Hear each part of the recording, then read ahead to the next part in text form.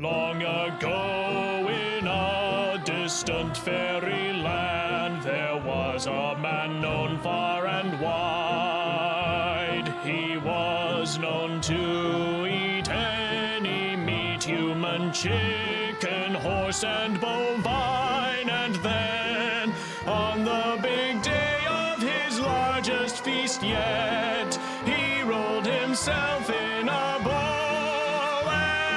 And oh, what a feat! He's one with the meat. He's the only meatball man. Oh, he'd become one with his many meats. He was still hungry for yet more. He scoured the land for all the meat he could roll up in an engorge. And then the poor doomed people saw him in his might, took him in as their own god. Now blood will be paid, sacrifices made to the only meatball man.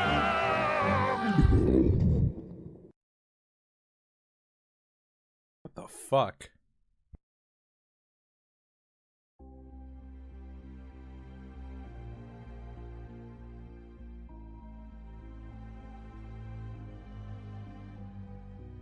All right. Hello there, everybody. Why is the chat not working? The fuck? Hold on. There we go. Hello there, everybody. Welcome to the Let's Watch of VITA CARNIS. Hey, God's Lethal, thank you for the 7 months. VITA CARNIS. I couldn't sleep good for a couple days after watching it alone. That sounds like this has promise. Okay, not bad. If a horror YouTube series is gonna give you trouble sleeping at night, that has promise. Also, a lot of donations coming through. Meat time. Meat time. Hell yeah, Rustman. Thank you for the 19 months. Thank you, Flavour, for shooting a shot, like, immediately on the first few minutes of the stream. Meat. Also, good God, 23 months. Almost 2 full years, Shino. That's gonna be weird seeing people walk around with the 2-year badge.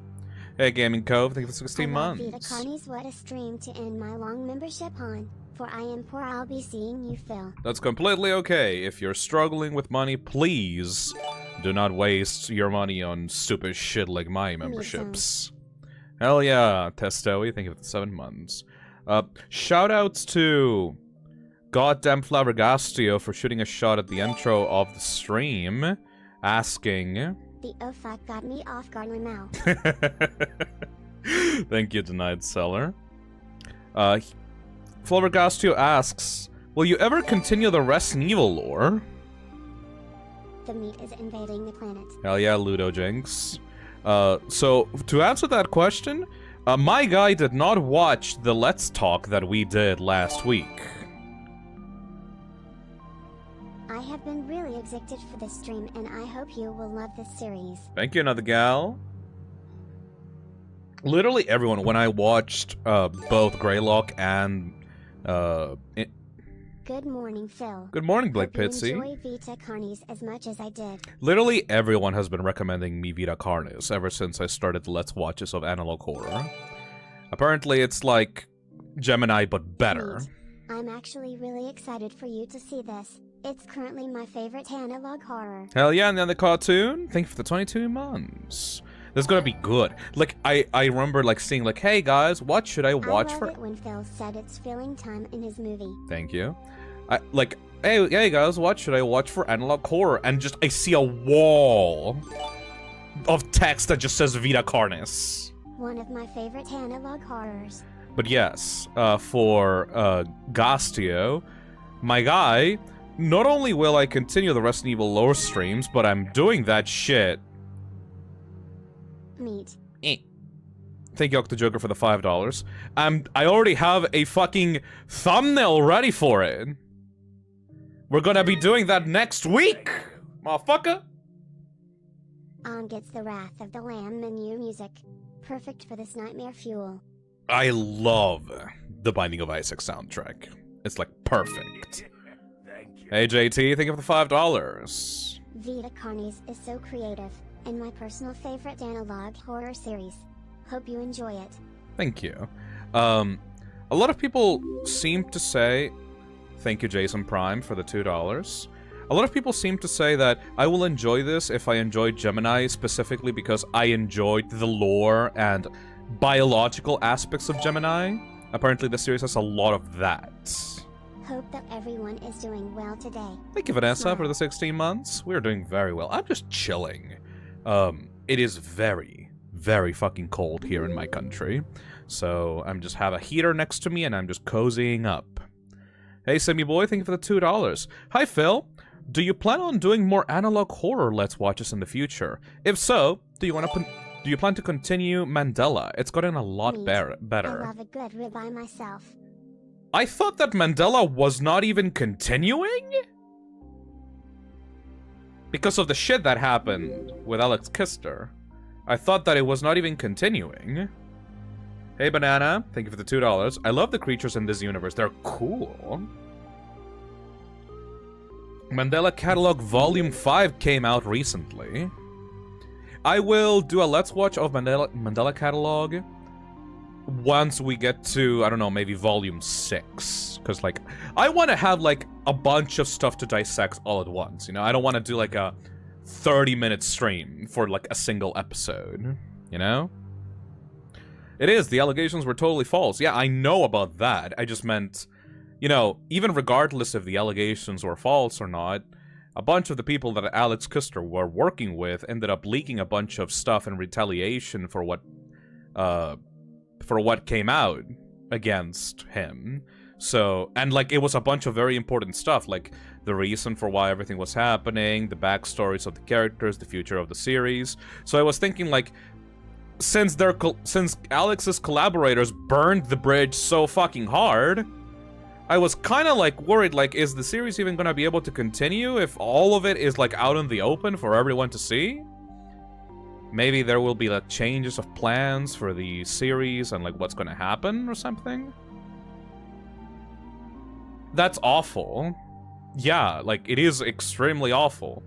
If you don't let a creator explain themselves properly and just immediately out and believe everything that is being said about them online, and then completely burn everything that they've worked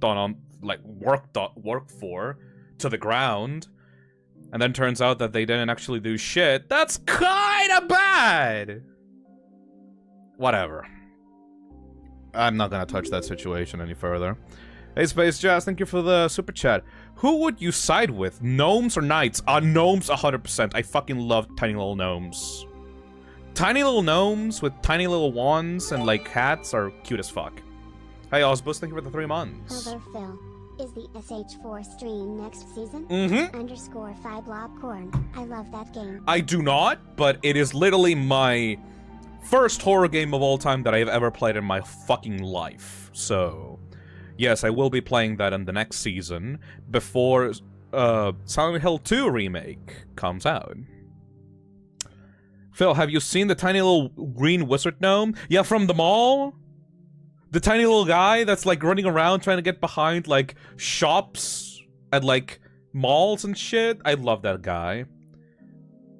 There was a post on Twitter that said, ugh, if I was a retail worker and I saw a tiny little gnome trying to get behind on my desk, I would be so annoyed. And I'm like, bitch, that would make my day! I caught the stream. So excited for this. Hey, Alex Thomas, thank you for the 8 months. Anyone who says that that guy is bothering or harassing service workers has never fucking worked a single day of retail in their life. Because I worked retail at the electronics section of a Walmart. If I saw a tiny little gnome trying to get behind on the counter, I would obviously shoo him away. But, like, that would be, like, the highlight of my day while working there. Because, like, usually that job is either, like, the most painful fucking to deal with customers ever, or it is the most boring, monotonous shit in the world. So having a tiny little gnome fucking around and then leaving would be the best. Like, if he constantly was harassing the service workers, and he was constantly, like, attacking or, like, bothering them, like, that would be a problem. But he was literally just going in there, like, hitting tiny things with his tiny little wand and then fucking off. He's so cute. I love the fan art as well. Hey, Curmudgeon. Welcome to the Toxic Cesspit. He's just a little guy, you know?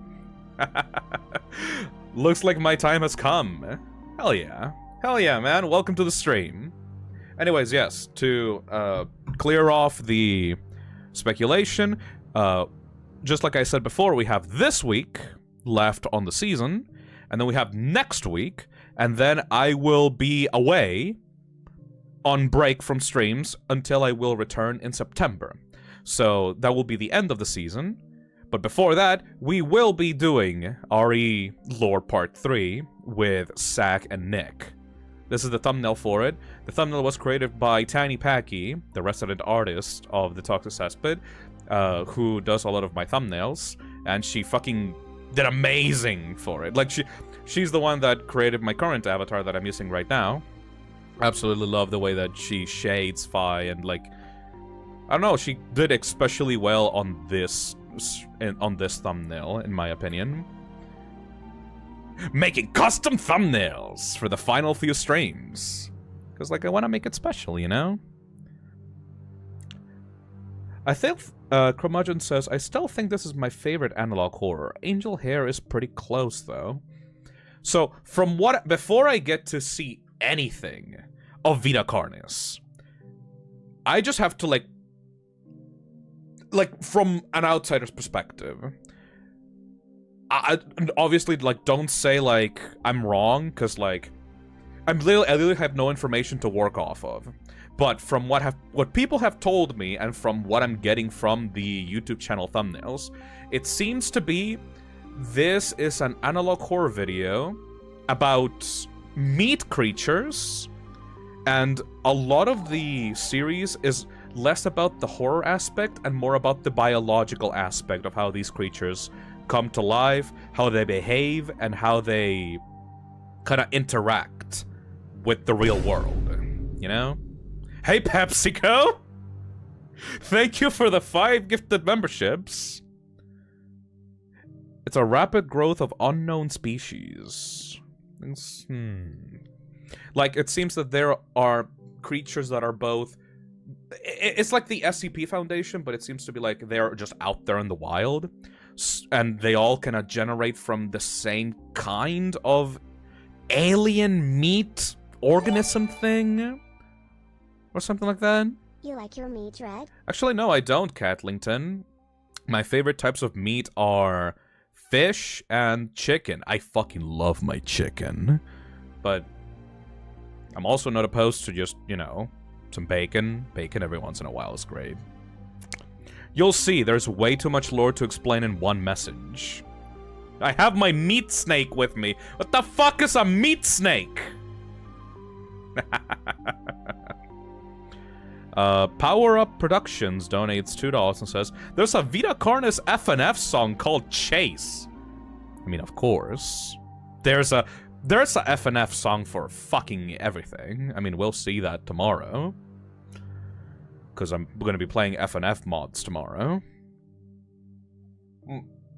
Yeah, it seems like the moment that I started praising Gemini Home Entertainment's more biological fantasy aspects, people started to recommend me VITA CARNIS en masse, because there's a lot of tiny little details about how these species work.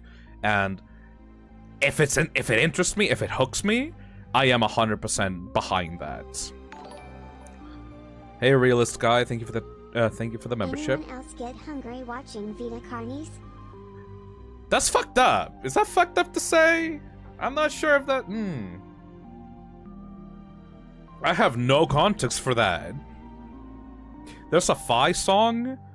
I'm pretty sure there's not a Fi song in FNF mods, but I think someone did a Toxic Cesspit inspired FNF song, and apparently it's pretty good. I might play it one day, who knows? I don't fucking know. I'll talk about it later tomorrow, but, like, I'm starting to grow a small little FNF interest because I've gotten slightly better at rhythm games, and I'm like, oh no! The thing that I thought was fucking cringe before is actually kind of cool, though! Oh no! The character development from going, what is this cringe, stupid piece of shit? What is this weird thing for like, fucking weirdo losers to, like, ah, shit, I actually like this. Oh, fuck. I'm fucked. What a journey with that. That was me with Pokemon. Amazing. But yeah, that was the background of what I thought about VITA CARNIS, and you can watch, I have it linked on the description, obviously. You can watch VITA CARNIS yourself on YouTube right now. It is in the Darian Queloy YouTube channel right now. Hey, Semi Boy, thank you for the $2. I fucking love Gemini and VITA CARNIS! I fucking love Gemini too. I watched that series live on stream, and it left me fucking speechless when it got to, like, the finer details of the iris. Anyways, before we start, we are doing our spiel. We're doing like our general like let's talk section before we start the actual stream proper. But I want to say once again, this stream is not meant to serve as a replacement for the original series. Hello, what is this? It's a let's watch, Juanma. Usually the way that I do these is I don't like to be a fucking React Andy and just like say like ooh Hey, to the video. You're watching this series. Actually, like talk VITA about it. CARNIS has some really good world building. Yeah, thank you, Doge King, for the 22 months. Like, I like to talk. You guys know me. I'm a fucking motor mouth. I'm a stupid bitch that likes to run his mouth a lot. So, I like to pause a lot. I like to discuss what I'm seeing.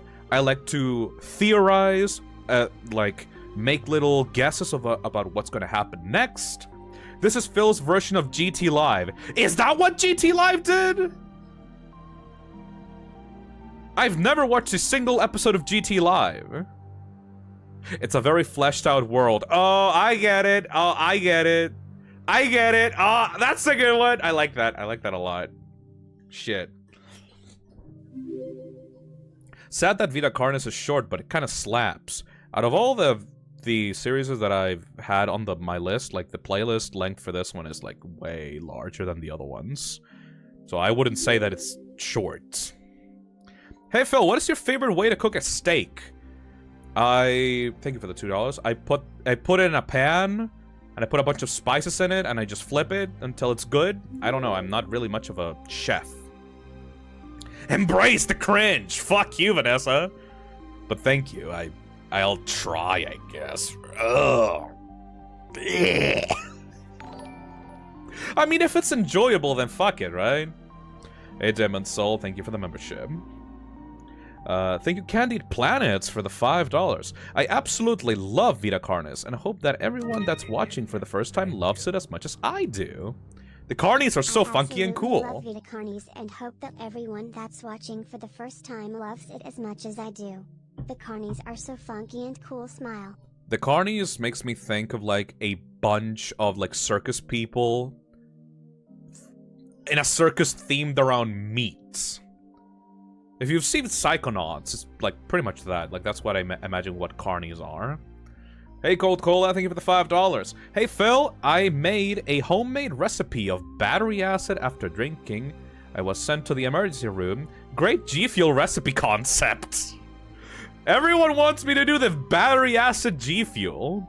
That'll be for later when I actually get both G Fuel and Gamer Subs and we do a stream comparing the taste of both. Hey Boon Boon, thank you for the super chat. Carnivores, rise up! The fucking carnivore. It feels like a fucking sports team. Hey Phil, did you see the MEO trailer? Yes, I did, CJ!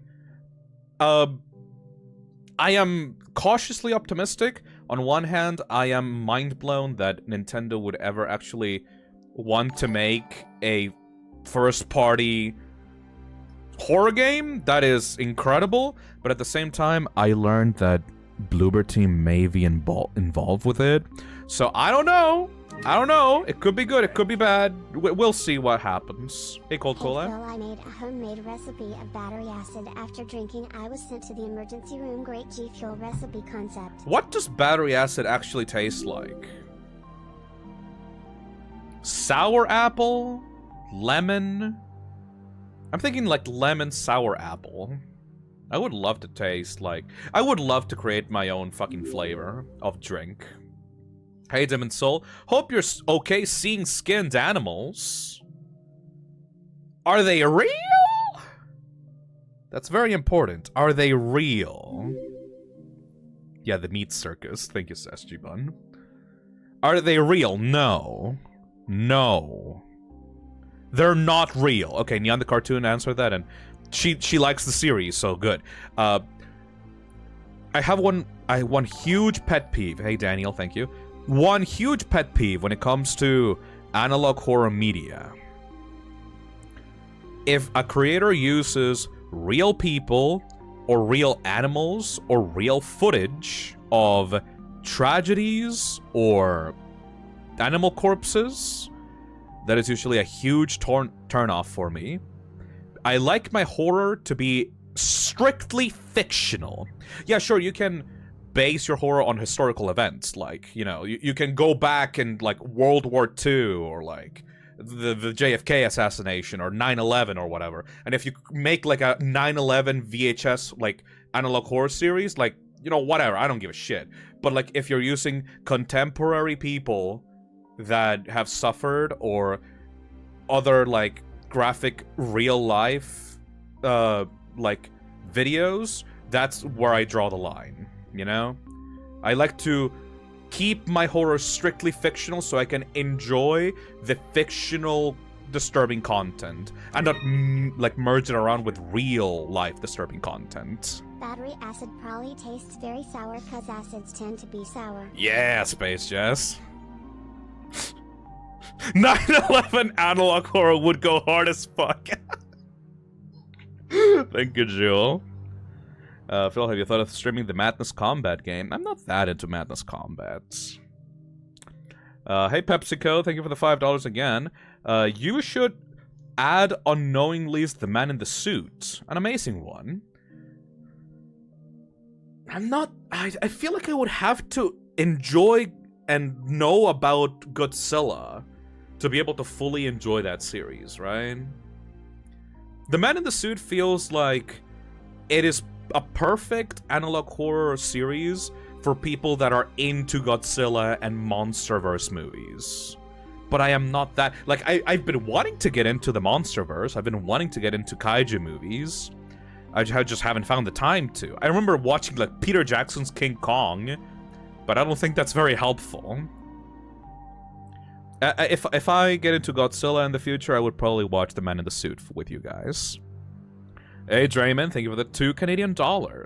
Anyways, that's enough of that. That's enough side talk that we always do. We'll always do like 30 minutes of side talk at the start of every stream by this point, because a lot of people want to talk, and I want to give them a platform for that. You should add Unknowingly's The Man in the Suit, an amazing one. I will only do that if I can get into Godzilla in the future. But now it's actually time to watch VITA CARNIS by Darian Quilloy. We have 4 playlists here. We will be watching the VITA CARNIS viewing order playlist. I know there's a bunch of plushies. The creator contacted Makeship and made a bunch of plushies about their creatures, which is like, I fucking love when a creator can do that, because more way of monetizing original content on YouTube is always welcomed. And apparently the plushies are pretty high quality. But we will watch just the main series. And once again, this is not just a react and a stream. We will be pausing a lot. We will be discussing each episode a lot. I will have my stream chat. Right now, my stream chat is locked so that only members can talk, because I don't want any fucking spoilers. I know how you motherfuckers are on the chat when you go like, oh, here it comes, woo! No, like, I want a calm chat that I can discuss the series with, and, like, you know, kind of like feel my theories as we go along, you know?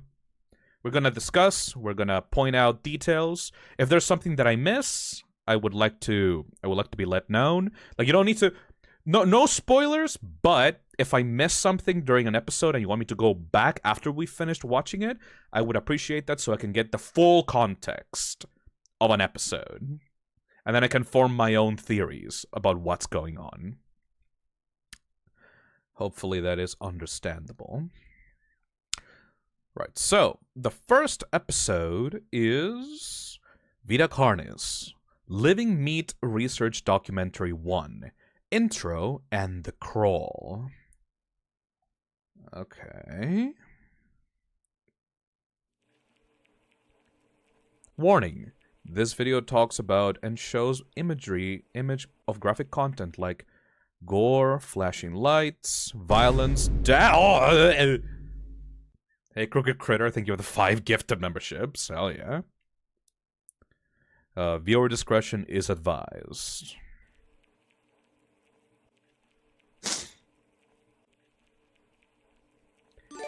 Classified material. Hey, Pablo, thank you for the 23 months. Wow, almost 2 years, __ what? It's kind of fucked up that I'm going on break as soon as people get 2 months into the membership.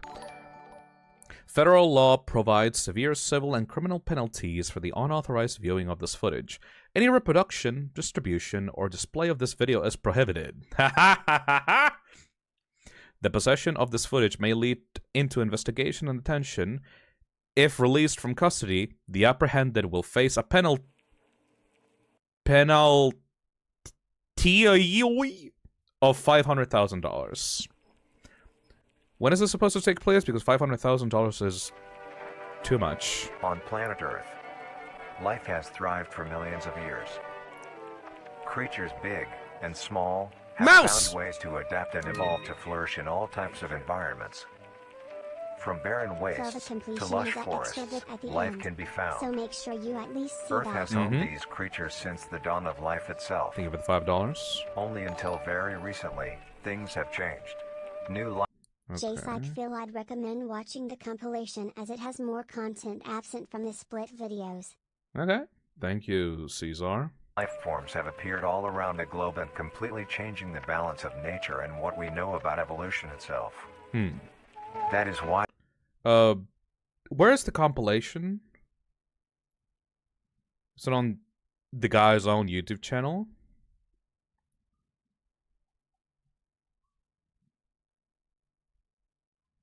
There's a lot of videos here. It's in the playlist.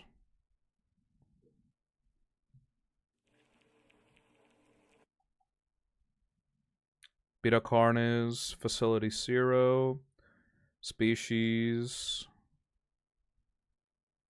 the compilation.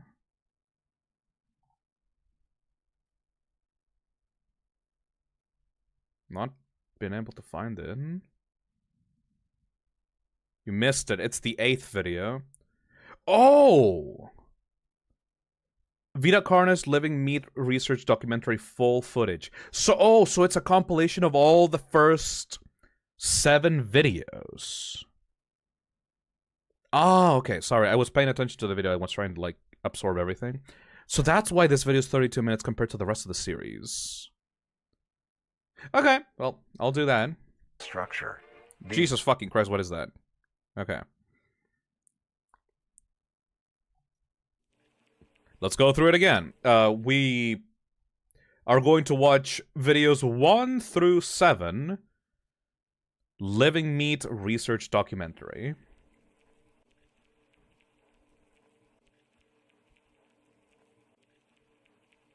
Okay. So far it's exactly the same.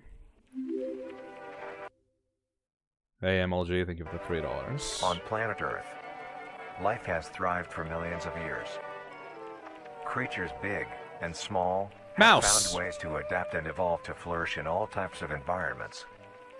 From barren wastes to lush forests, life can be found.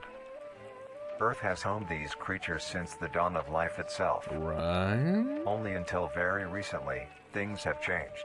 New life forms have appeared all around the globe and completely changing the balance of nature and what we know about evolution itself. How recently? That is why we, at National Living Meat Research, have been studying these new species, trying to help educate everyone about these creatures and their wondrous ways of life. First, what are these new life forms? Since their explosive arrival across the globe in 1931, there has 1931, okay.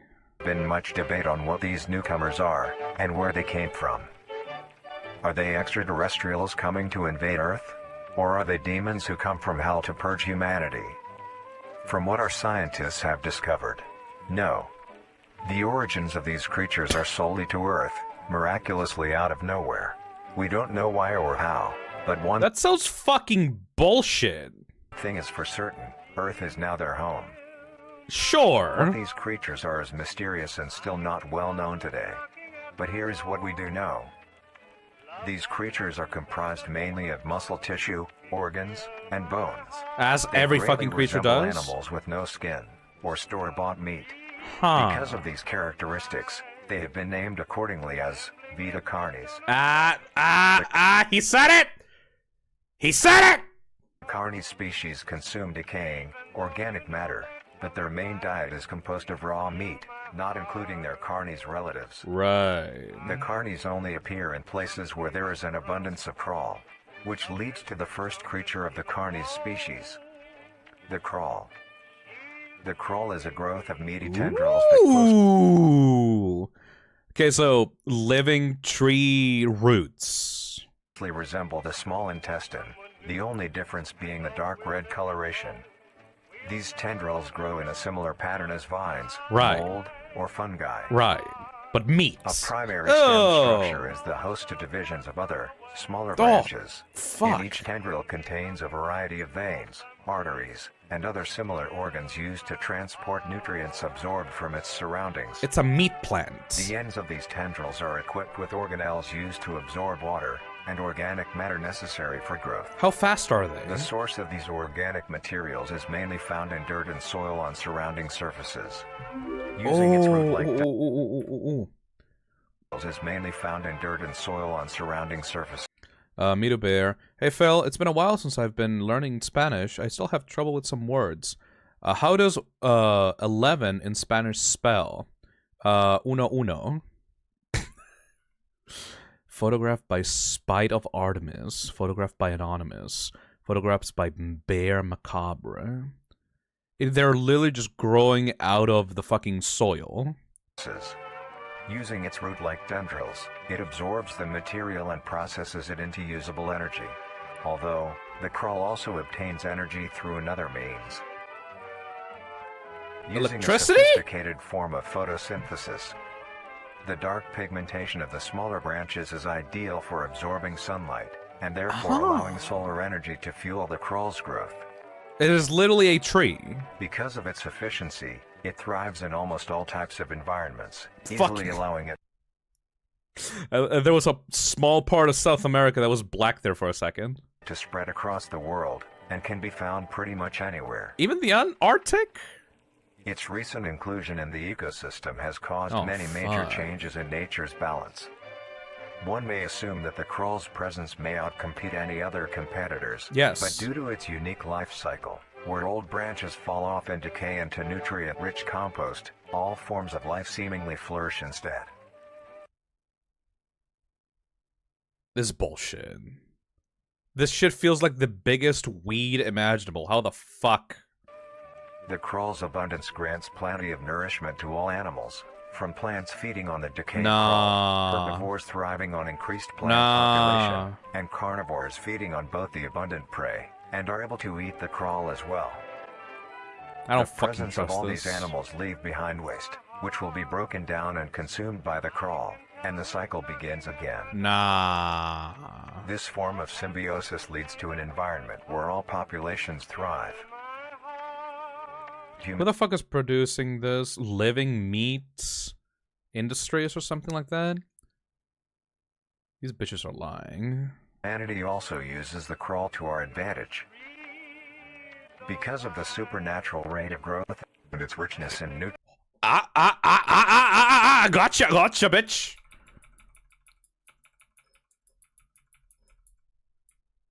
Radio tower overgrown with crawl. And its richness.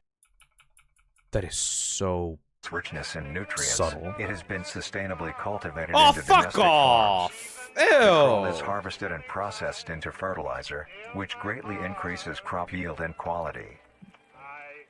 That's The sus as crawl may fuck! also be used as a food source for humans. No. And reliably so. Ew! But due to its unkindly appearance and taste, it has yet to reach cuisine standards. The crawl also plays a very important role in the next creatures that we have been studying.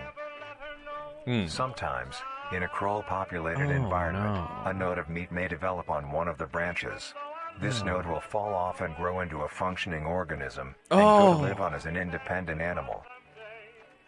This leads us to the upcoming species that we will be discussing.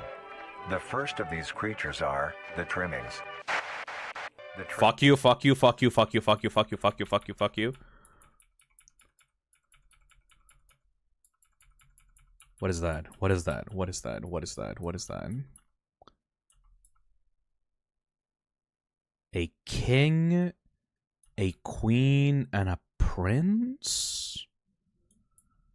The text is way too blurry for me to be able to read what it is, but it seems to be like from a children's book story.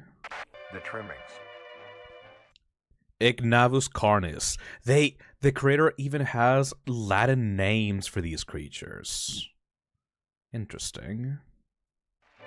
Trimmings are small animals that resemble skinned raccoons. They are commonly... Fucking ew.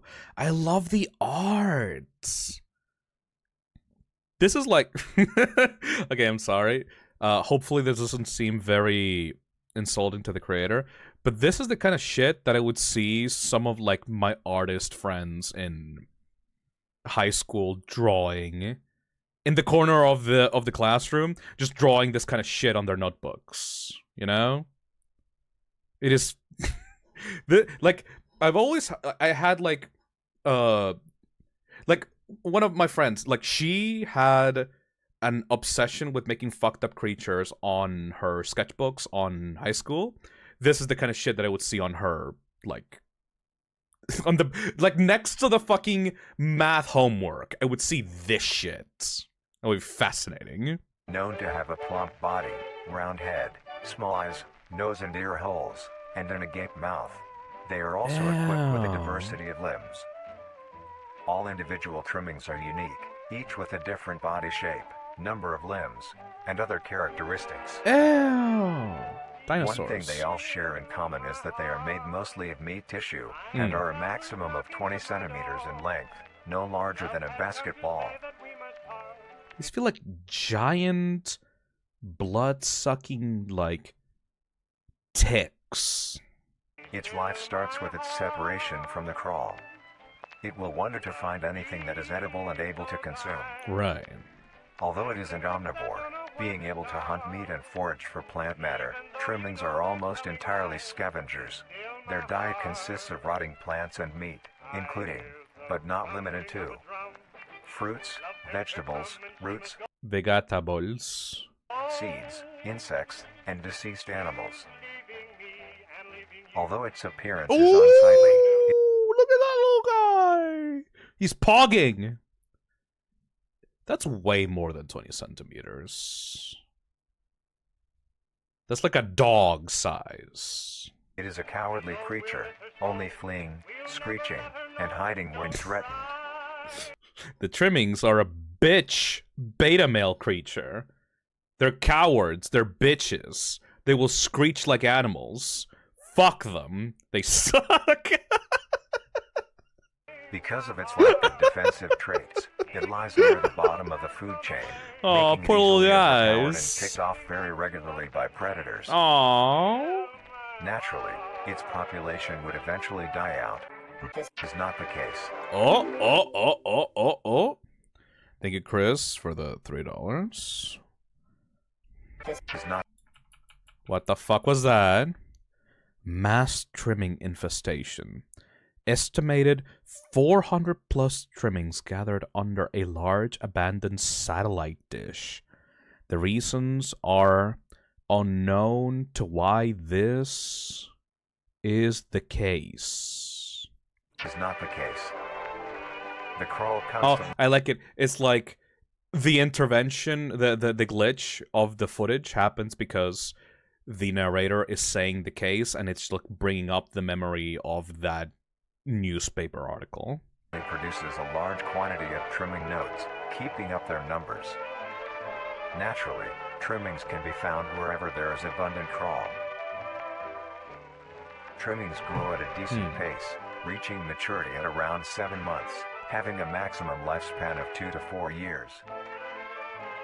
Although yeah, they they're are ticks. plentiful, humanity has no proper way to implement trimmings into society. Their overabundance has even Oh my god, look at... These are such cool drawings. These are literally the creator taking photos of like abandoned places and then just like painting a creature over the footage. That's like, this is so fucking cool. Photographed by Anonymous. Photographed by Anonymous. Consider them pests. Due to them digging through trash bins and making... They're basically mice. Big fucking rats, mate! Photographed by Who is Vonte. excessive noise at night. Besides all of this, some people still keep trimmings as pets. It's just a fucking... It's just a naked cat. Okay, it's so weirdly cute, though. It's because of the pathetic face. Like, his face looks like a drunk... Like, for some reason, it looks like a drunk old baby.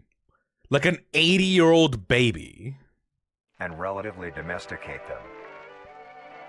Nuisance or not, trimmings are a wondrous creature. From their plentiful numbers to their skittish nature, they are truly a thing to behold. Ew. The next species on our list is the meat snake. Meat snake? Oh. What the fuck was that? There was a little thing there. I'm missing those shits. There's a little thing in there. Oh. During the travels on one of their expeditions, a great storm struck. It was so powerful, it swayed the boat the royal family rode in on and pushed the prince out into the sea. Right. We already did 2 videos. We did the introduction and we did trimmings. The next ones are Meat Snake, Meat Mimic, the Harvest Evolution, Host, Monoliths, and Singularity. Okay, so before we continue with this video, I would like to give my thoughts. I'm gonna shoot my shot, like immediately, like right away. We just watched 2 videos. One of them was an introduction and the crawl, and we watched trimmings. I am going to throw the biggest fucking Hail Mary ball prediction ever, and I'm probably gonna be extremely fucking wrong. But I have to say this because the crawl and the trimmings are already reminding me of something that is very like near and dear to my childhood. Everybody here knows about Resident Evil 4, right? Right. So, in Resident Evil 4, you have the Plaga. The Plaga is a parasite creature that infects hosts and mutates them into like a hive mind of like mutated like slave people, right? Gloria las plagas, Gloria las plagas. And like the entire premise of that game is that you are Leon S. Kennedy going into fucking Europe and you have to dismantle this religious organization based around the plagas. Like some crazy cultists are using the plagas to control a village of people, and like they want to mutate the plagas to be able to like conquer the United States, right?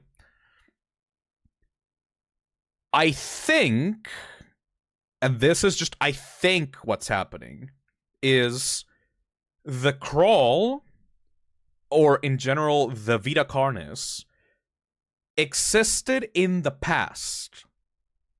Like, it was like a organism that existed in the past, like a long time ago, in like fucking, I don't know, like 1,000 years ago or something. And then people were able to seal it underneath the earth. The thing with the plagas in Resident Evil 4 is that they were actually held back by the Salazar family in Spain. Like, they beat them with fucking sticks and fire and swords, and they sealed the plagas underneath the castle. But then later, due to a Sadler and a bunch of religious nuts, they were able to unearth the plagas out into the world, and they want to expand them out, you know? Until fucking Ramon Salazar, yes. I have this idea that the VITA CARNIS was like a mutation or some kind of like parasite or infection that people long ago got sick of, and they exterminated them, or maybe they abandoned them in the sea or a cave or something, and now it is trying to unearth itself and is trying to resurge from its banishment. And it's using this corporation, this living meat industry corporation, as a way to market itself as a positive change in the world. You know? That's that. I don't know if it's accurate, but this is what the story is giving me like ideas of like this is like a children's book story about a family abandoning the prince out into the sea. I have this idea maybe the prince will come back, and that's like a metaphor for the VITA CARNIS coming back to rightfully take its place within the earth or something, you know? Anyways, let's continue. Sorry about my fucking ramblings about Resident Evil. It's almost like I like Resident Evil or something, I don't know. The meat snake. Meat snake! The meat snake is a worm-like creature Meat snake! made of a variety of types of meat, coated in a transparent, skin-like membrane. Meat propaganda. Transparent coating that acts as the brain and nervous system, holds the body together, and contains the preserving fluids to keep the meat and organs from decaying. Its size varies during its lifespan, depending on how much it consumes. When it first separates from the crawl, Oh, look at that it little is only a fucker! few centimeters in length. It's a coin! They have a Eventually, coin for it it. will reach an average length of 5 meters. What? Under extreme conditions, like natural disasters, war, or plague, it can greatly surpass this length. Fucking give me a second. Can be large. Largest meat snake ever discovered. During a sweep of underground sediments made during the war, a massive-sized meat snake was discovered stuck inside of an underground railway. The beast was measured at a total of 40 meters in length. Holy fucking shit. It is believed that bodies gathered during the war were fed to the creature, causing it to reach the unbelievable size. Cult activity! Cult activity! See what I mean about Resident Evil 4? So let me get this straight. A cult that is trying to make the VITA CARNIS more powerful by feeding it human bodies. Okay, it's too early to say I called it, but you know, stuff is starting to be put together. Surpass this length. The meat snake's diet consists entirely of dead animals or parts. A meat snake is incapable of consuming a healthy, living organism. Sure. The meat snake allocates its food by using a tongue-like organ covered in sensors to touch and feel its environment. This is just how a regular snake would work. Ooh, they have... So this is the meat snake drawing, and this is a regular snake. So the meat snake has like a more of a human tongue, yeah? The meat snake's tongue slurps great resemble to a rattlesnake, tongues being able to feel their environment and collect particles. Its food by using a tongue-like organ covered It just looks like a fucking human tongue. I don't know what to tell you, man. in sensors to touch and feel its environment. The sensors catch particles of decaying meat, notifying the meat snake that there is food nearby.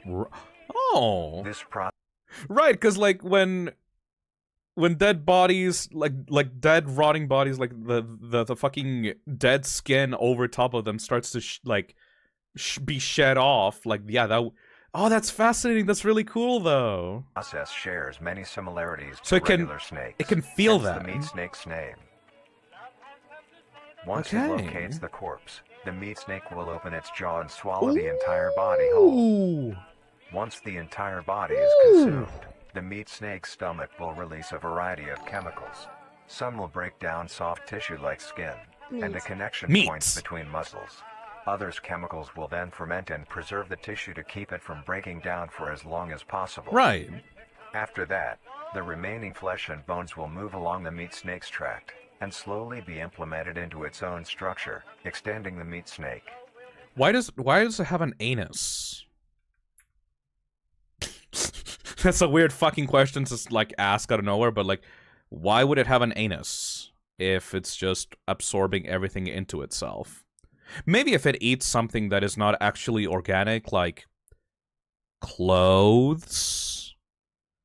Like if it's eating a human body, it's gonna absorb everything but the synthetic material of a human being's clothes. Right, yeah, I think that's like that's probably it, isn't it? Also, this is not scary at all. This is not a scary series. This is just fascinating. Like just talking about the biology of these fake creatures is like fascinating in of itself. I don't really care about this being not scary. I just like the lore that the creator is making up for these creatures. And slowly be implemented into its own structure. Don't smile at extending me. The meat snake. Unsatisfactory parts like skulls, pelvises, hair, and fingernails will be excreted. Okay, it answered my fucking question. Speaking of skulls, I'm sorry, VITA CARNIS. You have a lot of like thought put into your fucking biology. That's great, actually. Hell yeah. the meat snake will take the skull from the consumed organism and use it as its own.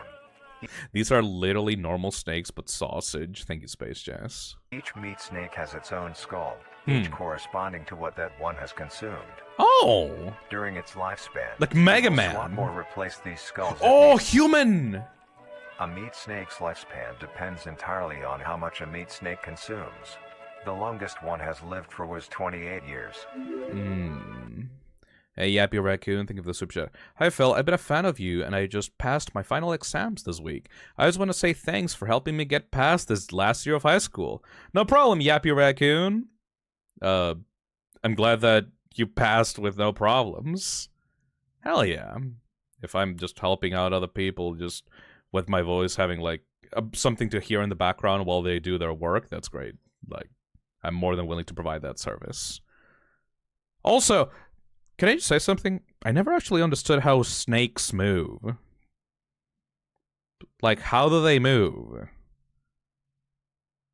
They don't have feet. Like, how do they do the thing that makes them, like, you know, slither around? I never understood how slithering worked. They wiggle, Phil. They have muscles. They pull themselves across the ground. They have muscles, kind of like abs, at the bottom of their belly. Ooh, that's fascinating. I've seen, like, snakes crawl around, like, super fast, though. Like, those must be, like, some fucking amazing abs. Like, I've crawled around on the floor before, but you usually have to, like, lift yourself up, you know? Like, you have to, like, put your butt on the air and then just, like, inch forward a little bit. Meanwhile, snakes do this, like, wavy pattern, like, from side to side, that somehow helps them move forward. I have no idea how that works. Like, if they move around on the sides, like, they use that, like, as a springboard to move forward or something. I have no idea how that works. Hey, Liam, thank you for the 23 months. I'm starting a job when school starts. Wish me luck. Good luck, Liam! That's gonna take a lot of your time, eh, buddy? That's gonna be fine, don't worry. They use special muscles, Phil. They actually have 3 types of locomotion. Ooh. Entirely on how much a meat snake consumes. The longest one has lived for was 28 years. The meat snake has no predators and is immune to disease due to its preserving chemicals. The only significant ways a meat snake can die is through starvation, burning, or complete destruction of the meat snake's membrane coating.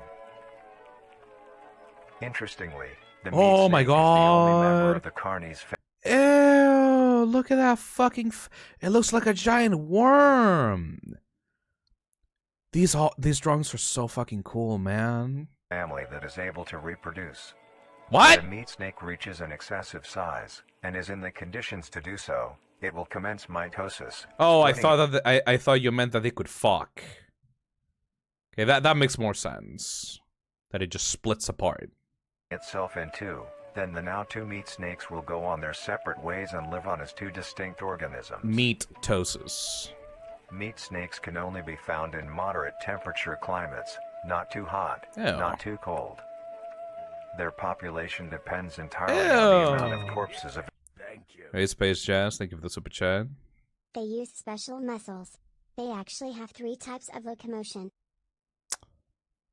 Do the meat snakes have multiple forms of locomotion too? They look like worms. How do worms move?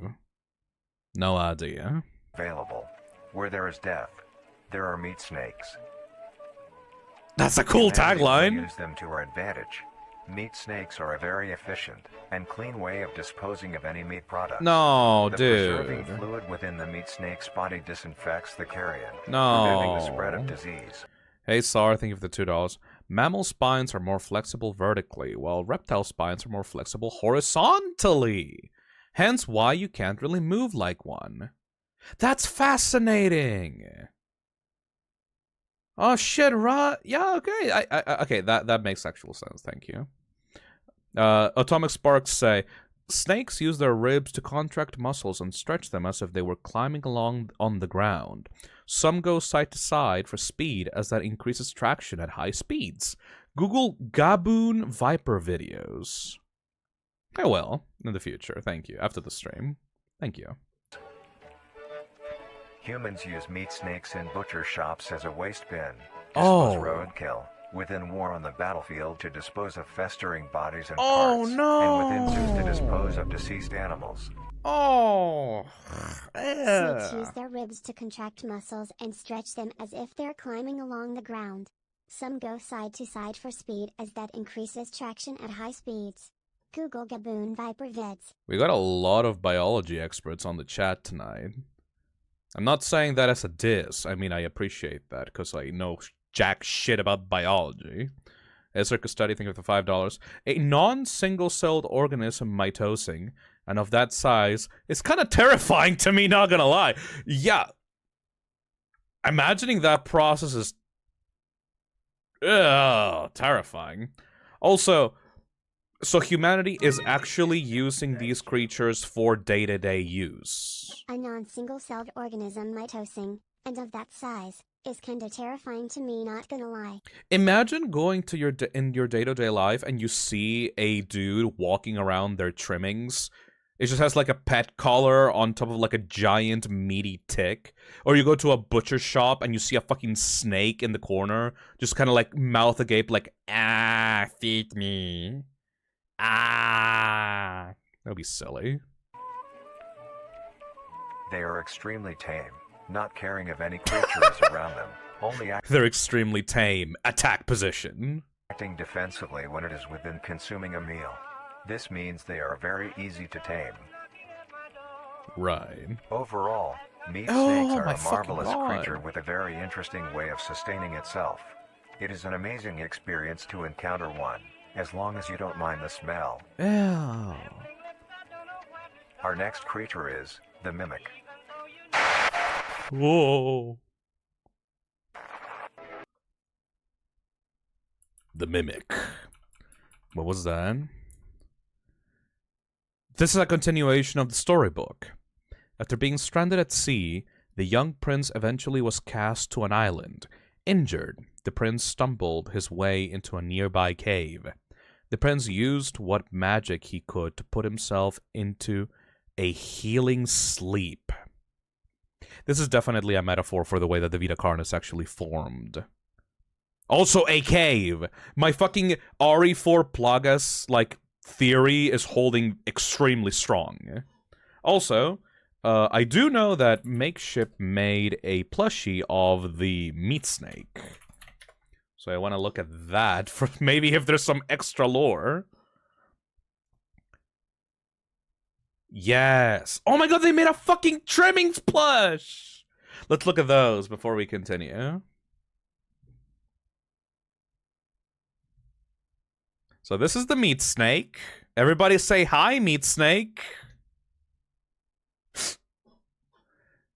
Look at that.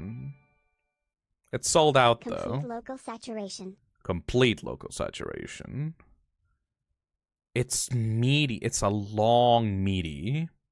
Oh, and even the bones also glow. Oh my god, thank you, Crooked Critter, for the 10 gift of memberships.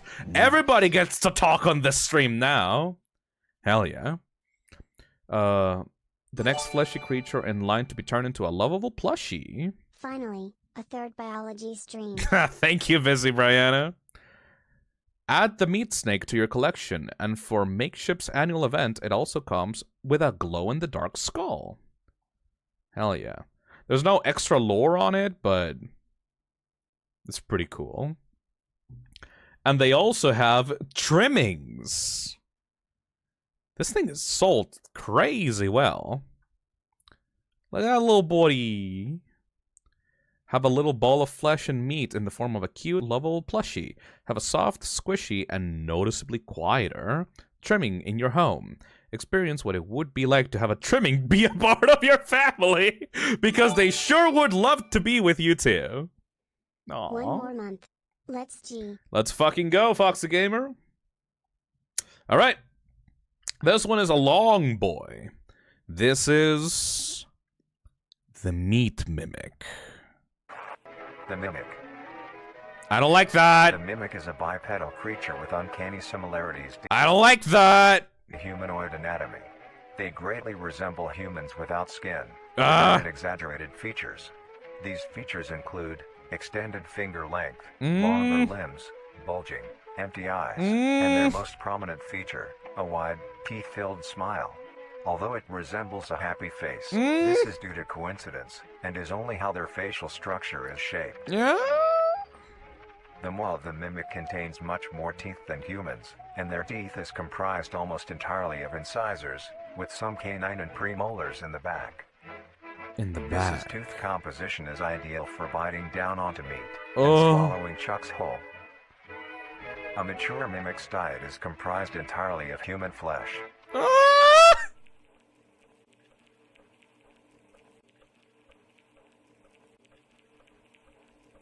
Because of this, Neato! Yeah.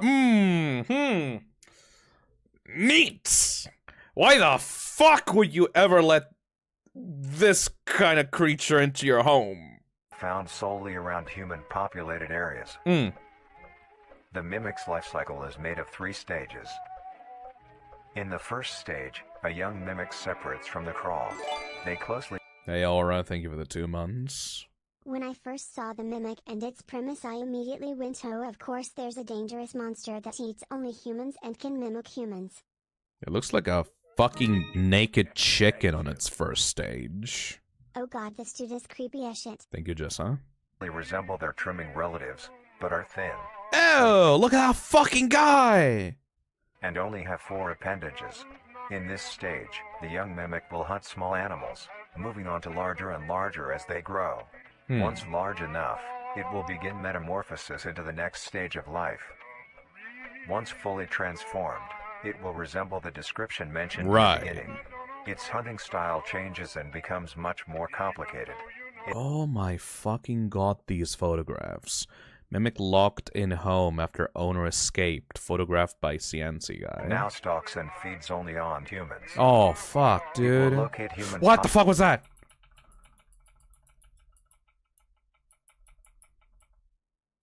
Why did it just skip? Like a portion of it. It will locate human-populated area and begin its search for an easy target. To blend in, it may use objects to conceal itself. These include clothing, mannequins, and furniture. Huh. Once a target has been found, the mimic will observe its prey and learn its routine and when it is most vulnerable. This is typically when the human is asleep at night. Of course. Once the prey is within position, the mimic will advance silently until it is close enough. The mimic will then execute and immediately begin consumption. Once the mimic has had its fill, it will leave the scene, a fair distance away from the human population, Sick. and begin to digest its meal. Stationary mimic found outside of town, presumably after digesting last night's meal. It doesn't look like he ate much, to be honest. Although, in the case that a human is awake, a mimic will use a variety of sounds to either lure or startle prey. Oh, wow.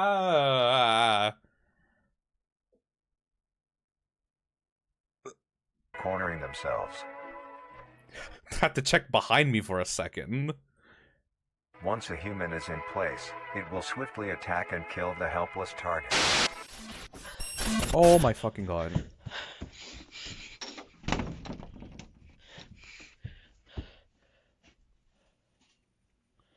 Oh my fucking god. Actual footage.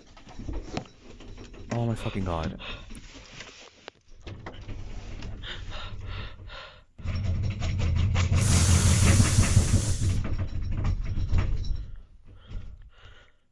Nice black nails, lady.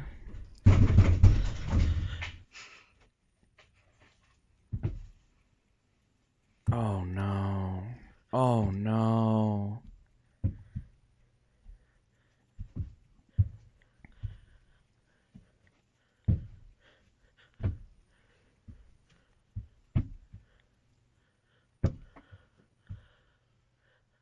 Don't fucking open the goddamn door, you dumb bitch. Turn off your flashlight! What are you doing?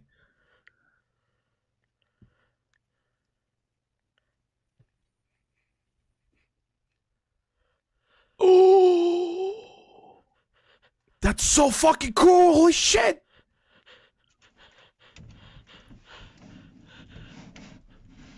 Look at that practical effect.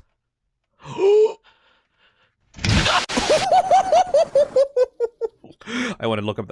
I want to look at that boy more closely. I want to look at that boy more closely. What the fuck? Okay, the production value of the series like skyrocketed for this episode. Oh my fucking god! Is that? Okay, the neck is way too long. That's an actual, just practical effect puppet. Oh, look at that teeth. Like, the monsters in Greylock were 100% just CGI. Like, I know that. Like, when I watched that series, I was still impressed by it, but it was very clearly just a CGI model. That's just an actual puppet. That's a physical thing that the creator made. Oh. The next stage of the mimic's life cycle has two potential morphs it may develop into. How the fuck did it make the teeth? If a mimic has a consistent supply of food, it will develop more human-like features. Oh, it will grow skin, hair, and by the end will look nearly identical to a human being. Oh no. It now can blend entirely into civilization and lure other humans more effectively. Oh no. The second type of morph happens when a mimic receives an overabundance of food. It will grow into a larger, more evolved hunter. Its proportions will increase in length. The elder mimic. And its humanoid features will fade away. It grows a thick, dark coating of a flexible skin, which is highly durable, and increases in strength the more the elder mimic consumes. It's like bulletproof? This excludes the face, which is now coated in a pale. Look at that fucking guy! Shark Jumpy Warrior says it's really uncanny. This fuck. Hold on, my. God damn it, my third screen is like glitching out a little bit. So the mimics can choose to either go the full spy route, the spy TF2 route, or becoming just like humans, or they can just become full tanks and just not give a shit and attack full communities like without even bothering to like pretend that they're people. Pale pink skin. The mimic's teeth have also moved deeper into the mimic's look at throat, that leaving in the its mouth throat. a toothless grin. It uses the dark hue of its skin 99% of the stuff that's in motion is practical. That's fucking fascinating, Diamond Soul. Dark color provides excellent camo in dark environments, but you just have like a glowing white face in the darkness. To hide seamlessly within a dark Holy environment. shit. Its skills have also been heightened. This makes an elder mimic one of the most efficient predators on the planet. Fuck Because that. of the obvious threat this poses on humanity, nations around the world have released instructions on how to be able to fend for yourself in a mimic encounter. Here are the instructions. 1. Avoid going out alone if your location is known to have mimics. Or Right. there have been mimic sightings. 2. It's like a fucking bear safety instructional video. If you encounter a stationary mimic, seemingly unfazed by your presence, Just chilling? quietly leave the location and alert your local authorities. Good. 3. If pursued by a mimic, get yourself into a position where you are able to flee. Mimics will rarely attack if a person has a clear escape route. 4. In the event that you have been cornered by a mimic, roll into the fetal position, protecting your neck, face, and vital organs from attack. And just fucking give up. Like, fuck you. You have no chance of escaping, motherfucker. Make as much noise as Hey, Wildcard, thank you for the $5. Sweet dreams are made of meat. Who am I to diss a meat? I travel the world and the many meats. Everybody's looking for meat. I slightly know what the reference you're making is, but it's not, it's like in the tip of my tongue. as you can to alert any other people. 5. If you have a weapon, do not use it. Huh? A mimic is fairly resilient, and any strikes or shots on a mimic is not effective enough to bring it down in time. This is literally a bear attack instructional video. You cannot kill a mimic. The mimic is way too strong. Fuck you. Just fucking scream and run. Instead, use it as a barrier between you and the mimic to block any attacks. Right. 6. In a situation where a mimic is hunting in the immediate area, and is not aware of your position, hide somewhere low, like under a bed or behind other furniture. A mimic will not linger too long to search for prey, and will move on. That seems like a fucking lie considering what we just watched like a few minutes ago. Be safe, and avoid any encounters with a mimic at all costs. Next up, the Harvester. There we go. Oh my fucking god, these creatures are so cool. Well, I mean, the concept of a mimic in analog horror is not a new concept. I'm pretty sure that I can name 4 analog horror series off the top of my head that have mimics or mimic-like creatures. But this one is cool because it is actually outright explaining to you what the life cycle of a mimic is, what its purpose is, what is actually doing, and how you can just defend yourself against it. Like, usually when an analog horror series introduces mimics, they always go like, how can you defend yourself against a mimic? And then the tape goes like, you can't. Glitch out. Ooh, spooky, give up. We will control you. Ooh.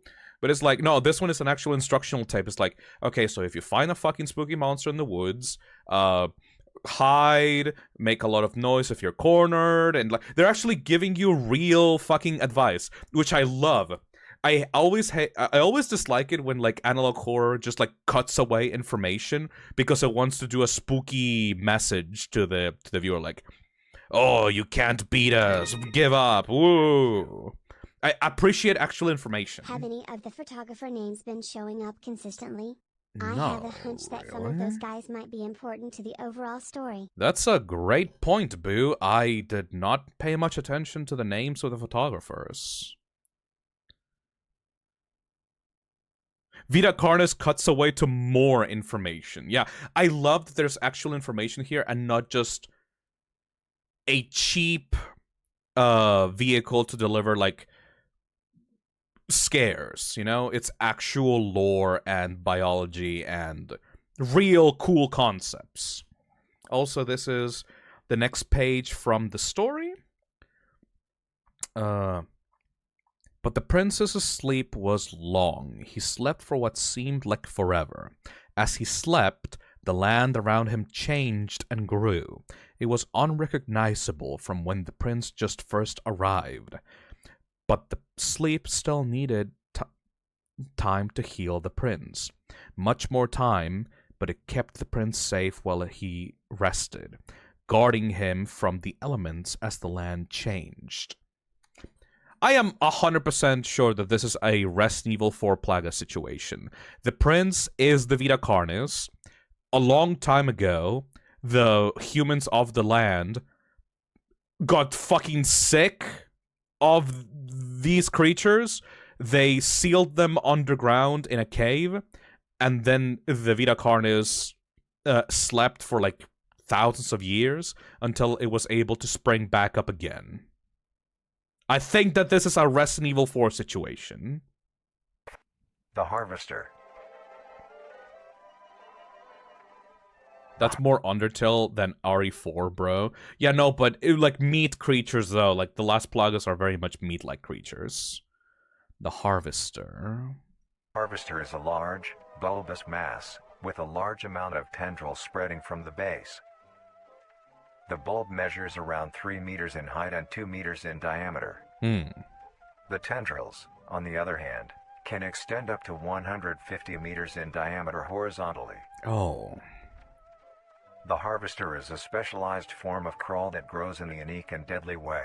A harvester is created when a node that will grow into a harvester, instead of separating, continues to grow. Like a Eventually, cancer. it will grow tendrils of its own. Right. It uses the energy provided by its mother branch and expands its reach further. Its tendrils, hidden just below the surface of the ground. The harvester is equipped with 2 types of specialized tendrils. The first type is bulky and flat. Oh. It looks like a spine. The closest to the surface. These branches are lined on each length of the tendril with spines. Oh, it's a extending trap in the for shape of a mice? bear trap. On each side of the branch, those particular spines have a vein that feed into them, that pump 2 types of venom. Oh, On one no. side, the spines can inject a neurotoxin, which will attack the nervous system of whomever it is injected into, causing sudden paralysis. The other side can inject an anticoagulant, which when injected, prevents blood cells from clotting. Oh, shit. Whenever a large animal moves across the area armed with these tendrils, Yeah, sure, an the animal. branches will clamp onto the animal and thrash violently. Oh, no. Once the prey has been injected with both venoms, the tendrils will rest and the prey will immediately collapse. The animal will be unable to move due to the paralysis, and the wounds caused by the thrashing spines will not stop bleeding. Oh. All the prey can do is lie patiently, until succumbing to blood loss. And it absorbs Once that? the prey has bled out, the second type of tendrils come in. They lie below the spine equipped once. These branches are Oh, fucking shit. Holy fuck. Hey, Fish Sled, thank you for the 10 gifted memberships. Nice. Everybody becoming a member on the stream tonight. So this is the crawl version of a giant Venus flytrap. This is the most unique version of like a trap plant I've seen. Grabs corporate mastermind that's enabling conflict in analog horror by the color. Confess to your crimes. Stale in piece of white bread. Thank you, Wildcard. but very sturdy. They share similar anatomy to the small branches of the crawl, equipped with organelle that absorbs nutrients. Right. These tendrils sense the blood, and move their way to the surface and begin to absorb the vital fluid. And just eat Once that the blood shit. has been consumed, the tendrils will wrap around the body Yeah. and begin to shuffle downwards. This movement loosens the soil and slowly pull the body underground. Scary meat. Once secure, the tendrils will continue to feed until there is nothing but scraps. Of course. The nourishment absorbed by the tendrils will be sucked back into the main bulb of the harvester. This bulb houses all the vital organs and the venom glands that pump into the spines. This is by Alistair's Angel. Alistair? Nice to see you here, old boy. No, but this is terrifying because imagine seeing just a giant bulb of meat in the distance. Like, as long as this thing is visible around you, like there's probably like a ton of tendrils. Like, all along the ground here, just waiting for you to step over them. How far do they carry? Nutrients are then converted into usable energy. The remains underground decompose, providing a rich soil, causing very prominent plant growth, which Fuck then off. attracts more animals. Oh, A strange- that's genius. Oh, that's fucking genius. Behavior the harvester displays as its choice of diet.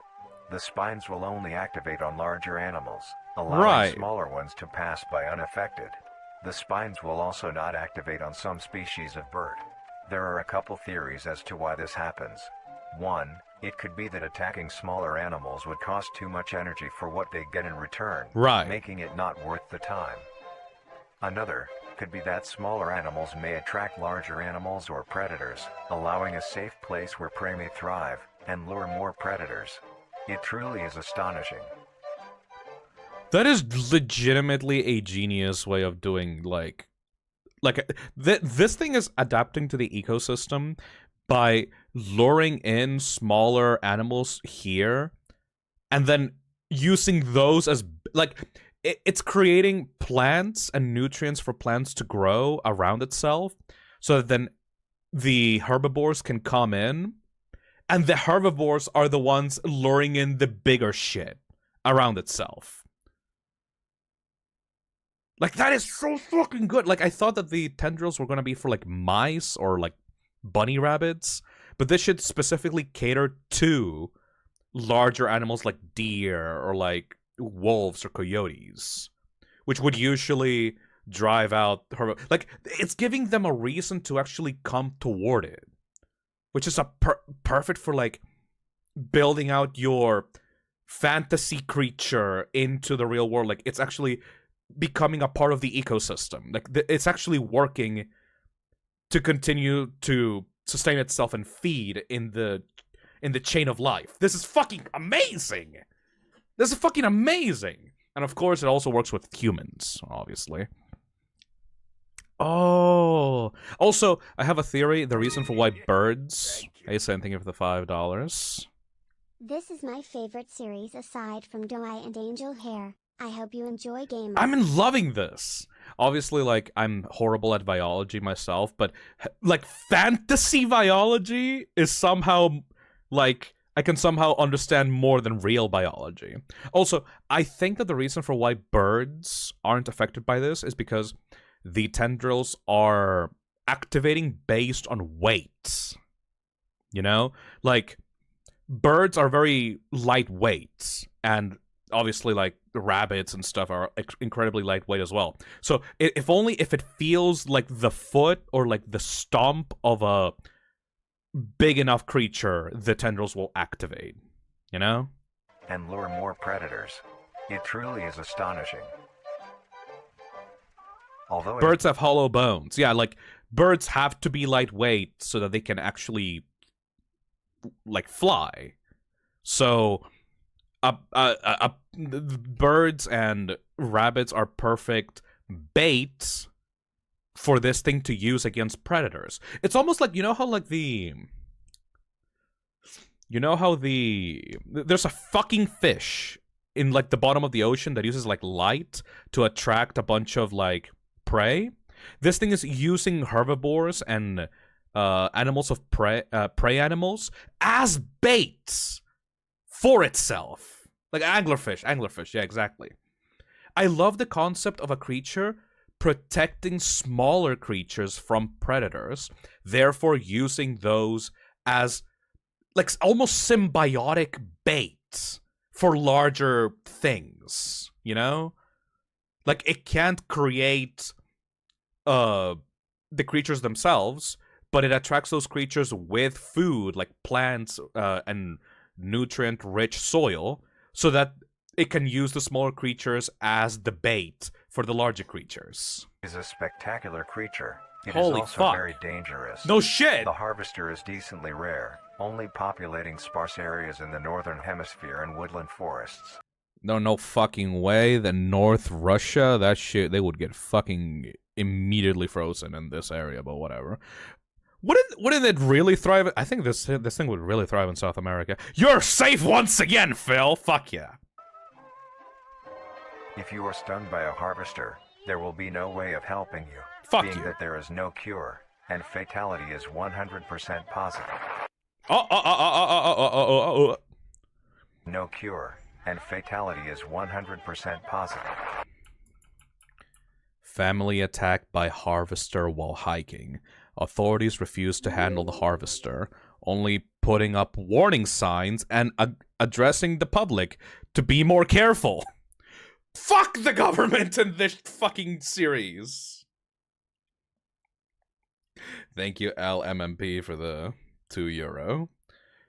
Hey, you know that giant bulb in the middle of the forest? Yeah, just don't go near it, you know? Leave it alone, you know? If anything, it's your fucking fault because you stepped on it, you know what I mean? Fucking government incompetence. The best thing you can do is avoid encountering a harvester in the first place. Motherfucker. If you are hiking, take note of any warnings or signs saying that there are harvesters. Careful! Giant meat Venus flytrap thing on the ground. Don't go near it! I don't fucking know! SAR donates $2 and says, Phil, someone in the chat said there's something at the end of the normal Mimic video. I'll take a look at that once I'm done with this one. Around.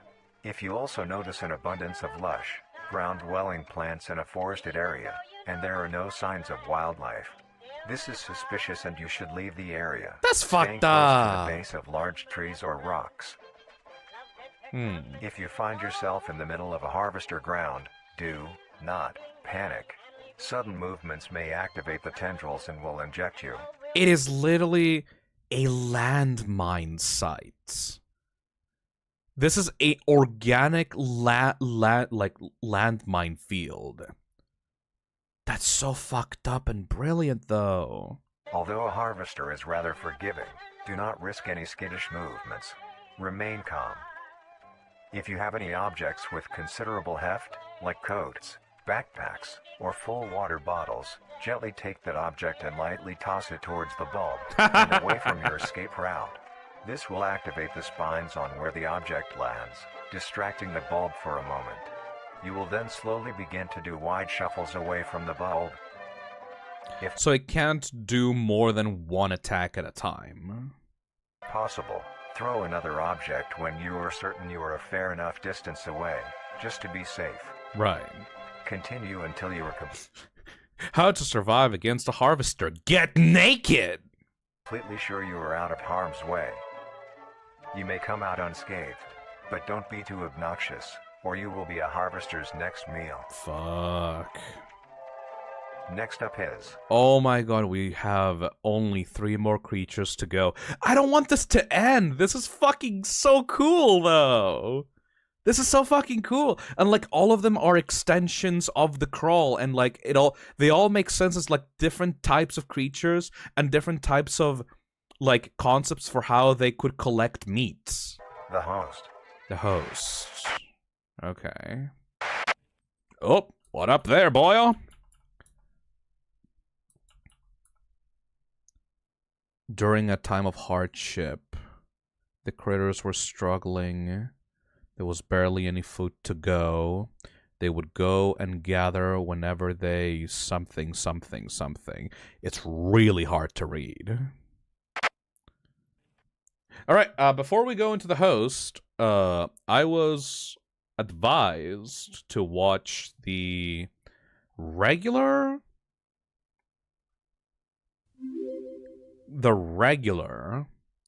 Mimic video, because apparently there's something extra in there.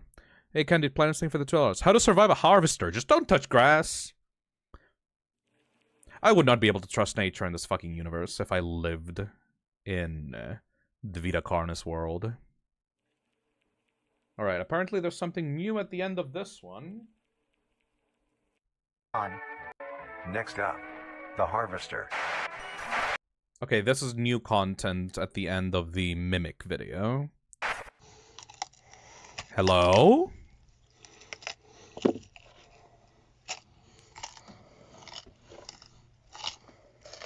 Oh my fucking god, that's the Mimic from the live action portion eating the prey. Eating the lady in the closet. Oh no. Oh, that's fucking disgusting. It's this. Oh, hello there. Look at those pearly whites. I fucking love this puppet that they made. Jesus fucking Christ. And that is the Mimic eating its prey.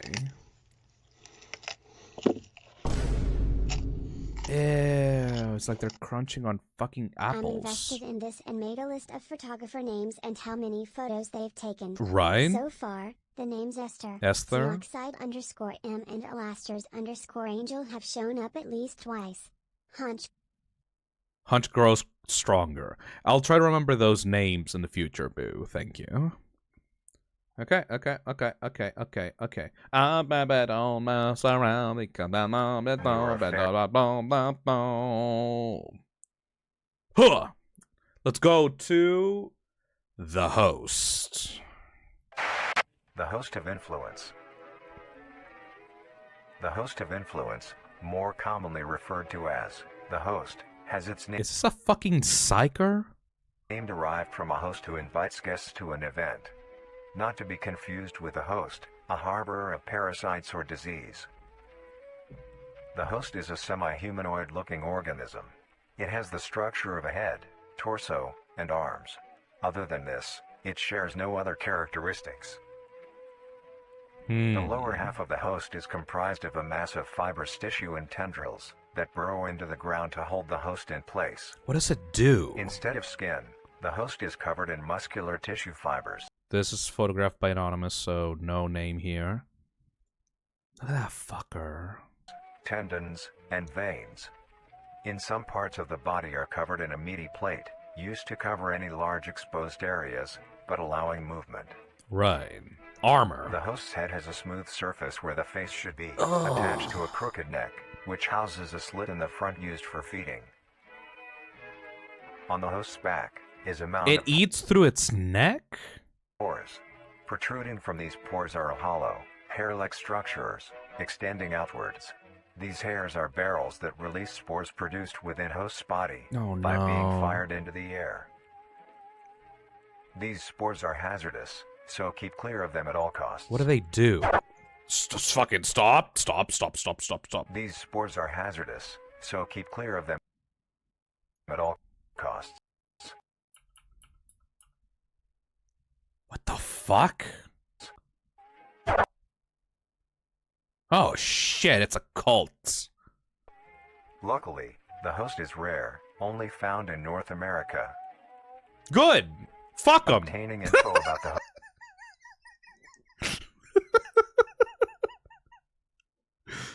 Good! host is a very risky and daunting task. This is because of their rarity and of how dangerous it is to be up close to one. The spores released by a host is very dangerous when inhaled. A host will release a cloud of spores into the air, which will be picked up by wind and carried great distances. Away. If an organism inhales the spores, the particles will find their way into the organism's brain and infect them. An infected organism will show no symptoms of infection right away, but a couple hours after infection the infected organism's behavior and thought process will change. The first symptoms that appear are restlessness, sluggish movement, numbness of joints, and lack of coordination.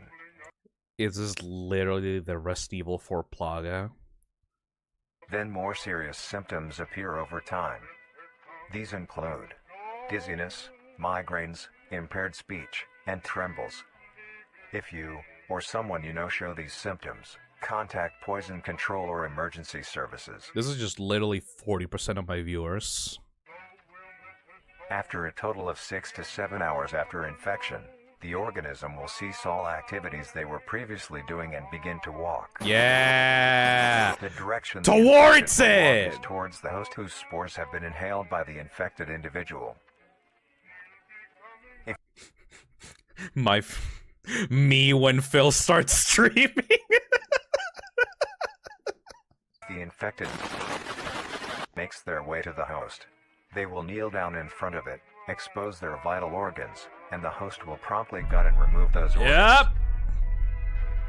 The host will consume them and that's discard how it the works. leftover scraps. However, if an infected organism doesn't reach the host within a 36-hour span or is treated for their infection, the effects will wear off and return back to normal. This is fucking fascinating. This has, like, background in, like, actual parasitic organisms and, like... Anybody know what a fucking cordyceps is? It's like a fungus that infects the insides of, like, ants' brains and forces them to go up high to be able to, like... For the mushroom to be able to, like, sprout more spores and infect more ants. Gloria las carnes! Gloria las carnes! Think a crooked critter. This is basically a more advanced version of cordyceps. A brain fungus that forces your entire body to autopilot into places where it can find more things to spread around itself. If a host is But instead of doing that, it forces people to go towards the host and get gutted. unable to find prey or doesn't like its current location, it will unroot itself and move to a new location. That sounds silly. Their scarce numbers and the hazard of being around one makes getting info about the host Uber Eats? Thank you, Fish Lemon. This bitch literally just be sitting on his gamer chair all day, shitting spores, and then those spores, like, go out into the wilderness, and then people come in to, like, get fed into this thing. He's literally just a Discord mod sitting on his chair waiting for his fucking Uber food to arrive. very daunting. All you need to currently know is that the This is just a fucking VTuber anime girl, but in real life for real, though. host is extremely dangerous and should be avoided at all costs. Like, I'm just imagining, like, a cute anime girl sitting on the balcony, releasing spores, and then a bunch of simps come over. And then she just fucking guts them and eats them and says, "Thank you for the food, teehee!" Next, the monoliths. Womp womp, guts you. The monolith. Oh, shit, boy, hold on a second. Also, I love this running theme that we have on the series. Because every single one of these creatures makes sense. Every single one of these creatures is made purely for the purposes of gathering food, aka meat, in different styles. So you have the Trimmings, which are like the simplest creatures that are just like harvesters, like like hunter-gatherers.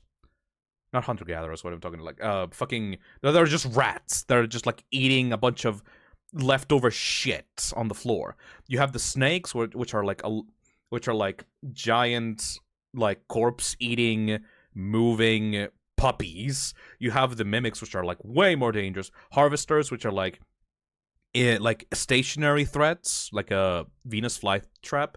You have the host, which is much more based around how like spores of fungus reproduce, but it's all for the purposes of gathering meat from other sources. Hey Diego, thank you for the $5. Spores will be relevant in human use when you think about what a modern human will utilize them for in an era of capitalism. It also reminds me of the bacteria that cats spread around to get people to like them. Like, you do know that if you like cats, there's a very like high chance that you're infected with a virus that makes you relax around cats. Not pheromones, literally a fucking virus or a fucking parasite Toxoplasmosis, I think, is the name. Like, cats have a symbiotic relationship with a parasite called toxoplasmosis that infects people's brains and makes them feel more calm around cats. Cat parasites, yes. They literally don't do anything else to people. It is literally just a parasite that infects your brain and makes you like cats a little bit more. It also makes you like slightly irritable. Like there's a link between being infected with toxoplasmosis and having like temperament issues. But overall, it just makes people like cats. And we're not doing anything about it because we like cats. Like, I don't know, cats are chill. They're cute. They make us happy. So we just kind of accept that. The government is not doing anything to prevent toxoplasmosis from infecting humanity. We consent to it. Like, it doesn't matter, you know? It's chill. Cats are nice. Like, they're not harming people. So, like, why the fuck not, you know? Yeah, these parasites can live in my brain rent-free. I don't give a shit. Exactly, weird name. I genuinely love how creative some of these creatures are. Exactly, Mecha G fan. I find it fascinating because you can have so many ways of collecting meat based on just the concept of a species that evolves and manifests purely for the purpose of collecting biological material. The host order Uber Meats.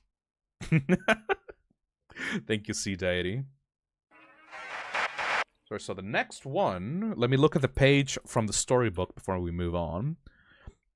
One day, the critters found the cave while searching for food. They found the prince in trance in his healing sleep. The critters were so awestruck and enchanted by the princess's magic. This is literally a bunch of cultists on, like... This is just RE4 Plagas, holy shit. This is just a bunch of cultists going into a cave, discovering the Plagas, and realizing, hey, we can make some shit off of this. And they wake up the VITA CARNIS from its slumber. Fucking hell. I love that, though. I'm not complaining that. I love what this creator is doing with this concept. So I'm please don't take me saying this is the RE4 Plagas as me complaining about, I don't know, the creator lacking originality. They're doing wonderful work with this concept. Next one is the Monoliths. The Monoliths. The monolith is a very new creature, only showing up in Sea Deity, thank you. June of 1972, in the area of... Ah, fucking hell, that's loud. There are only 7 monoliths, all of them located in a circular position, Huh? 1.5 kilometers in diameter. This ring of monoliths surrounds...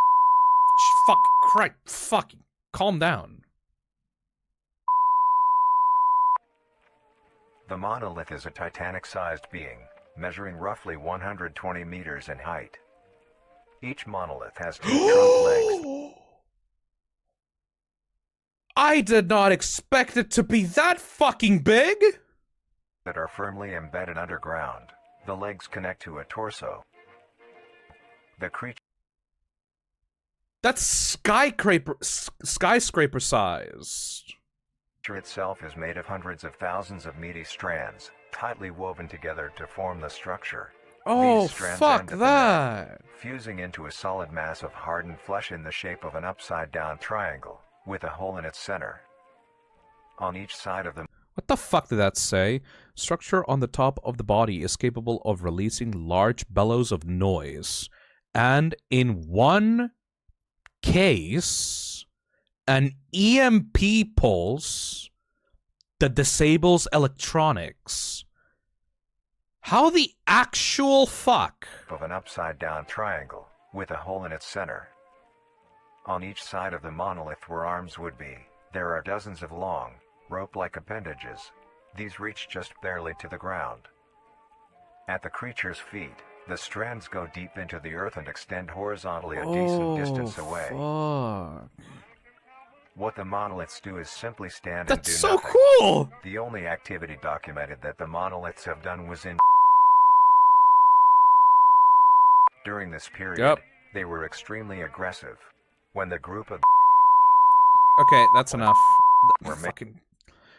Okay, I get it. The monoliths like to say slurs. That's fine. Calm down, Jesus. making their way to the city. Hey, Purple Max, thank you for that $2. I'm just imagining they're interviewing the monoliths and they start, like, speaking like fucking Mr. Frog and Smiling Friends. We need to cancel the monoliths. Drew H donates and says, actually, I read somewhere cordyceps does not infect the brain directly, just secretes juices and crawls through their muscles, effectively making the ants prisoners in their own bodies. That's way worse! Toxoplasmosis evolved to infect rats/mice, which makes them less afraid of cats. It then infects the cat's digestive tract to be able to reproduce. And it started with mice and rats, and then it passed on to humans. But yeah, thank you, Atomic Sparks. The monolith that they had passes roared a deep bellow and swung its appendages at the team, completely wiping them out. Fuck. Spite of Artemis. Wait, Spite of Artemis was a photographer at the beginning of the series. I remember the name Spite of Artemis. 100%. Vehicles were dispatched. Once they got close enough top the monolith, it roared another call. Was it? Yeah, it was one of the first few photographers. It photographed the crawl. I'm pretty sure that the crawl video had photographs by Spite of Artemis. This time releasing an EMP blast, completely knocking the vehicles out in the vicinity. Well, fuck. Finally, long-distance rockets were fired and struck the creature.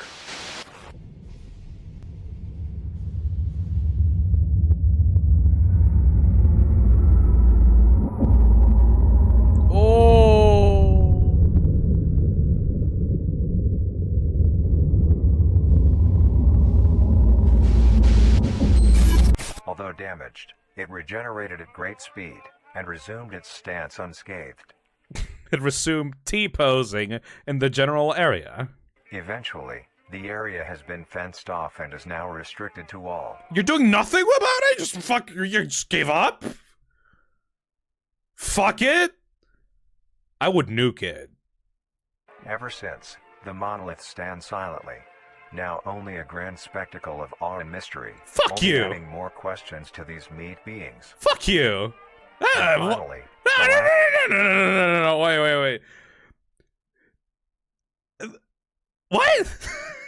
First of all, how the fuck do you make enough meat to be able to produce those things? Those are like skyscraper sized. You would literally need more meat than it is possible for an entire continent of people to be able to create those things. There is no proper evidence to support the theory that toxoplasmosis affects people in any major way, only rats and mice. Then why do I love cats so much, Snazzy boy? Whoop!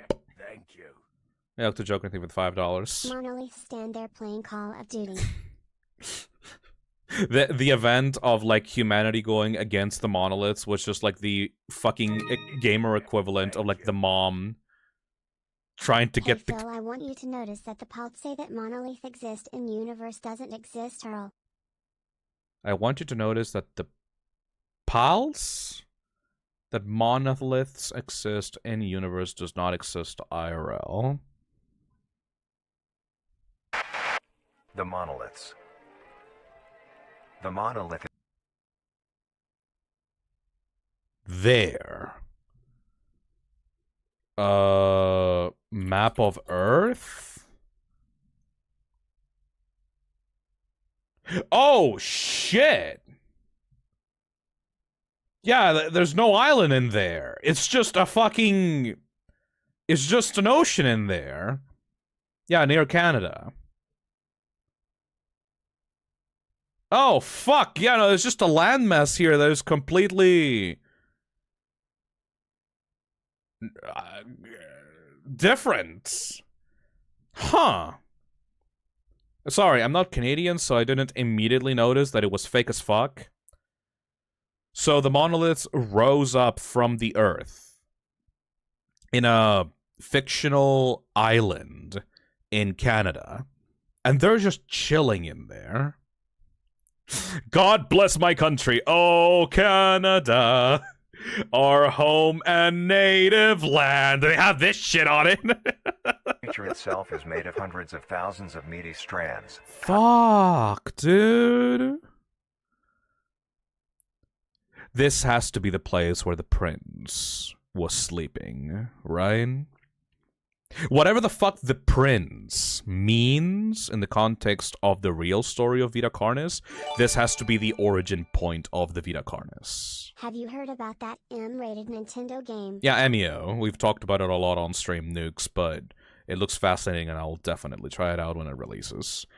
This seems to be a great importance for the VITA CARNIS. This is like, this has to be the place of the prince, whatever the fuck that means.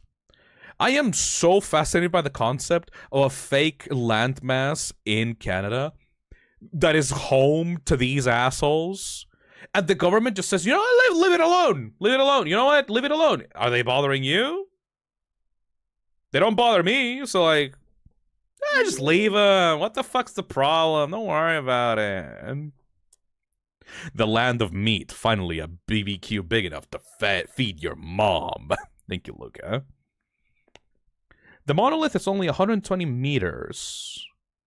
That's not actually that tall. What the fuck? Dude, that's 120 meters. How long? How big is 120 meters? 120 meters.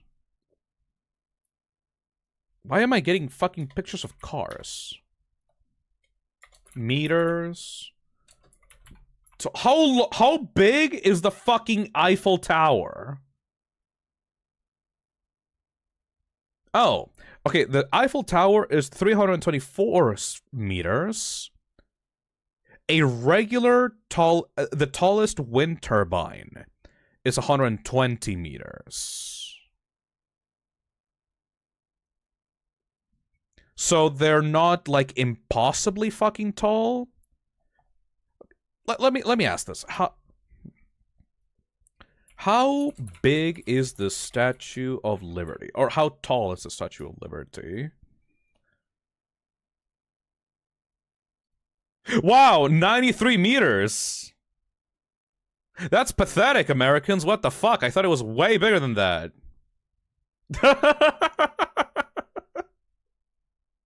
Wait. Yeah, that's like fucking...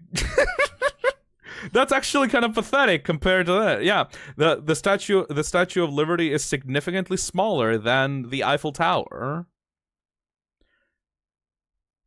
It's because of the distance. And that's like the Statue of Liberty plus the base that it's sitting on, by the way.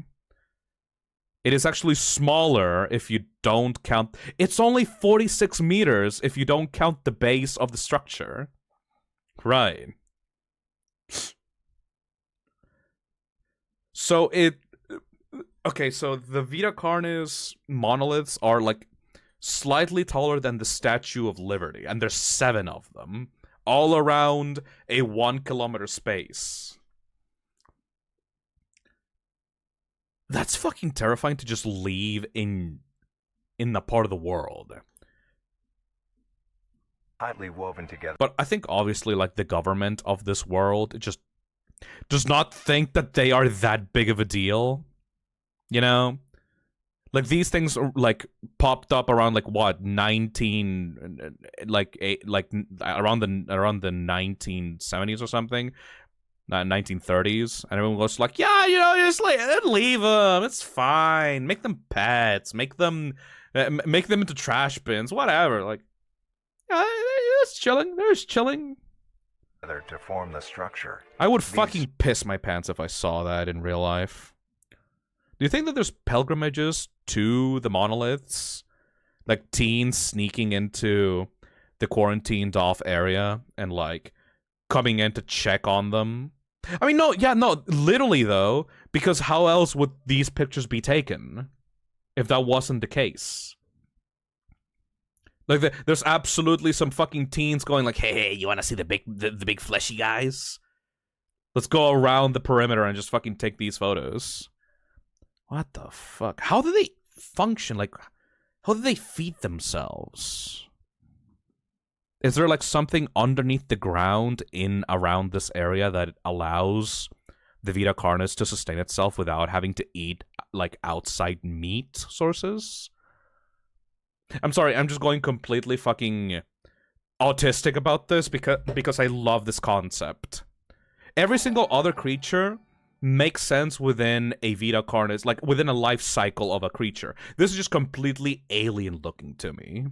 Are they even alive? That's a great fucking question, Twisted Myth. I mean, they react to stuff, like when the fucking government tried to kill them, they retaliated against them. But otherwise, they just seem to be chilling. If real, the monoliths would probably become a tourist attraction. It's like having a living Statue of Liberty in your back garden. Fuck that, man. Alright, sorry for the fucking giant rant. I love that. I love the monoliths. If I had to rank the creatures so far, I would say my favorite one... My favorite one has to be the host. Because I love the concept of a creature that is just sitting around waiting for their Uber Eats food to come towards them. If real, the monoliths would probably become a tourist attraction. Second closest favorite has to be the monoliths. I need more information about the monoliths, but they're so fucking weird compared to the rest of them. And third one has to be the harvester. Harvester is like peak weird living plant creature. This is like so fast. I've never seen something as detailed and makes sense as a life form as the harvesters. I fucking adore the harvesters. The meat mimic, I honestly don't have much to say about the meat mimic, because even though it makes sense within the world of VITA CARNIS, I've already seen way too many mimics in horror media. Like, these guys seem very generic. These guys seem like they're there to attract the analog horror audience. Like, they're standard, you know? But I am absolutely in love with the harvester and the host. And the monoliths, I'm just fascinated by them. Like, I wanna get more information off of them. The video was way too short for the questions that I have about the monoliths. All right. Final video in this compilation is Singularity. Let's watch that. The Singularity Fuck me, dude. Okay. is an orb comprised of a dark-colored mineral with hints of luminous colors within its core. What? The Singularity is estimated to be 1 meter in diameter. The orb has several unique qualities that are not well understood. The Singularity typically can be found suspended in air by an unseen force. There are also a variety of reading that have been documented coming from the orb itself. What? Various things like magnetic fields, energy signatures, and other pattern-like signals released by the Singularity. The population of these creatures is unknown. Almost all info about the Singularity is hidden or confiscated by officials. We were only able to receive one classified document about the Singularity being held by... Yeah.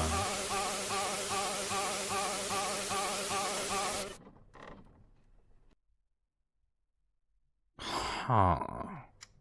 Marvelous and majestic. No, there's some fucking thing there. Oh, dude, it's a document that's completely obscured. I can't read any of that. It's a bunch of text I can't decipher. Also, this is completely alien bullshit. Like, that is paranormal as fuck.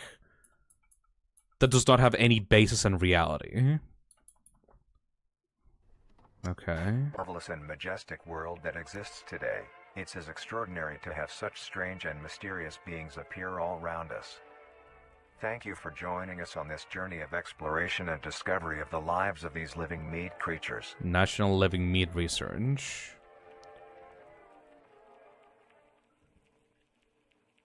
More to come. Made by Darian Quilloy. Okay, so for a first video, that is just... It just gives you the Wikipedia article for every single one of these creatures. That is great. I've spent 2 hours talking about a 30-minute video. You can tell when I really get into something. These guys are assholes, by the way. Thank you for joining us on this journey of exploration and discovery of the lives of these living meat creatures. I think you missed a story page. Was it between the Monoliths and the... And the Singularity? Last creature on this list is...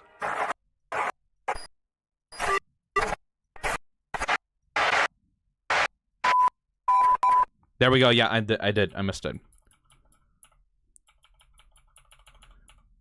The creature...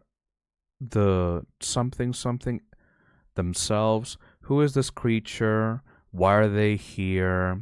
Are they dangerous? A thought was brought up. What if this creature could use its magic to help them? It may grow food or heal sickness. They continued to argue about the prince and his magic.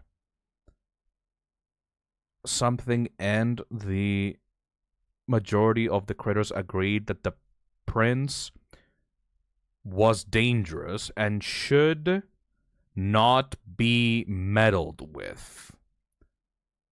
Huh. So this is not a cult. This is just humanity discovering the VITA CARNIS. Interesting. Okay. Also, I would like to point out that even though the Singularity is complete fucking magic, it still forms from the roots. Like, from the crawl. Like, it is not a originator of these creatures. It is literally another byproduct of the crawl. It's like the last one on the list for how it... for like the life cycle of these creatures. It all forms from these veins. So if you get a crawl around your home, if you get an infestation of crawl all around your neighborhood, you could either get a cute little rat creature, or you could get the Orb of Infinite Knowledge. You could either get a cute little snake bro that eats like food and shit, or you could get a killer mimic that will like feed on your entire family. Like, I love the Trimmings because, like, this is the best case scenario if you got, like, a crawl infestation around your neighborhood. Okay. That was a video. Holy fuck. And the next ones are 9, 10, 11, 12. We still got a lot to go through. Like, this stream is not ending anytime soon. But as the first in the series of videos, this is absolute masterwork. It really feels like the creator made this entire video all at once and then released it piece by piece to start building the world of the series. And this is like the continuation after these videos started popping off. It gets better. Dude, it's already pretty good. It's just laying out the groundwork of the story. Let's see what else is in store, I guess. Next one is VITA CARNIS. Cook at home. Kitchen. Cooking with crawl. Oh. Oh no. This could be the greatest discovery of the age. Baby. Oh, someone's flipping through TV channels. Let this feeling in. Have any information of the Vincent Barrere. Wanted by the CSIS. 1968. Hair black. If you have any information concerning this person, please contact your local CSIS office. Vincent Barrere. This looks important. Interprovincial travel. Production of sensitive material. Oh, this is the guy that produced that leaked the tapes. He's Canadian as well. Yeah. Is the creator of the series Canadian? It's like, I have a lot of friends that are in Canada. In this, like, they would all be fucked up in this series. Interprovincial travel, production of sensitive material. This seems to be the guy that actually leaked the tapes that we watched at the start of the series. At least that's my idea. This is the guy that actually leaked all the knowledge out into the world. Whereabouts? We may be making a dish that has I would be dead, says Asher. No, you know who would be fucking dead? Sack? Meat gotcha. Meat gotcha. Sack, like, a host would dress himself as Alice Angel and would send out spores to attract Sack. Like, a host would dress himself like a giant big titty anime girl, and Sack would be like, woo, give me that some of that shit. Crawl down, fucking knees out, arms outstretched. Come on, Alice, give it to me. He would fucking get destroyed by a host.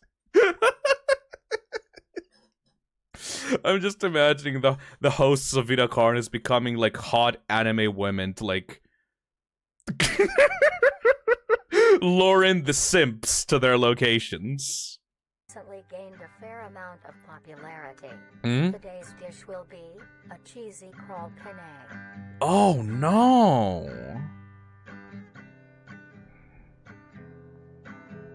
Sack had no chance. To start off, these will be the ingredients you will need. 3 cups of penne pasta. Roughly 2 cups worth of fresh scrawl. Try to get a variety of sizes when you buy yours, or when you harvest them yourself. Fuck that! 1 cup of cheese. Half a cup of green onion. 1 teaspoon of salt. Is it actually a 2 cooking video? tablespoons of Cajun spice. 2 tablespoons of parsley. Oh my god, is it actually 1 a cooking tablespoon video? of dill. 1 tablespoon of garlic. Dude, I am so happy with this. Every time there's like a fucking analog horror video series, you always have like a first few minutes of the video that is like normal, and then eventually it all goes to shit and it completely drops the pretense of the video. If this is an actual cooking video about how to cook with crawl, that will be so fucking good. Of pepper. And finally, the most crucial ingredient.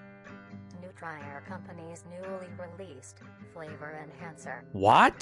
To bring out the richness of flavors within each and every meal. Flavor enhancer.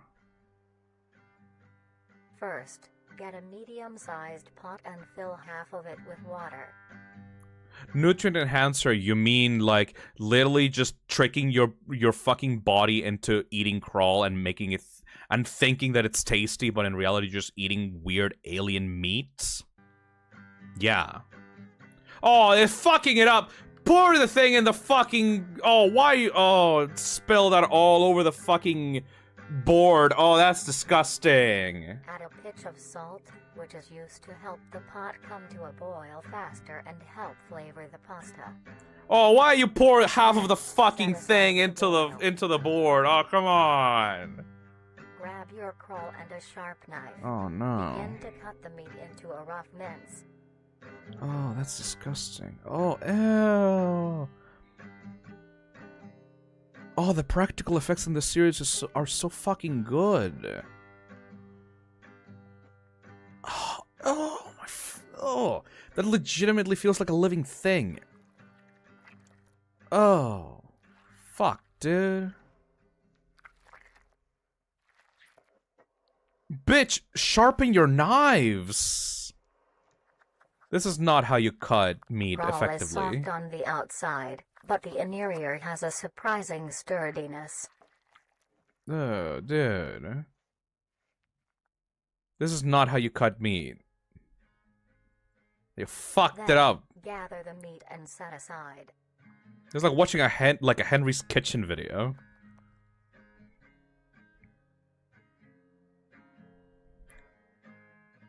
The board is all messy. Like, you need to fucking.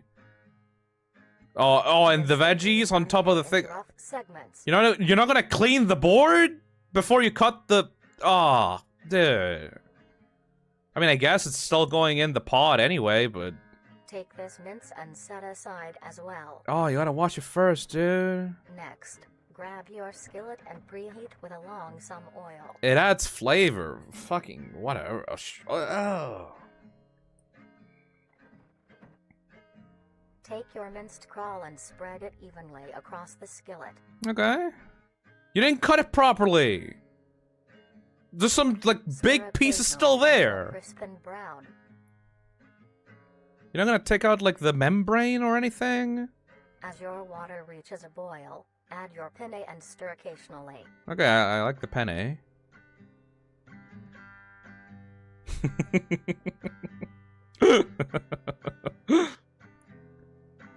Cook until soft. At this time, your crawl will be brown and crisp. Green onion and then the spices. That works, I guess. That's minced meat, alright. Don't put it all in the middle! No, you have to spread it around! Oh, it's gonna be a clump. Strain it. There's gonna be a clump of spices in the middle of that. You should have spread it out more evenly, you fucking idiot. Oh my god. Just dump the fucking spices all in one clump in the middle. That's gonna be hard to fucking spread around effectively. Thank you. This is the actual creator doing this video. BTW Yeah. has gone on about how much fun this was. Yeah, I'm shitting on the cooking process, but it's really interesting to actually watch. Hey, Atomic Sparks. This cooking video is rage bait designed for Phil. I'm actually having a lot of fun watching this. Like, I'm not shitting on the creator. I'm just having a lot of fun criticizing the actual cooking process. This is great.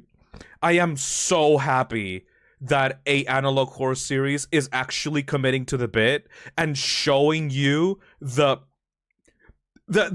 gimmick. Like, it's not cutting in the middle of it and showing you a spooky scene out in the forest of some guy getting killed. No, it's actually committing to the cooking show idea. Thank you. I love this. Lay your cooked penne evenly into your dish. Okay. Then add the crawl. Why the fuck are they using a gas mask, by the way? Yeah. Are they using a gas mask, or am I fucking tripping? Yeah, they're using a gas mask. Oh. Then add the crawl topping. You know, I would not put that in a container like that.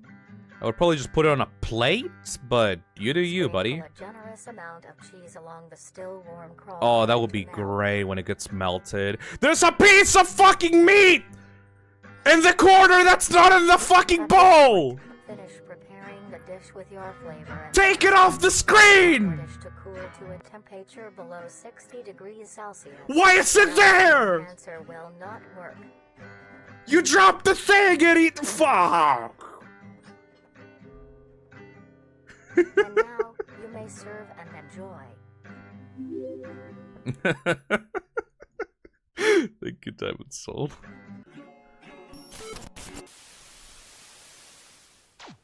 Okay, I understand the idea here. Okay, now we're cutting to something else. Who are they? And that's a picture of a singularity.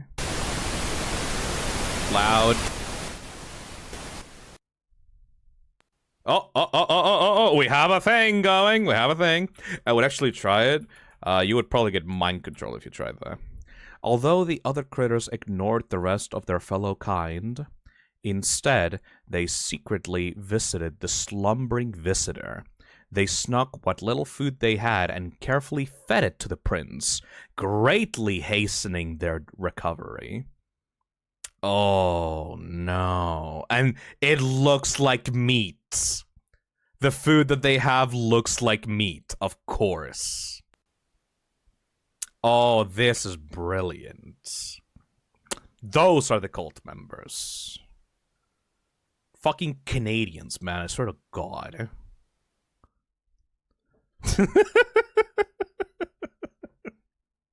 Ah, yes. A group of critters split off from the rest of humanity and began feeding the VITA CARNIS. The Canadians. Sort of God, this cooking video fucking gives me an aneurysm. But I had a lot of fun. So from what I understand of this video, essentially a corporation or an organization is trying to feed humans with crawl. Like, crawl doesn't seem to be a very appetizing type of meat to be able to enjoy, so they're producing a flavor enhancer pack, which is essentially tricking people's taste buds into believing that the crawl is actually tasty. But in reality, it's just like a weird fucking space meat that is probably infecting whoever ingests it with something, you know? Probably spores, yes. So I definitely think that the cult members that are trying to, quote-unquote, wake up the prince are the same people that are producing these videos in order to promote the idea that the VITA CARNIS is natural and good and humanity should accept it. Which seems to be very effective considering that they're talking about how people keep trimmings as pets, you know? It seems to be an effective strategy that they are trying to integrate the VITA CARNIS into human society. Fucking disgusting. Alright. Next one is Guide to Owning a Pet Trimming! There we go! Okay. See what I mean? Like, yeah, these next videos are all about how to integrate the VITA CARNIS into regular human society. This reminds me a lot of those fucking Doom Eternal, like, parody joke advertisements. You know those advertisements in, like, Doom Eternal that say, like, we need to accept the demons. We need to be an accepting species and welcome our new overlords and integrate them into our human settlements and stuff like that. And it's just a bunch of bullshit. The morally challenged, yeah, exactly. So what the fuck? Why are people telling me to go back? The water boiling part. Go back to the boiling water bits. This could be the greatest Okay. God, what a fucking mess of a cooking video. Oh, this is so fucking good. As your water reaches a boil, add your penne and stir occasionally. That's the problem with this. Hey, SG Bun, thank you for the $20. Please go back to the boiling water scene. What's the problem with this boiling Add water? your penne and stir occasionally. Is it a green screened steam effect on top of... Oh my god, you can... You can see the seam, like the green screen steam, and like when it cuts off. I didn't even realize because I was so mad with the rest of the video. You can, like, yeah, this is the steam, and you can see where it, like, cuts off at the bottom. It's not even, like, masked in with the rest of the... Why don't you just boil pasta regularly? Why do you have to add in the effect of steam leaving a pot? You can just boil it normally. Check the flavor enhancer. You mean at the start with the ingredients?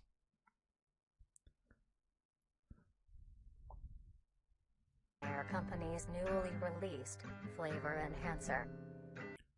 By Nutrier Co. Bring out the richness of flavor within each and every meal. Look at the color. It looks like cheese. Like orange cheese. Look at the symbol. That looks like a singularity. It's orange and it's a triangle. Go back to when they added. Preparing the dish with your flavor enhancer, but allow your dish to cool to a temperature below 60 degrees Celsius, or else the enhancer will not work. At this point, finish preparing the dish with your flavor enhancer, Right. but allow your dish to cool to a temperature below 60 degrees Below 60 degrees. Celsius, or else the enhancer will not work. Huh. Also, it is the same color as the spores. Oh, orange! And now, you may serve and enjoy. Oh, that's why it needs to be below 60 degrees, so that the spores don't get sanitized by the temperature. Because, like, bacteria and viruses, like, die at higher temperatures. So you need to make sure that you put it at the end of your meal so that the spores are able to enter your body and convince you that you're eating a good meal. Will not work being an instruction for an ingredient is a bit of a red flag to me. They are feeding people host spores. Yeah, it seems that... I don't think that they're spores from the host outright. That doesn't make sense to me. But it does seem that it will... Like, the spores are a part of it. The spores are there and for a host so that the person is able to, like, feel safe around the host so that the host will just eat them, you know? It seems that this company is using spores inside of their ingredient so that people will feel more willing to eat the crawl, you know? Because the crawl is obviously very fucking disgusting to regular human beings. But spores from a host are used so that human beings will be convinced to go towards the host. So I don't think it's literally just spores from a host, but it's using that as an ingredient to be able to numb a human sense into being able to digest a crawl without fucking throwing up. You know? The enhancer logo was in the host video too. Shit. That's brilliant. I love these interconnected pieces. That's great. Why would they do that, though? Well, very obviously, this company is producing videos and essentially propaganda to be able to integrate the VITA CARNIS into human society. That's 100%, I'm convinced of that. They're definitely part of the cult that is trying to wake up the sleeping prince. Probably the sleeping prince is living in that made-up part of Canada where the monoliths are. So maybe this organization is comprised of really advanced mimics. Or part of the organization is comprised of really smart, really, really, really good at hiding mimics. You know? Alright. Time to watch VITA CARNIS Guide to Owning a Pet Trimming. This is so fucking good!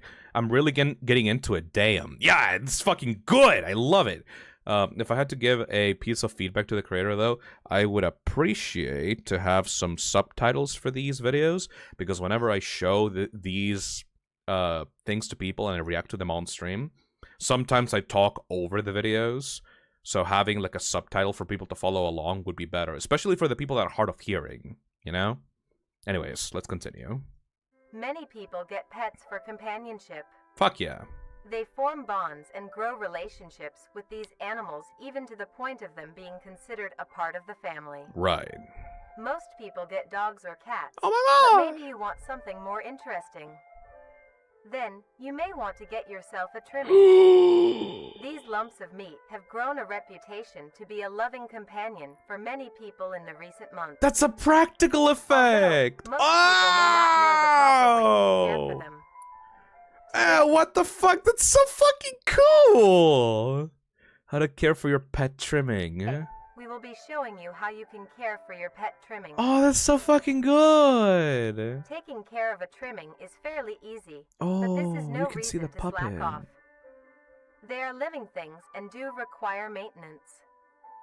The first thing to keep in mind when keeping a trimming is the temperature of your home. Below While 60 trimmings are degrees. resilient to both high and low conditions, Right. you want to keep your base temperature near room temp, maybe slightly cooler. Okay, That being makes said, sense. trimmings prefer warmer areas to nest.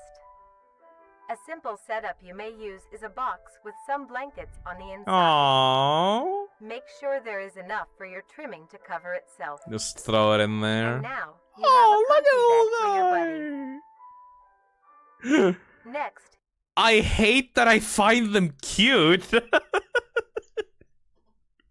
They are fucking... They are the herald of the end times. They are part of the giant parasitical organization that is trying to end humanity. But they're so cute, though. you want to give your trimming the best diet possible. Trimmings are not picky eaters and will eat anything you give them. Oh. To keep your trimming healthy and strong, Oh my god, it's called Angelica. a diet of dry cat or dog food that is high in protein, provided 2 times a day, is best. As a treat, you may give your trimming any scraps of your food. Things like apple cores, banana peels, or eggshells are a perfect snack. I may be stupid, but it's been a while since we watched the original trimming video. Weren't these things looking for meat to eat, though? I know that the meat snake wanted to eat corpses, but weren't the trimmings supposed to only be able to eat meat? Dead meat? No, they're omnivores. So they can just eat fucking anything. Oh, okay. A thing to remember is trimmings are nocturnal and make plenty of noise. Oh, God. Oh, God.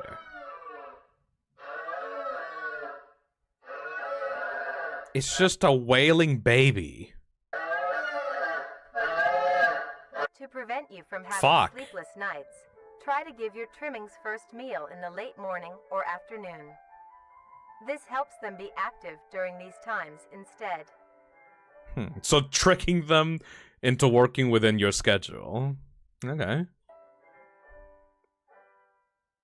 Another thing to consider if you want a pet trimming is where they will be living. They're like fat, bald dogs.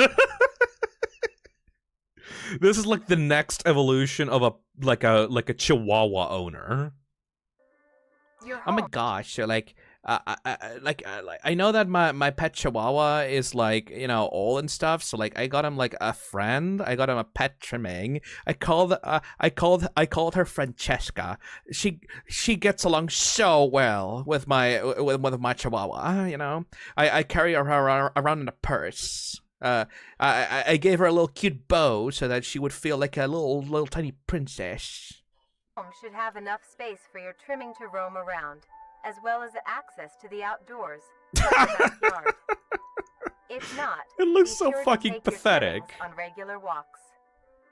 This Like, yeah, purse trimmings, like give it like a little tiara, you know? gives your trimming the exercise they need, as well as allowing Oh, them to meet other trimmings. what a fucking disgusting creature. Thank you, Midna. Trimmings are a social creature and need to interact with others of their kind, like how they do in the wild. Fuck. When it comes to entertainment, Trimmings are not the most active and aren't the best at fetch or tug of war. But here are other ways to keep your trimming entertained. Okay, the creator must have fucking laughed at this shit when he was like when he was making the footage. Trimmings are not the most active and aren't the best at fetch or tug of war. Dead. It's sleeping. Unbothered, moisturized, completely like this creature is in Zen mode right now. But here are other ways to keep your trimming entertained. This bitch has like a little monkey with symbols like going on inside of his head, like going like fucking slapping. Some toys that Trimmings like are little items they can push around or carry. Trimmings it's like a also beaver. Enjoy things that you enjoy as well, like watching the television or listening to the radio. Huh. They love seeing and listening to all the funny things coming from the devices.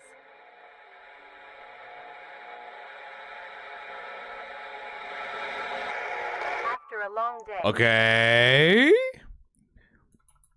Why do meat-based creatures have such knowledge of tech? The monoliths are able to create EMP waves.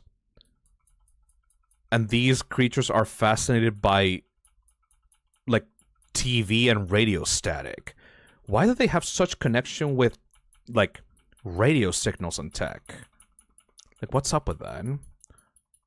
Also, sort of got there was, like, a something here that I missed. No? No. Okay. After a long day, your trimming might be dirty and need a wash. To clean them, start your bath with a gentle warm water, mixed with a bit of hand or body wash. Gently scrub the trimming's feet, armpits, belly, and neck folds. Remember to be careful around their face, and avoid getting soap in their eyes, nose, and mouth. Aww. Gently pat dry with a towel when done. Now your buddy is all clean. Yeah! It looks like such a fat baby. The creator must have such fun making the puppets for this episode. Boop.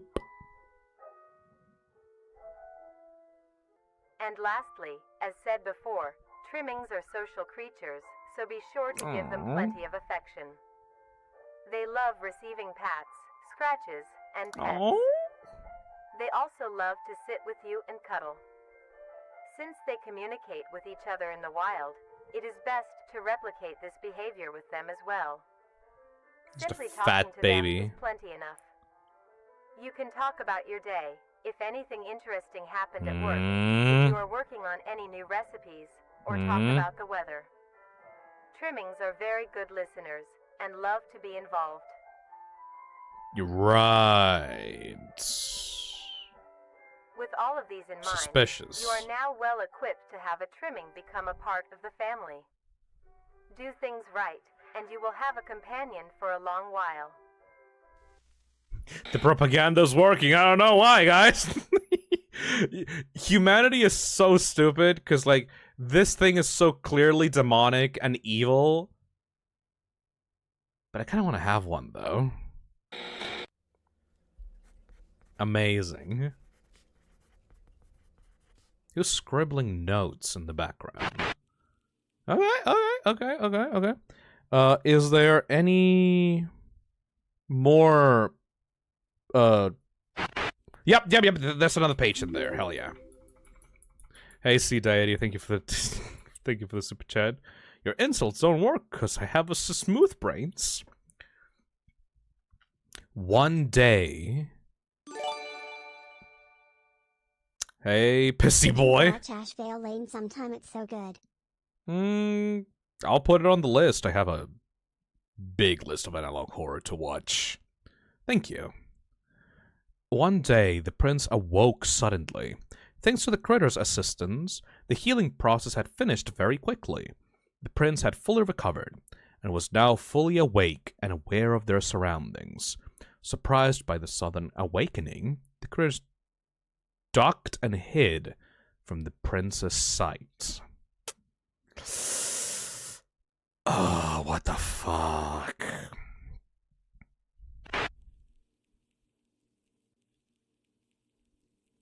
I like that those children's book stories are building up to something, and I'm actually kind of scared to find out what.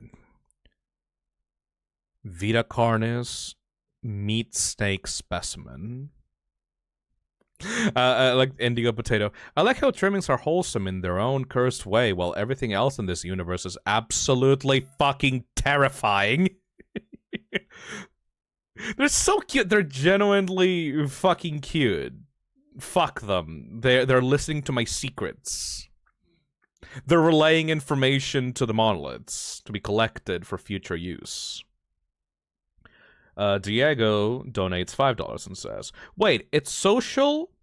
When it was a coward, lives longer and is bigger. They're Dr. Who cubes. Oh my god, like the episode with the black cubes all around London? Yeah, okay. It's listening to your conversations and shit. That's not a particularly good episode of Doctor Who, but still. I get the inspiration. This organization is using the cuteness of the Trimmings as a way to, like, trick people into getting more of the VITA CARNIS instead of their own homes. They're feeding you VITA CARNIS. They're making you take care of VITA CARNIS. They're infecting your brain with VITA CARNIS. It's all like a very slow takeover process by, like, making these things acceptable to society. Oh, that's fucked up. Alright. Next episode is MeatSnakeSpecimen archived footage.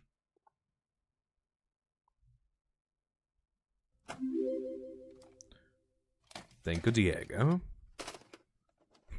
Pet the meat. Feed the meat. Give all of your possessions to the meat. I really hope that when the creator was promoting the makeshift plush for the Trimmings that they used that meme. Because it's 100% fucking on point for this.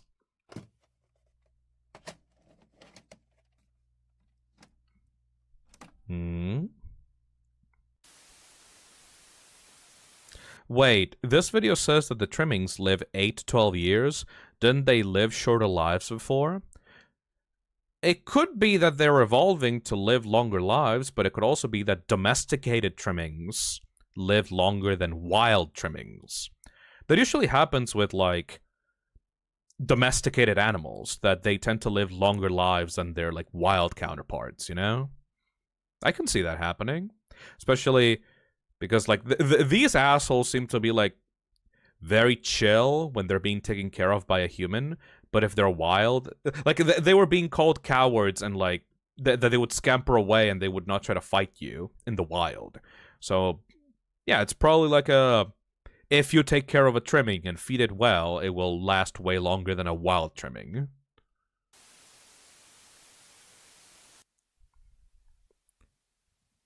Warning, the law shit, whatever, who gives a shit about the law? Fuck the cops! In the year of 1945, with the war finally ended, the cleanup process had started.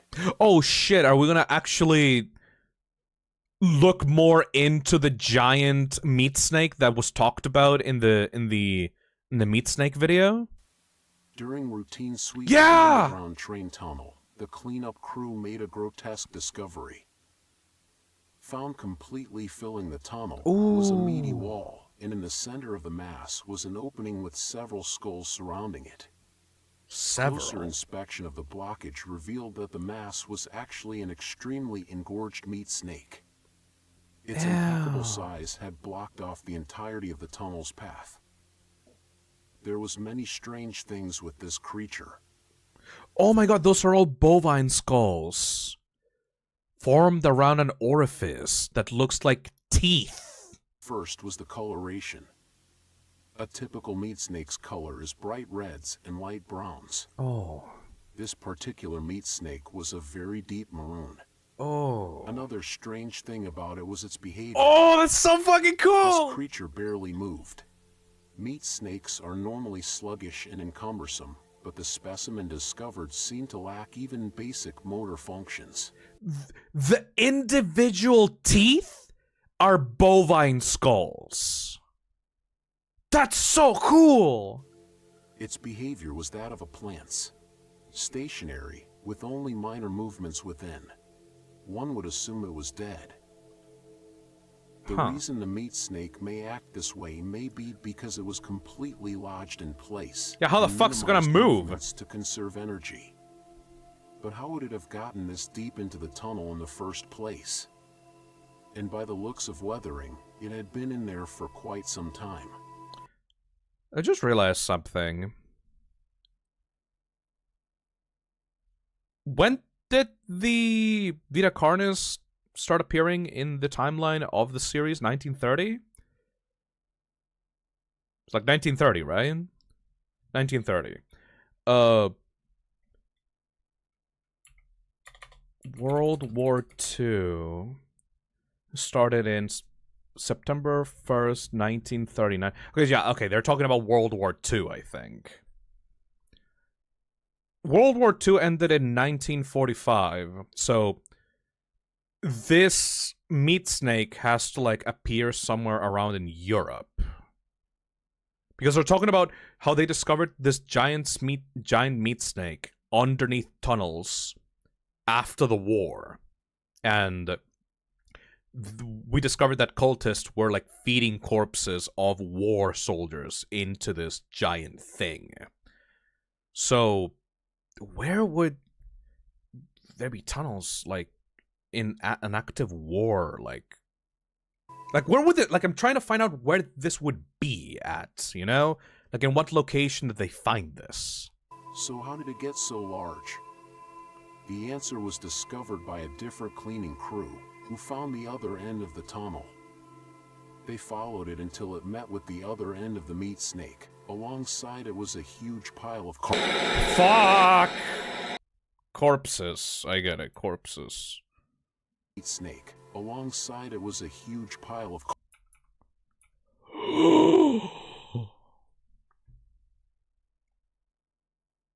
Yep. That's a lot of corpses. This meat snake's skin also displayed great amounts of resilience. It took several days of cutting to even obtain a sample. Here, you can see the clear difference between this meat snake specimen versus a normal meat snake's membrane. It's like coagulated blood. Hey, Archivist. Testing on the sample showed that it had great immunity to damage. It tolerated extreme freezing temperatures, extreme heat temperatures, and even high doses of radiation. Ah, shit, you know what this reminds me of? This reminds me of elder mimics as well. This is the color of a regular mimic, and this is way harder and way more sturdier, just like the skin of an elder mimic. It is a so this would be considered, in this context, we would call this an elder meat snake. Which means that maybe Trimmings and other VITA CARNIS have elder forms as well. Like, more advanced forms than just the base ones, you know? Wonder how such durability can occur in an organic creature. Maybe. Another strange phenomenon is the smell off the skin. Normally, it would have a sour smell of rotting flesh. But the specimen displayed a rather pleasant smell, like that of cooking scrambled eggs. Ew. Meat snake was later discovered to be missing by unknown survivors. How the meat What the fuck was that? snake was later discovered to be Missing? by unknown survivors. Wait, did that fucking disappear? Later discovered to be missing was eggs. Meatsnake was later discovered to be missing by unknown survivors. How do you fucking lose a thing like that? How the Meatsnake grew in Tunnel discovery, 1945.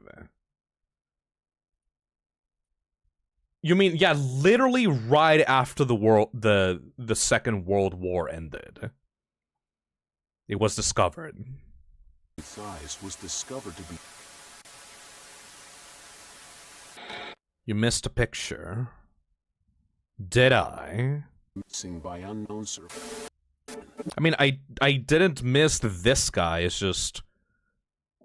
I don't know what to make of... That's the fucking logo! Of the company that made the food enhancer. Did they take the meat snake for themselves? Oh, shit. Me when flesh. Thank you, Scribe of Reptiles. This is the logo. This is the logo of the cult, essentially. How the meat snake grew in size was discovered to be. How the fuck do you move something like that out of the way?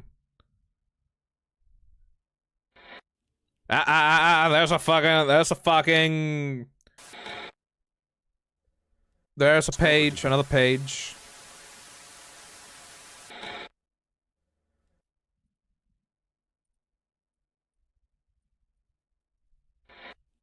Fucking give me that page, asshole. One of the critters built up the courage to meet the now awake stranger. They crawled to the princess's side and extended their hand in friendship. The prince reached back, and together they had formed the bond that will change their fates. Oh, I don't know about that. I really don't know about that. Oh, I don't know about that. Man, this creator is doing great work. We only have 1, 2, 3, 4. 1, 2, 3, 4, 5, 6 videos. And then a season 2 teaser. Huh. Oh, the next one is big. The next one is almost as big as the first few videos combined. Like the first documentary videos combined. And it's mimic defense, baby! Oh shit, we're gonna be eating tonight. Holy fuck. 1.4 million views. VITA CARNIS, mimic defense instructional tape. Oh fuck.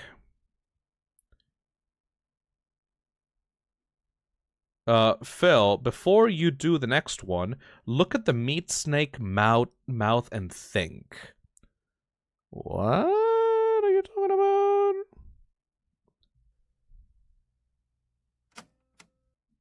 But this.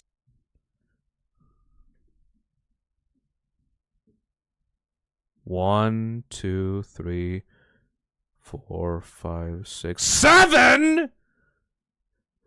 Like the monoliths. Oh my fucking god. Yeah. Like the monoliths. What is the purpose of that? That has to be... Oh. Diego donates $5 and says, World War II, it's Germany that where those bodies came from. I mean, both sides, like, lost men in the war, regardless. It could be either Germany, France, Poland. It depends on where, like, the conflict happened, you know? Wow. I like that.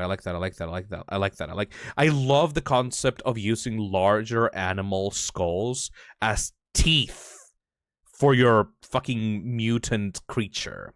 That's so fucking cool. And it makes sense because, like, in the original Meat Snake video, the documentary explained that the meat snake uses different types of skulls for the front side of itself, depending on what it eats. So it's like perfect. So the cult was not only feeding it like corpses of soldiers, but it was also feeding it like livestock and shit. God, that's so fucking cool. Alright. Everybody calm the fuck down. It's time to VITA CARNIS Mimic Defense Instructional Tape. And I really hope, just like the last few videos that we've been watching, that this is an actual instructional tape.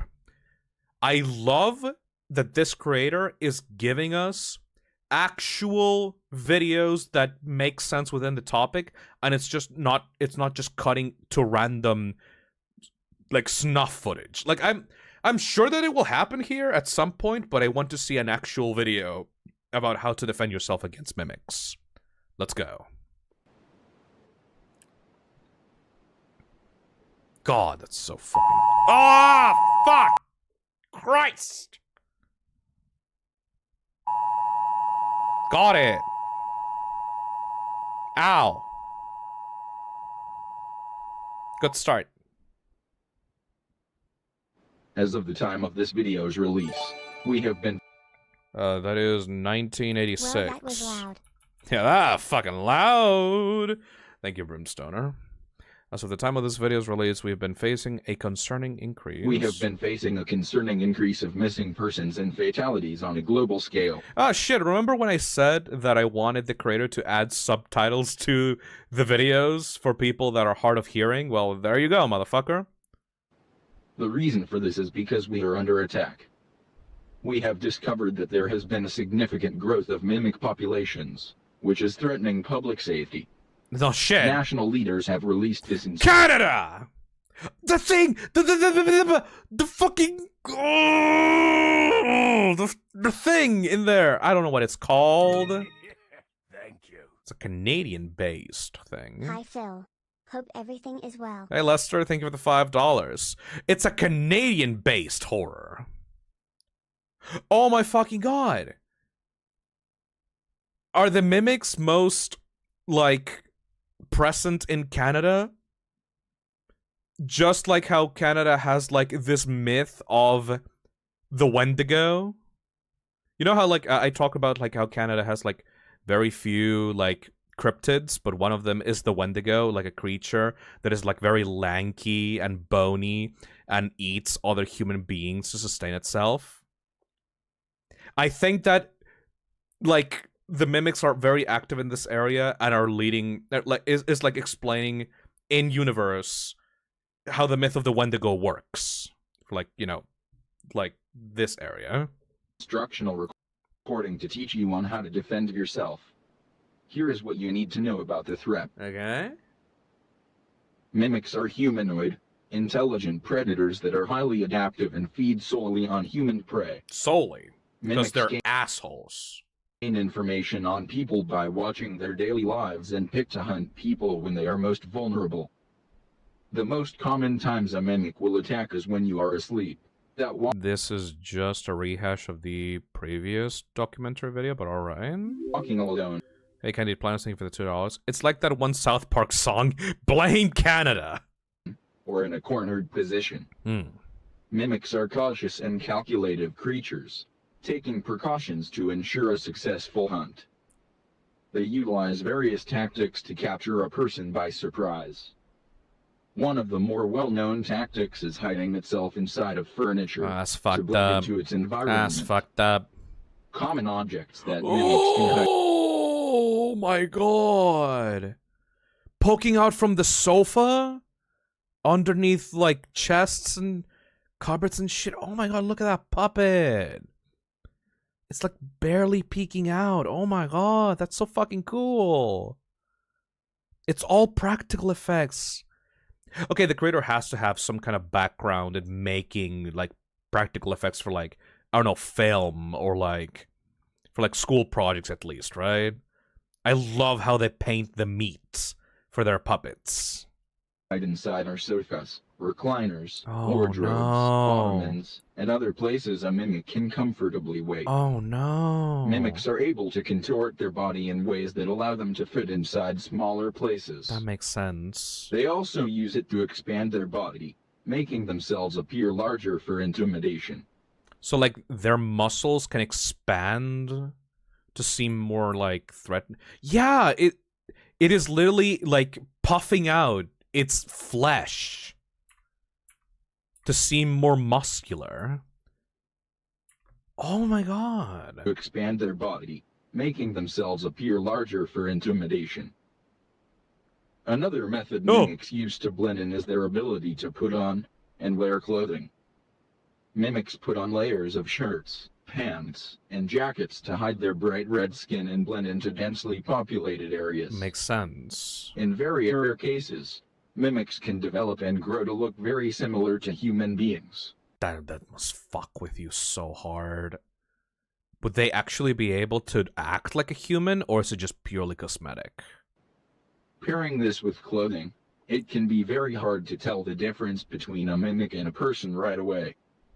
If you are unsure if a person is a mimic, look out for Oh, key never features mind. that No, that's not. Yeah, okay. It's still, the face is still fucked up. None of that Attack on Titan shit. may reveal their true form. Look for abnormal facial features, like large, bulbous eyes, flat noses, wide mouths and an uncanny smile, and clammy skin. Also pay attention to other exposed body parts like hands. Mimic people will have long fingers with no fingernails. If you are unable to see their face or hands, watch their walking pattern. Mimics' legs are long and hunched. Their walking will be unusual and irregular. Right. Here is what you do if you are met with a mimic. So, I like this because they are not people. They're not able to mimic. They're fucked up. They try really hard to look like people, but it's just really obvious at a glance. So it is still an animal. It is not a thinking, conscious, sentient being. It is just a creature that is trying as hard as possible to appear like a human, but it's not doing it properly, so it's like uncanny valley shit. Oh, that's so fucking good! If it stands before you, do not panic. Stand your ground and try to appear larger. Like bears? Wave your hands and make plenty of noise. Maintain eye contact. A mimic will hesitate to attack a potential threat. If you are armed with a weapon, aim for the head or legs. Huh. These are the best areas to hit to immobilize the threat. This is completely different advice from the original documentary tape. This is completely different from the original documentary that encouraged you to run away from the mimic and hide and, like, stay still if they corner you. Either the original instructional documentary tape lied for some reason, or this is being produced later and they are able to understand that, no, you can actually harm them, though. Fight back and don't let it get a hold on you. Yeah. If you find a mimic that hasn't discovered you yet, stay out of sight. Well, to be fucking fair, the original creators of those tapes were, like, specifically... Oh my fucking god. Oh my fucking god. Oh my fucking god. Okay, wait. Sorry, we're gonna put a pause on this video. Fuck you. Go fuck yourself. No fucking way that clicked on my head. Look at this fucking logo. Is this the logo of the cult in the National Living Meat Research, like, graphic? The circle with the thing inside. Well, it's not a triangle. But it, like, the meat kind of looks like a triangle if you kind of squint at it. Like, I don't trust these guys. These guys seem 100% into expanding the VITA CARNIS all around the world. Okay, that's a stretch. Phil, that's just meat. It's a bit of a stretch. I don't know. I don't know. Like, these guys, like, look back on the meat mimic video. They just tell you to, like, In place, it will swiftly attack and kill the helpless target. Yep. Then position. Hold on. Like, it's just telling you to fucking lay down and take it like a bitch. Biomimic, roll into the fetal position, protecting your neck, face, and vital organs from attack. Make as much noise as you can. If you have a weapon, do not use it. A mimic is fairly resilient, and any strikes or shots on a mimic is not effective enough to bring it down in time. And then you cut to the new video that we're watching right now.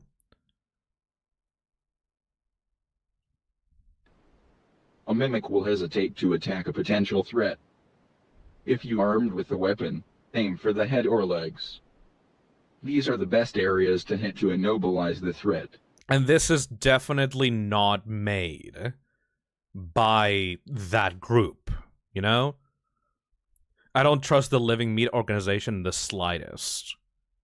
So there's two different factions.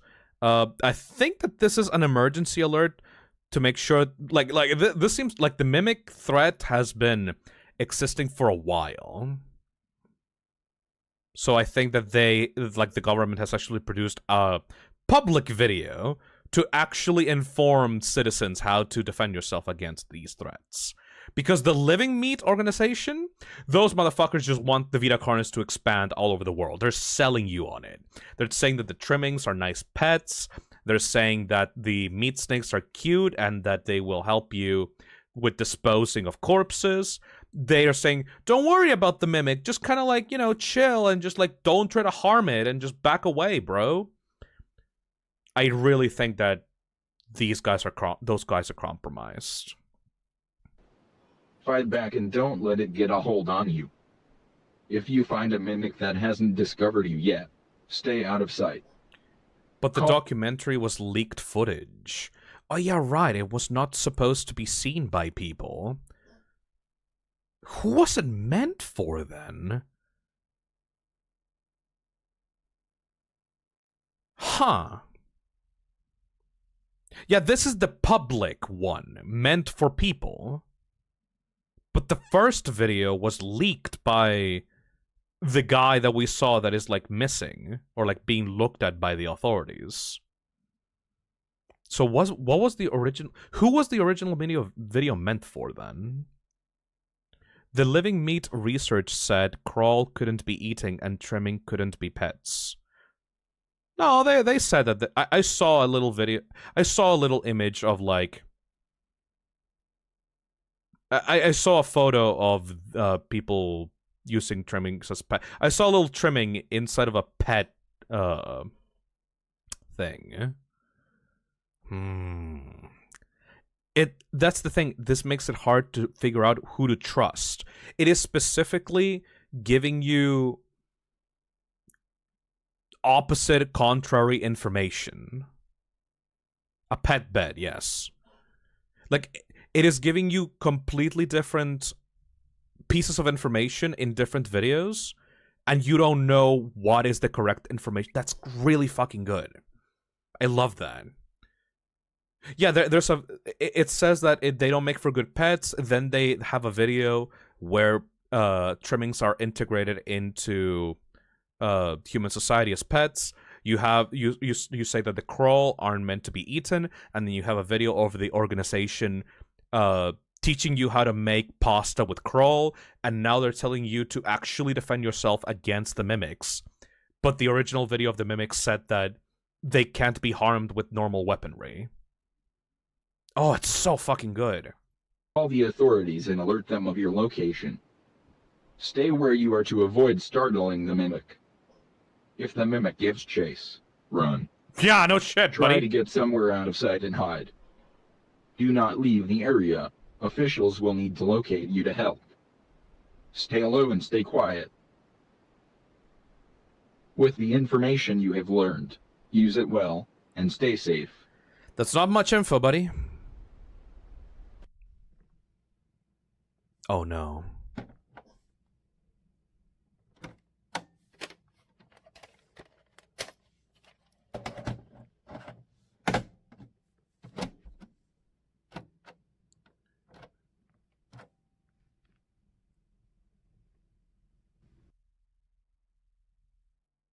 Evidence tape. Christopher and Janice, case 1983. Observe footage for confidential information completed. Discard and destroy all copies of this tape immediately. Oh, fuck. Here we go!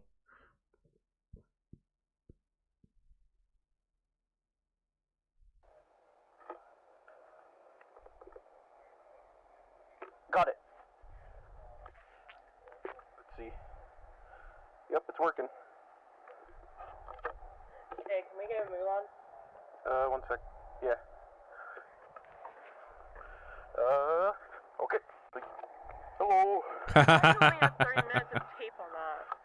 I know, but just gotta see how it works. The black sensor bar around her face. I never got to use one of these. Too bad.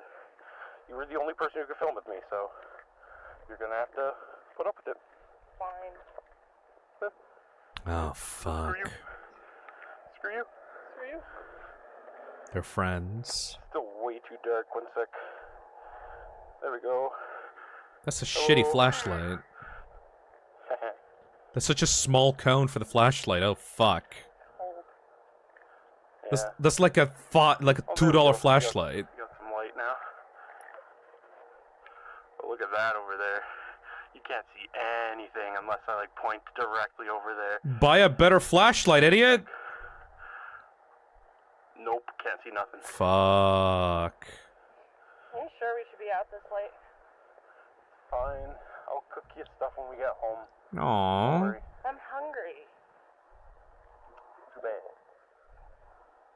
Dollar store flashlight.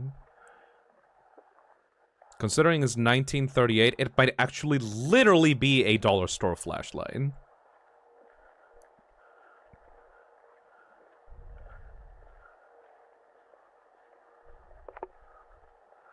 Why are they outside when there's mimics? Bitches gotta go to the bar whenever they need to, man.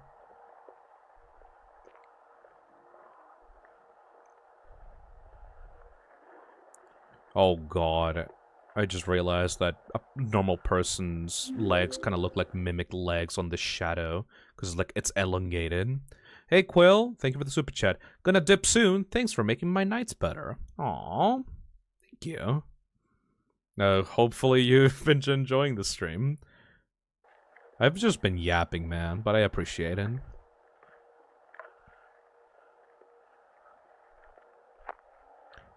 Do we know this was filmed in 1938? 1983? There's at the start of the footage it says 1983. Yes. It said 1938. I'm stupid.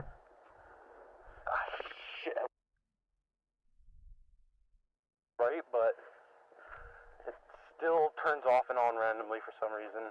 Like, it's the best thing I could get my hands on, though. Turning on and off, but it's the only thing that they would give me. It works, though. I just gotta watch. This is gnarly. It's not my fault. Gnarly! It's the 80s. We're almost there. We just gotta get through the woods. Amazing. You see it, though? They have the period Hopefully slang. I can open camera, so, hopefully there are lights out there. Like, people still live there, right? Can't be that bad. Pretty dark for me. But it was just one guy. I don't know why. Like, Shit. Hey, SG Bun, thank you for the $10. Flashlights were significantly worse before LEDs were invented/discovered. Oh. Also, it's 1983, not 1938. Yeah, I completely misspoke. Thank you, Bun. Wait, so because it's 1983, there's a legitimate actual reason for the shitty flashlight? The flashlight is period accurate. Why would they get rid of everything? Amazing. Dogs barking are never a good sign. No. The sky looks nice. This thing can't capture it.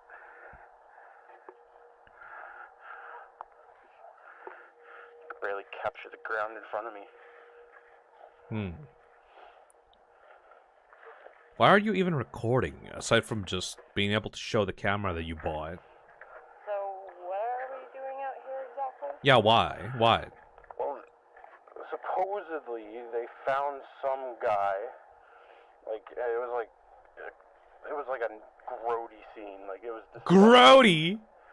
Like they had to get rid of the trailer he was in, and then they didn't let anyone nearby, and it was like this big conspiracy. So I'm filming that. Right. Hopefully I get a good mark for it. Oh, for like journalism or something. Are you studying journalism? I like the period accurate slang.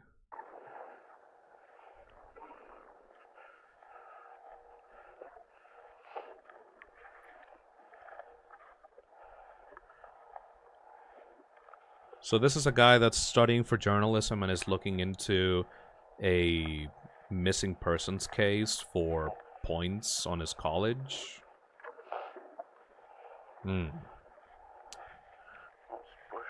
Careful. I feel like this guy would probably be a Let's Player if he was born in like the early 2000s.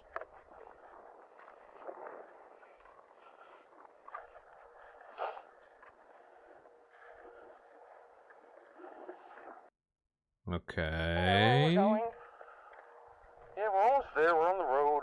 Almost there. It's literally up there. Okay. Come on. It's not too late yet. Hungry. Said that already. Yeah? I'm still hungry.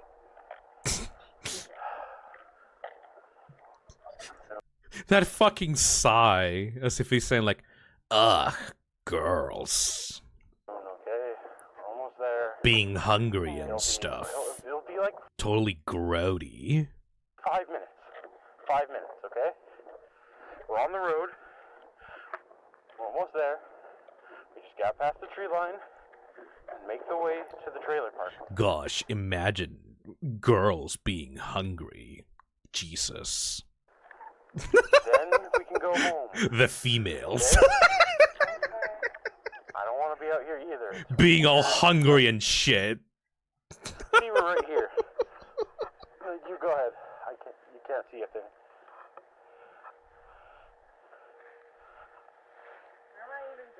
I really hope. Just up here.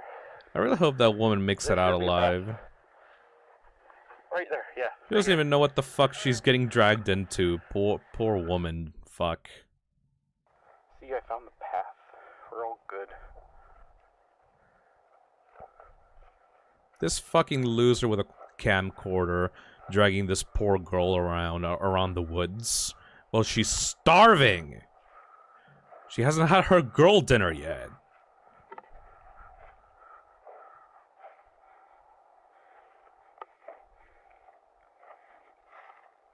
It's the 80s, so she doesn't even know what a girl dinner is.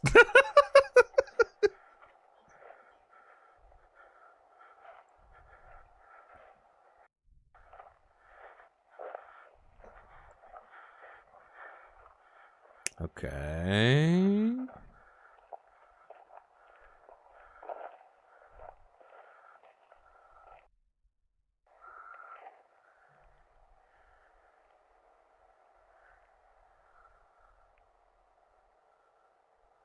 What are you actually trying to find, bro?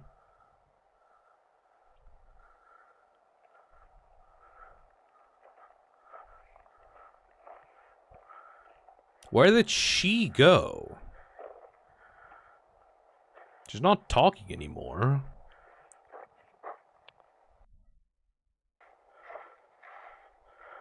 Oh, there we go. There she is. God, okay. This is a very important example of how to catch my attention. If this was the first video in the series, I would be bored out of my fucking mind. But because the series actually took time to build on the world and build on the concept of the creatures, I'm actually invested on some assholes walking around the woods with a camcorder for like 10 minutes, you know? Like, if this was the start of the series, I would be complaining and I would be shitty and I would be bored. I promise you, I know myself, I know how I work. But because the series spent so much actual effort and time explaining the creatures and explaining how they work and talking about the biology and talking about the lore and showing you pictures and making actual real puppets of the creatures, I'm like, no, you did good work, thank you. I have no problem just watching some assholes walking around the woods now. I'm invested.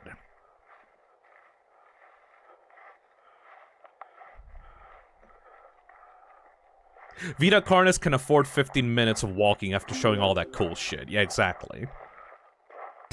Thank you, Candied Planets. Ugh. Women, says Leon Kennedy. I think this way. Okay. Yo, look at this. I didn't see this on my way over here last time. Abandoned car. It's cool. Like, we could get a shot of this in, like, atmosphere, you know? It just looks like tetanus to me. Hold till... One sec, let me get a good lighting on that. Ha. There we go. Yeah, look at that. That's cool. That's cool. It's like old stuff here as well. What a fucking teenager. Anyways.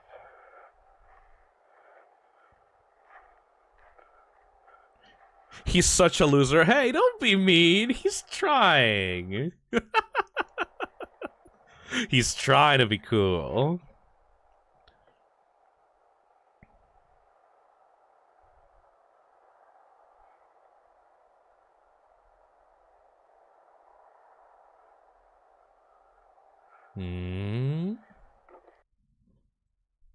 We're on the flat part now.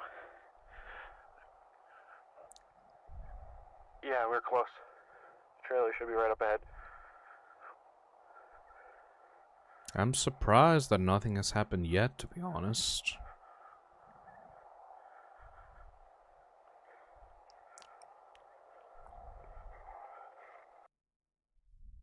This is where everyone was. There's no one here now, though. Not a single building in sight. Oh. Except, like, way over there. But... An entire community vanished?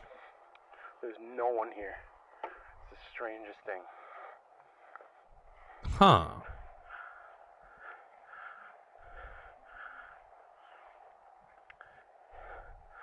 This is the spot.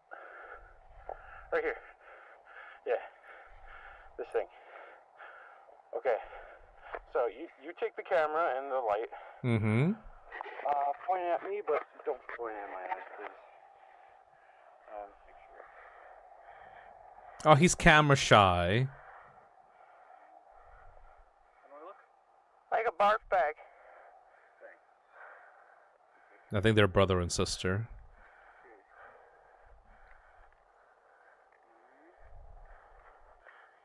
Alright, give me a second. And... do a little read.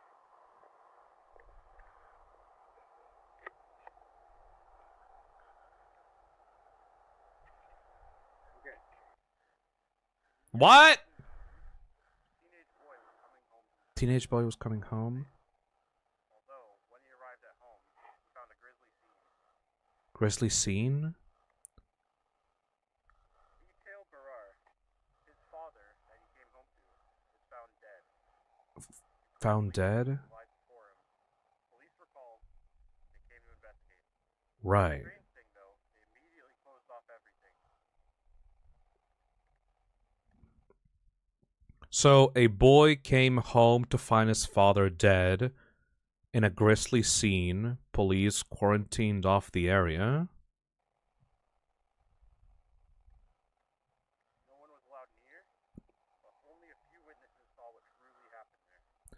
No one was allowed something something. A few witnesses something something. For some reason, the police were acting very weird, trying to keep everyone away and telling little information. Police were acting very weird and trying to keep information secret. And when the information was released to the public, they say it was a suicide. Suicide. The trailer and most people living nearby moved away pretty much immediately. Moved away. Hold on, let me try to hear that again. Okay. In the year 1980, a teenage boy was coming home from the trailer Mm-hmm. late night. Although, when he arrived home, he found a Hey, Big Bretch. grisly scene. Detail Barar, his father that he came home to. Barar? Detail Barar. Etel Barar. Barar, that was the guy that was being looked by the police. Also, there's no subtitles. That he came home to was found dead. A grisly scene lies before him. Police were called. They came to investigate. Police were called and came to investigate. They immediately closed off everything.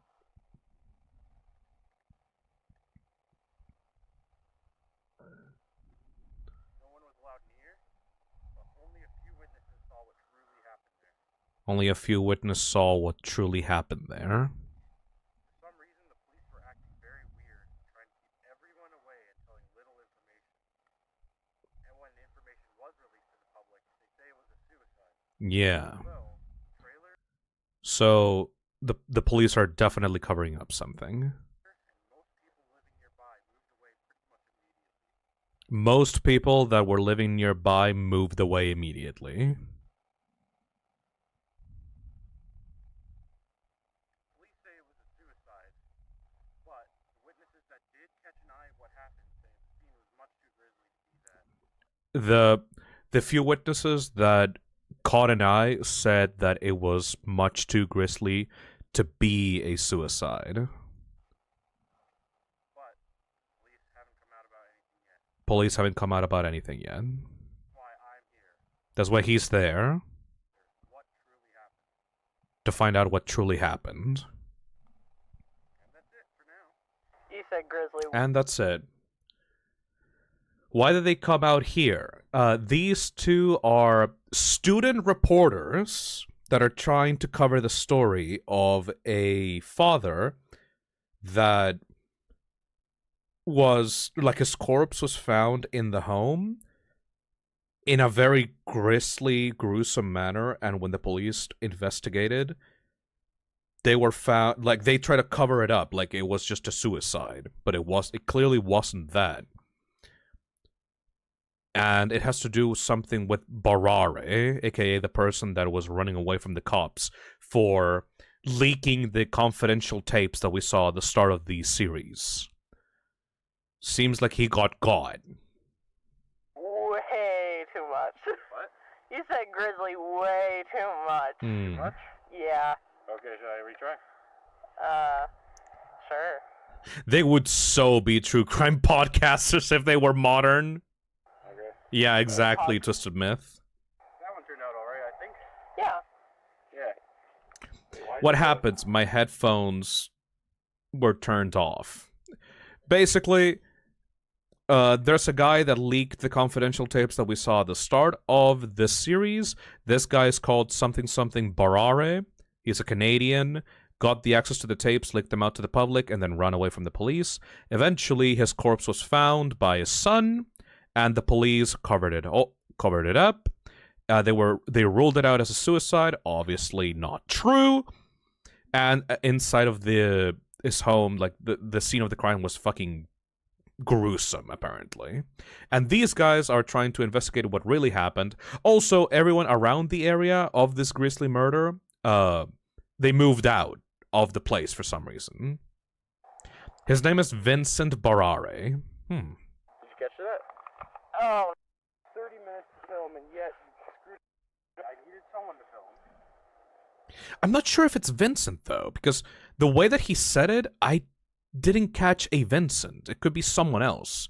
Maybe Vincent was the son of that person, and then Vincent leaked the tapes. The timeline of events is not 100% clear.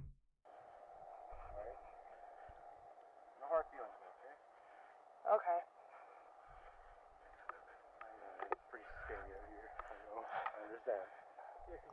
I heard Michael, yeah.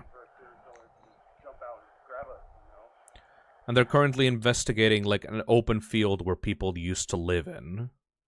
Cut it out. It's scary enough as is. Chris? Chris? Chris? Where are you? Chris! Come on! This isn't funny! Oh, they got Resident Evil 7 away. Okay, the person that is creating this series is very much a Resident Evil fan. I respect that. Chris! Andre! I just want to go home, come on!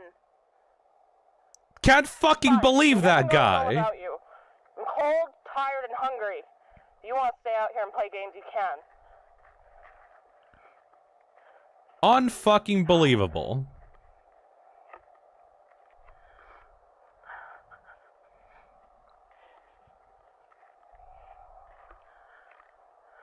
Men just be disappearing out into the woods and leaving the women behind.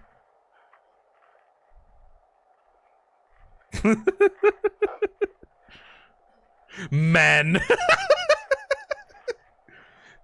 Man, I hate when my man just disappears into the woods like that. He never tells me when he's gonna do it.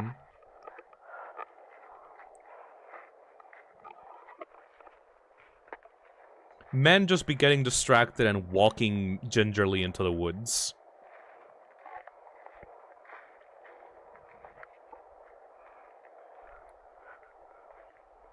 Probably went off to find a cool stick or something.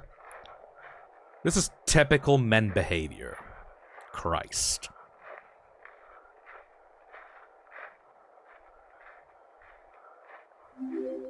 Welcome to the meat family, son. Thank you, CG Bun. What are you doing? Because this isn't funny.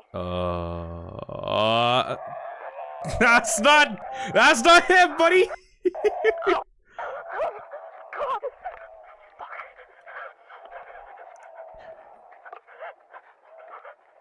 Fuck yeah, motherfucker! That's a really big mimic.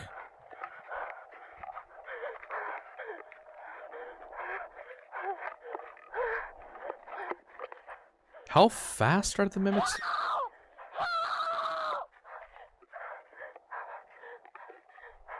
Man. How fast are the mimics again?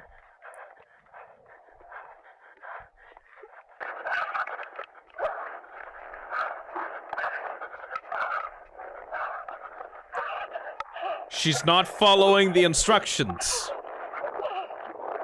I wanna... Once this video is over, I wanna go look back at that scene and get a look at the costume.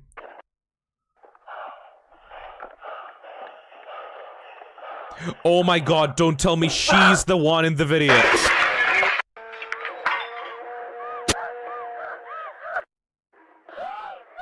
Oh. Ow, ow, ow, ow, ow, ow. Okay, no, she was not the one in the previous video. But she did get attacked. Let me take a look at that costume, boy. Really hoping she would have lived. Me too. Ooh, like the sound effect of the window breaking. Oh, look at that, boy. That's a full-ass costume, though. And of course, the detail of them making themselves look big justifies why it looks like a costume. Because, like, he's literally making himself look to be larger, you know? Literally broke the window. Ooh. I like the practical effects a lot. It's so good, though. Let me look at the first part where, like, he actually got found. Because this isn't funny. Oh, that's the guy. That's the guy's dead body being eaten by the mimic.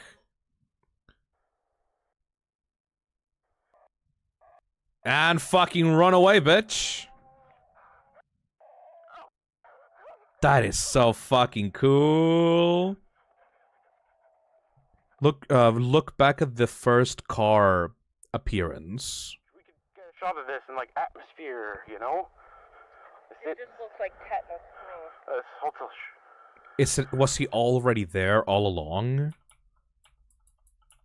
I don't see him. One sec, let me get a good lighting on that. There we go, yeah, look at that, that's cool. That's cool. Hey, look, there's, like, old stuff here as well. Anyways. I can't see him. Your last time.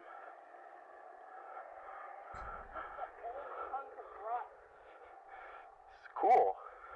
Like we could. That's the same. That's the same car as later. Well, yeah, obviously. Like atmosphere, you know. It just looks like tetanus to me. Was he there for like a split second? No, I think that's just. It's way too blurry for me to like be able to tell.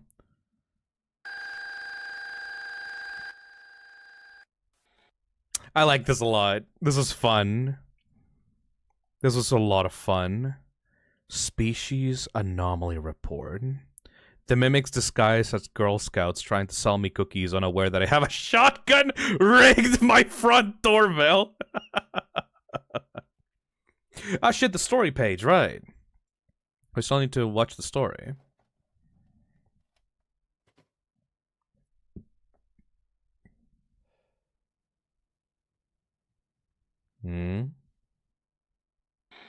Oh, there we go. The mimic got the girl dinner at least. The critters led the prince out of the cave, up to the top of the hill. The prince had laid under and showed them the forest. This is our home, full of wonder and beauty. Although the forest struggles to provide for all as critters and we are facing disaster, can you help us? Right. Maybe the reason the cult of the VITA CARNIS is like trying to wake up or at least grow the VITA CARNIS is because they want to be able to harvest the meat and use it to sustain themselves, maybe? Because they are meat. They're living meat. So if they can mass produce, like, the growths, maybe they can use that to feed the human population if, like, they're struggling with food supplies in this universe. Something like that, maybe? Maybe. So, like, it is just trying to take advantage of a infinitely growing organism. VITA CARNIS, Species Anomaly Report. The true evil was capitalism all along! I mean, that could be a cool twist. Depends on how they handle it, though. Content warning for this one! Not the Anomaly Report. Content warning for the next one. Anomaly Report is pretty disturbing. Content warning for what? Just in general? Okay. It's rough. Let's fucking see. Warning. This video contains flashing lights, loud sounds, and graphic content. Viewers be advised. Okay, just lowering this shit just slightly down.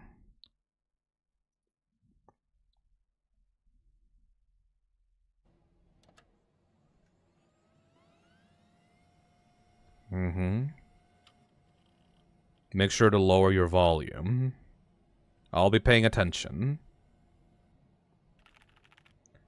Carnis species log 14. Anomaly documentation. Harvester! Notable population density shift discovered between the dates of 1989 and 1989 between like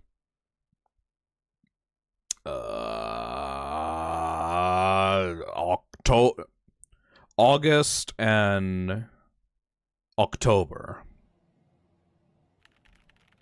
Map display the charted populations of harvesters' location on a monthly basis. Just uproot them from the ground and kill them, you fucking dumb assholes.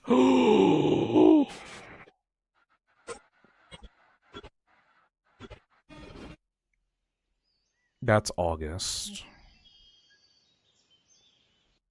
This is what happens when you let them grow too much. The fuck is that photo? Is this a family of mimics? All of them? This is definitely a mimic. Are these just edited photos because the creator didn't want to use real people, or... Oh, this is the family attack from the Harvester documentary video. We're gonna get some children murdered! It's time to see some dead kids, motherfucker!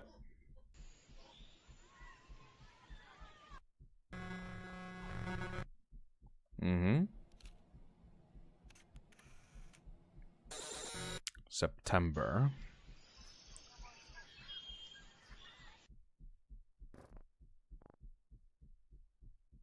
Time to see some dead kids, bitch!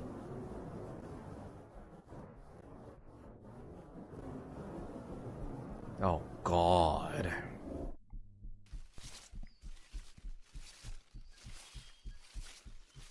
Gonna be a lot of loud sounds when the children get snapped. Which is probably gonna happen soon.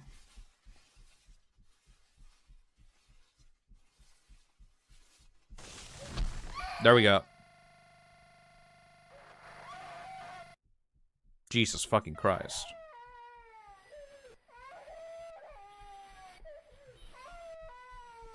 They're bleeding the fuck out. Ooh. Ooh. Yeah, good thing I lowered the volume for this one. Ooh.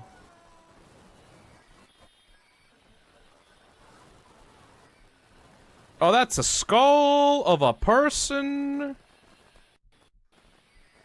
Oh, that is a person getting dissolved. That's one one child. What else?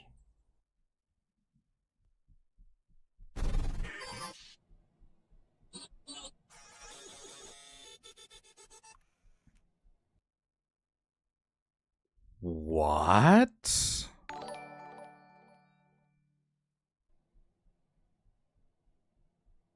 Wait a fucking second. That's not them expanding.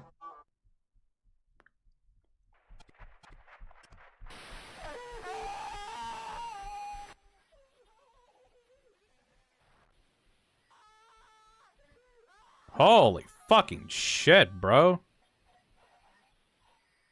Cool effects, but like, cool it with the loud volume. Well, there goes the mother.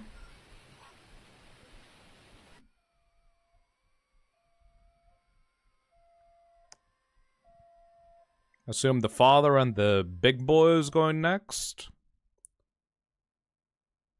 Nope, that's the end of the video.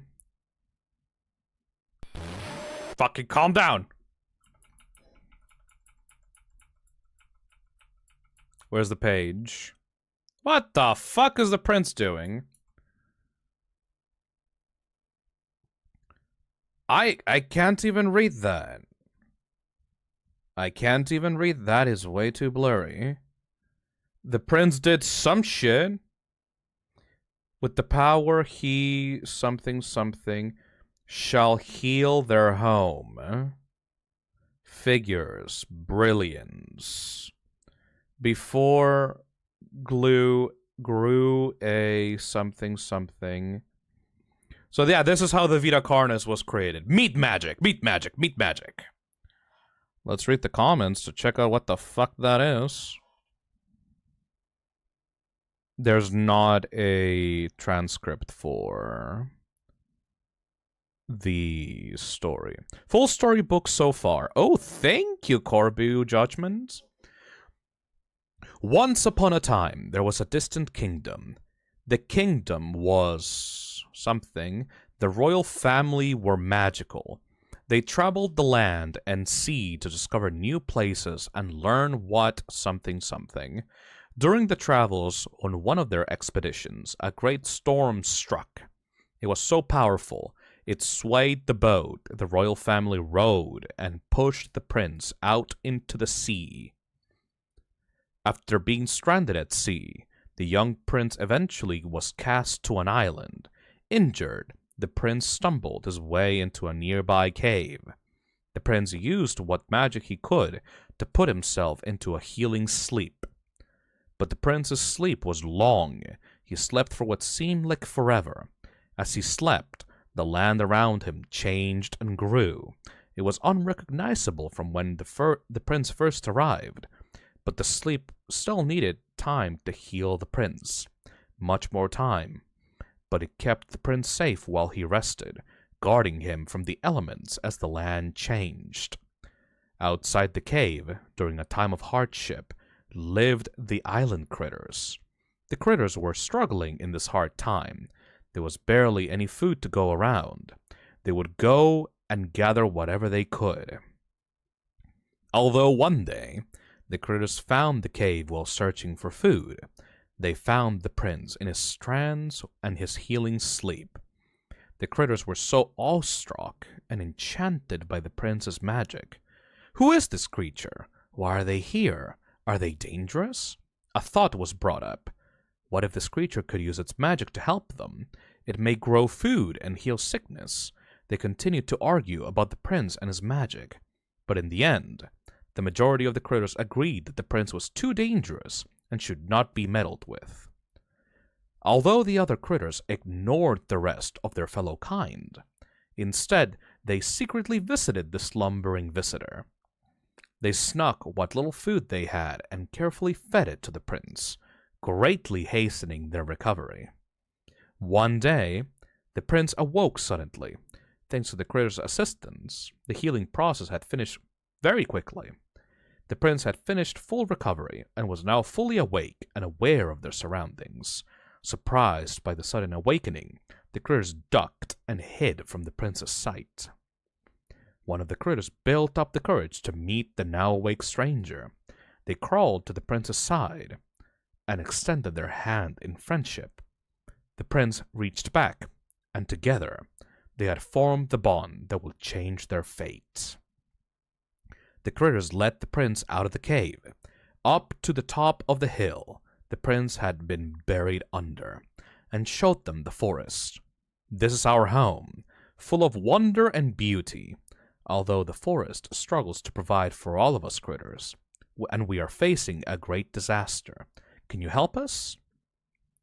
The prince stood back, spread his arms, and before him grew a bright light. Mystical shapes and colors, lights and figures. The critters watched with wide eyes.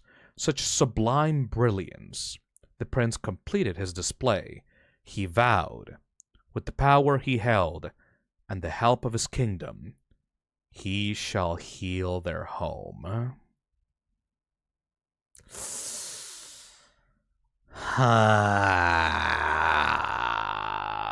Fuck this guy!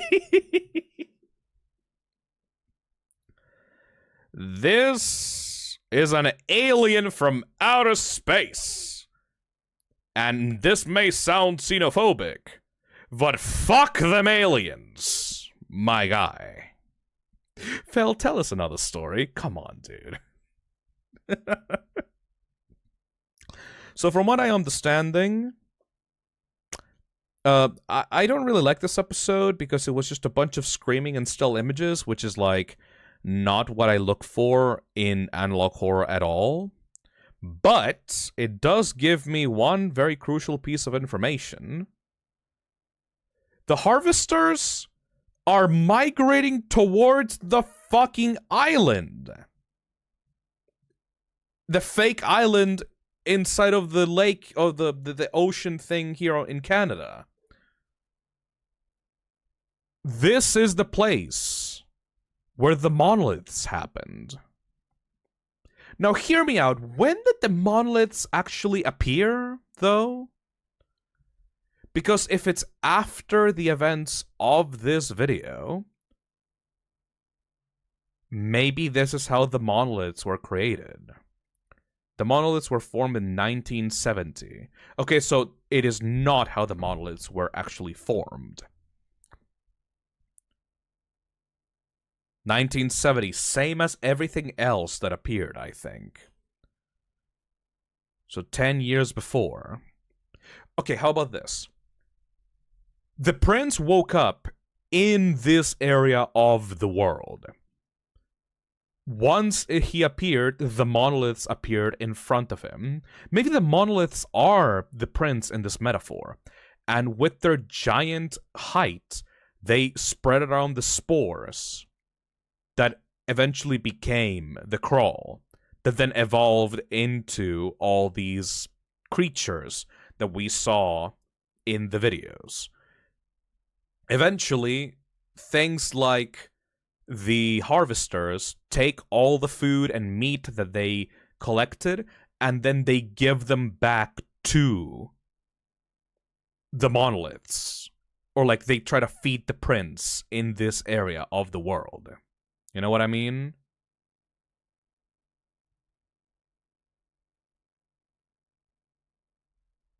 Ah, shit. Is this supposed to be the shape of the meat? I know that I keep talking about this, but like, look at this. Look at this. It's a triangle mass with a single dot in the center. Then go look back at the beginning of the series for the Living Meat documentary. You have a triangle shape thing with a single circle in the center. Don't tell me that doesn't kind of resemble this at the end of the video. You know? It's kind of like a fucking T-bone steak. But in actuality, instead of actually being a T-bone steak, it's supposed to represent the area in which the crawl spawned from, especially the centerpiece, which is the fake island where the prince actually woke up from. The Singularity is probably the prince? No, because the Singularity is just part of the life cycle of the crawl. It's just one of the creatures that can spawn from the crawl. Phil, you're doing a mat pad. Am I though? Am I though? Am I though? I don't know. I just feel like this landmass is like the most important thing in the series. Oh shit! Next episode is the flavor enhancer commercial! I want to learn more about this shit! Hell yeah! I'm having so much fun right now. Okay. VITA CARNIS, flavor enhancer commercial.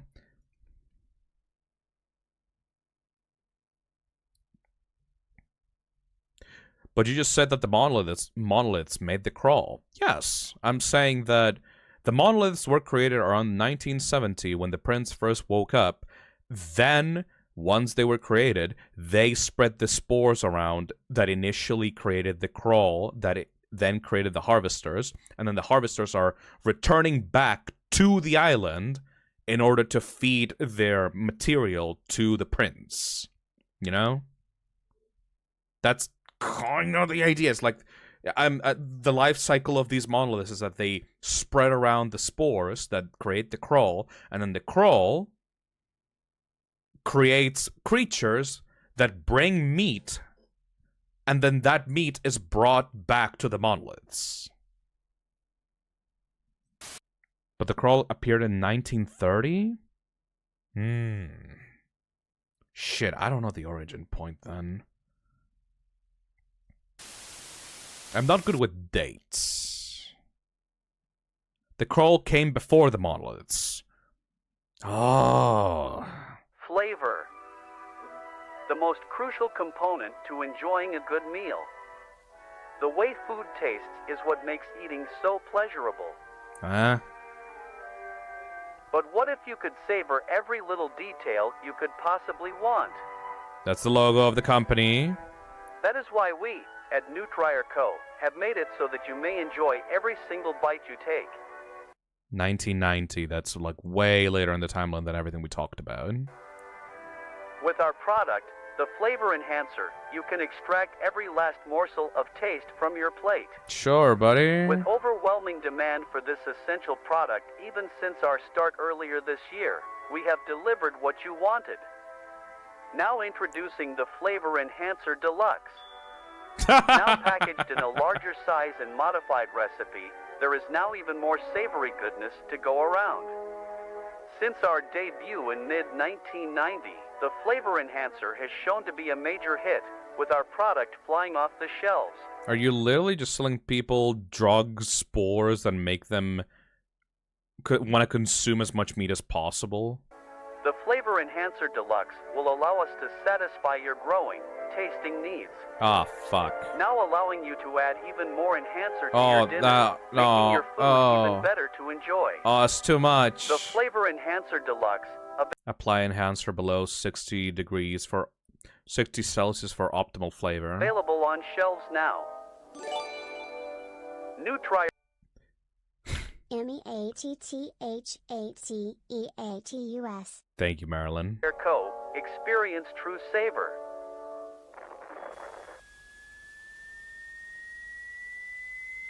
Hello?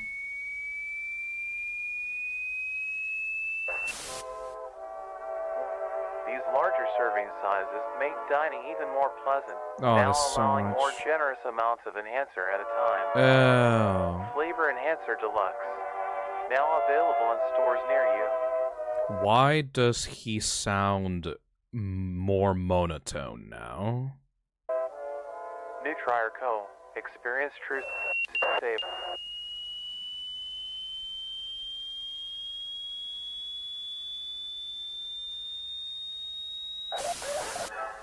Make your taste buds pop with the new deluxe size.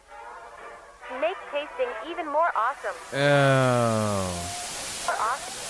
Ah, fuck my fucking ears. Calm down. Spoil your kids with this essential part of every meal. Kids? Nutrier savor.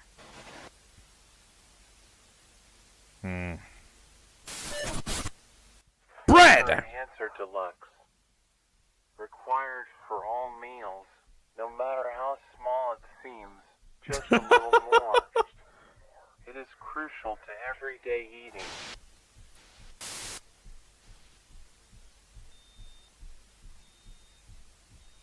You need the flavor enhancer to enjoy eating. You need the flavor enhancer.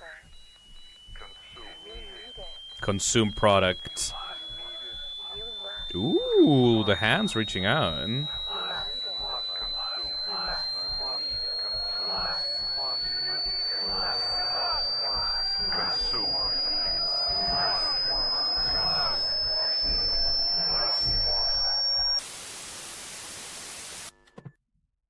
Whenever a new Fi plush comes out, I'm gonna parry this fucking commercial, but the hands are reaching out at the Fi plush. Consume now. Alright. consumed product. Okay, what up with this? Look at the fucking logo of the cult! The prince gathered what he could and then set sail onward. Once the prince returns home, they will come back to the island and return to the critters. Oh, shit! Cosmic horror. Yep. Yep. You know, I don't like these new videos, though. 'Cause I don't like high-pitched noises. I mean, sure, I understand the concept that you kind of need high-pitched noises and jump scares to make your videos, like, spooky, but Species Anomaly Report and Flavor Enhancer commercial are exactly what I dislike about regular analog horror videos. Like, the ringing in the ears and the... Like, there's nothing actually scary, it's just a fucked up commercial. Remember when I talked about how, like, I really appreciated the cooking at home kitchen and guide to owning a pet trimming videos, because those were actually guides to the topics that they were talking about. This started off well, but it kind of devolved into regular analog horror nonsense. And the high pitches are not... Like, what are they actually meant to do? They're just meant to glitch out the screen. But you can glitch out the screen without destroying your audience's, like, eardrums, you know? Like, inducing pain on your audience for scary purposes doesn't really actually work very well. There's nothing on screen that is actually threatening. It's just having to stand spooky glitches, I guess. Could have just made it silent and it would have worked all the same. We only have 3 more videos to go. Hopefully, I don't know, this started really well, but now it's kind of like falling into the same tropes that other analog horror things do that I kind of dislike. I understand the concept that it's trying to achieve, it's just that the way that it's presenting the videos is significantly less cool than the initial videos that really got me into the series, you know? Hey Diego. It's MSG if evil. The fear and stigma of MSG is completely unfounded, as proven by Uncle Roger. Thank you, Diego. Also, let me check something. At what temperature do viruses die? Celsius. The minimum temperature at which viruses are killed is 56 degrees Celsius. So yeah, it's around the range in which viruses would get sterilized. If you... Like, the flavor enhancer has stuff in it that will grow ineffective if you cook stuff with it at above 60 degrees Celsius. So it's definitely filled with some VITA CARNIS spore shit. And that's what makes it so addictive. Okay. So that's, like, pretty much proven. Next one is tape. Uncovered documents. Please don't let it be like a high-pitched noise right away.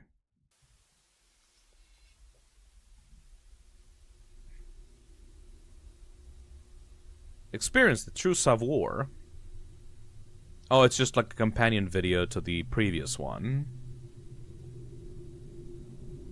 Newly rebranded product from Nutrarico is an instant hit with record sales.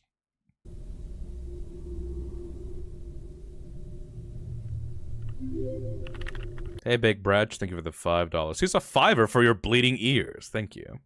Confidential information. Files confiscated or not released to the public.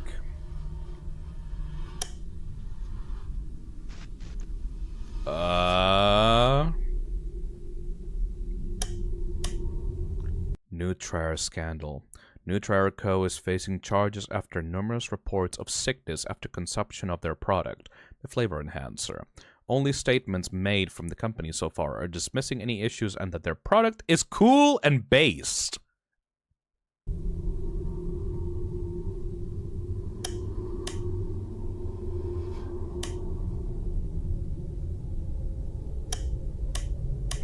That fucking guy. It's made from the meat snake! Ah, the fucking cordyceps ants. With the fungus that makes it go into a high place and reproduce through spores and fungus. Oh my fucking god. It's not just one guy.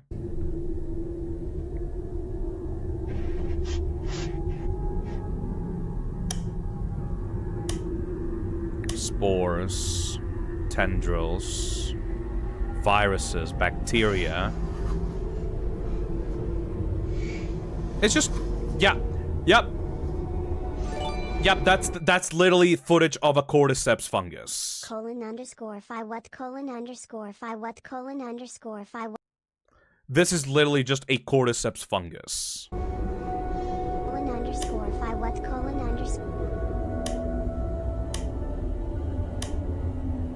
Yeah.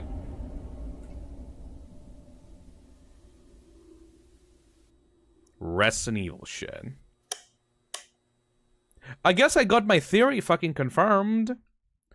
Carcass conflicts with SNAT, the Private Organization of Containment and Research Consuit Association Society has been experiencing backlash from government agencies about cooperation and violation of newly introduced policies of something. I'm so fucking proud that my theory got confirmed. Hell yeah. New log. Message to Carcass?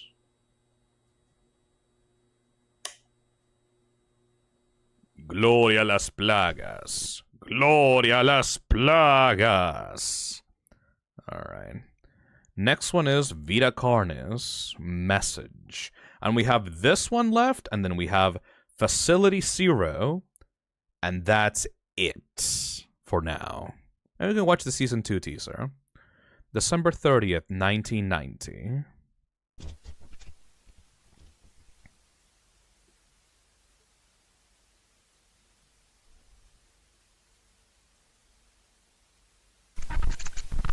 In the distant horizon, the group of monoliths stand vacant. Those motherfuckers!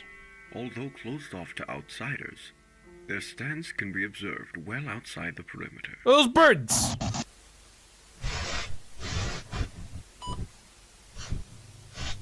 It is known to have hundreds of thousands of fibers that weave themselves deep underground, all connected in a grand mycelial network. It's just a fucking fungus. You might be confused as to why you received this package. This was left to you because we share a common goal. I'm aware that you studied Carnis and researched their properties. I'm also aware that you received backlash for doing so. Something isn't as it seems, and you know this too. Ha. Unexplained phenomena, countless casualties, missing persons, fatalities. That's the Grady family that died because of the harvesters. And yet, no proper action, and a normal silence about these affairs. People are afraid and confused.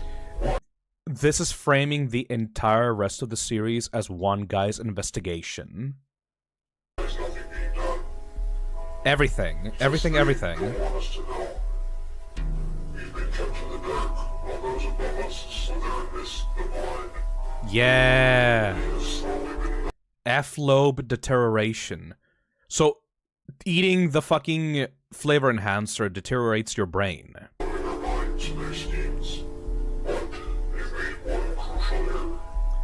It's connected to the spores found inside of the flavor enhancer. These are all the tapes that we saw before this. I've collected these pieces and found their loose ends. This is why I've left this message to you. And all the harvesters moving towards the island. It's just called the Islands. The documents included with this statement is all the information that I have gathered. This is literally me right now. This is literally me putting all the pieces together. Continuity, every cover, every clue that I could find, they all lead here. Where the monoliths are. Something has been going on these few years. Something big. Something they don't want us to know about. Which is where you come in. I don't have the power to change things, but you do. Right. Alongside the documents, our plans. Plans for me. Cult gathering pandemic. Many cultist sites have appeared across the country that are being used for rituals and other meetings. One of great importance. You have the resources. This information I've provided to you. Whether we can put a stop to all the scandals. I just hope it isn't too late. Right.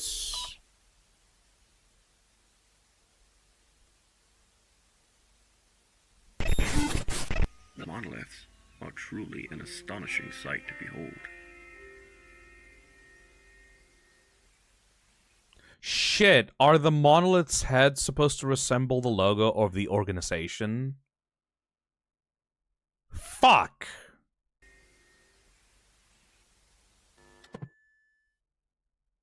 Oh.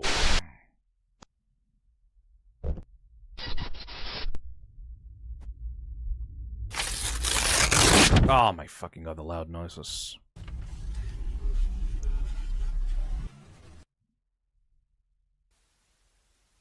Thanks for watching. Oh, one of the pages of the final page of the storybook is just ripped the fuck out. Fuck. The final page was torn off. What other things am I missing? Look at that giant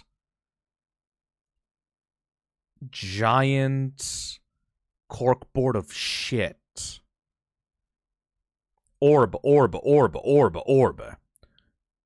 Luminous orb, the orbing. Verum?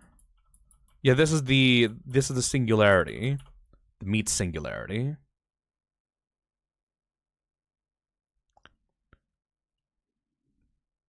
That is the radio tower that... Wait, the crawl... Even the crawl is interacting with technology. It's trying to get the radio signals from the towers. Like, all of this meat stuff is surprisingly lured in by technology and radio waves. Even the monoliths can use EMP waves to disrupt technology around them. The singularity is definitely the prince. I don't think so, because there's multiple singularities out there that can be spawned by the crawl. Like, the crawl is being created by the prince, but the crawl can create the singularities, so I don't think that's related at all.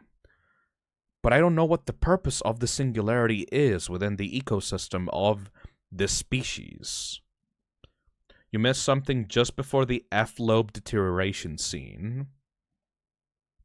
Just before, huh? Releasing documentary. Students released a nature documentary on the Carnis species, which was seized by authorities, called The National Living Meat Research, had included various amounts of sensitive information and defamation. Officials have arrested some of the culprits, while other outside sources are still at large, claim that they were simply working on the... know about the extra material. Fuck! Yeah, that was a bunch of students released the documentary out into the world.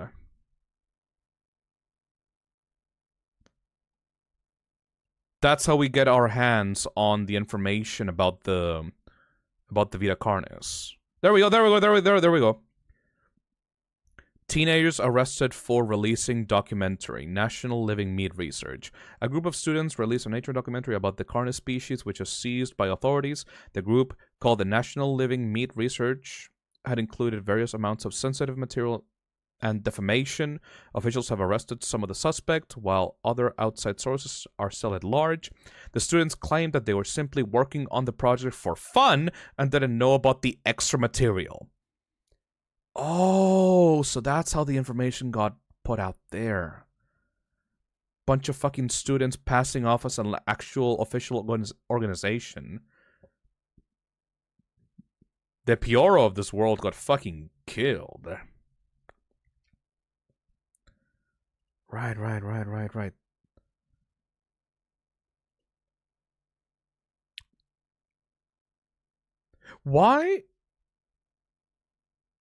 Why is the mimic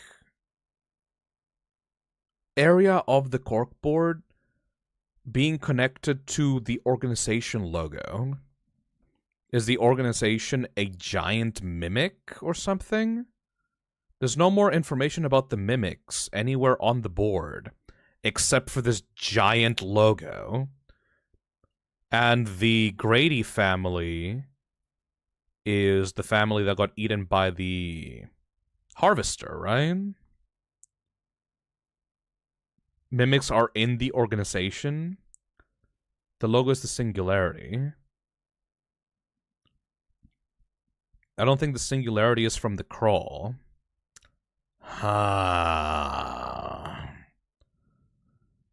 Mimic defense.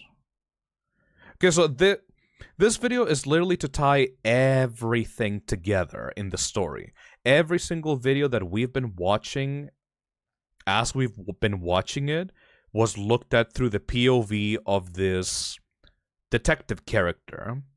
That he got a hold of the Living Meat documentary video, he got a hold of the home cooking video, of the pet trimming video.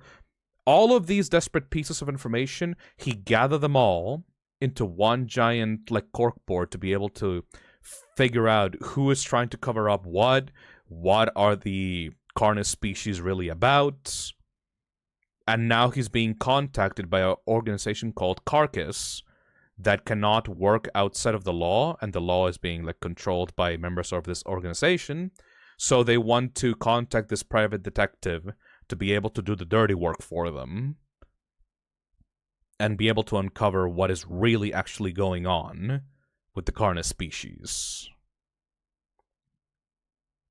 He is contacting Carcass. It's the other way around. No, you're literally seeing the logo of the organization here talking to the guy.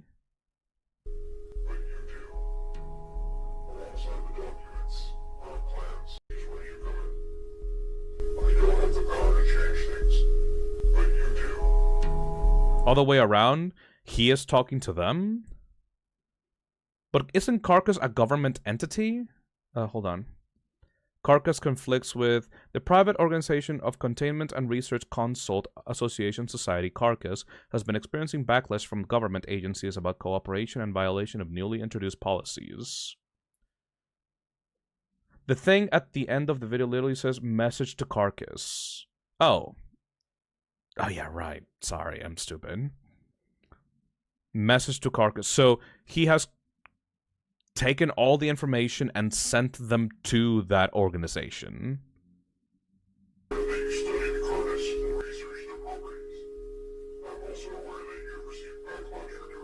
Right. Something isn't as it seems, and you know this too. Unexplained phenomena, countless casualties, missing persons, fatalities, and yet no proper action, and a normal silence about these affairs. Sorry, I just saw a fucking logo of a carcass of a fucking, like, ribs and thought, yeah, no, like, this is the POV, like, this is what is speaking to the camera, but no, it's just the guy. Okay. So now we are going to watch Facility Zero, the finale of VITA CARNIS Season 1.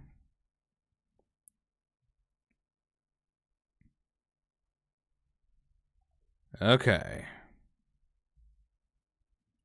VITA CARNIS, Facility Zero. Let's fucking go. I actually haven't seen this one. Oh. I guess we'll watch it together. When did this come out? A year ago. June 10th, 2023.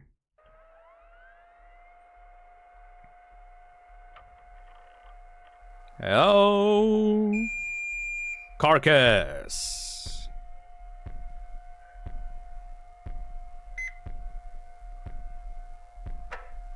Mission brief. That fucking island. 3 ground teams are tasked with infiltrating a previously abandoned mall titled Facility Zero, which is located in the restricted zone based on our info. That's one of the monoliths. Takes place in 3 stages: infiltration, encirclement, and ambush. Primary objective is to capture the facility and seize the items of interest for extraction. Numerous armed guards are located within the facility. Avoid detection. Fuck me, that's a lot of reading. And keep up your guard. That is the Singularity. Several spheres composed of an unidentifiable material have been located in various locations on multiple continents. So, yeah. See, bitches? It can't be the prince. It's several spheres.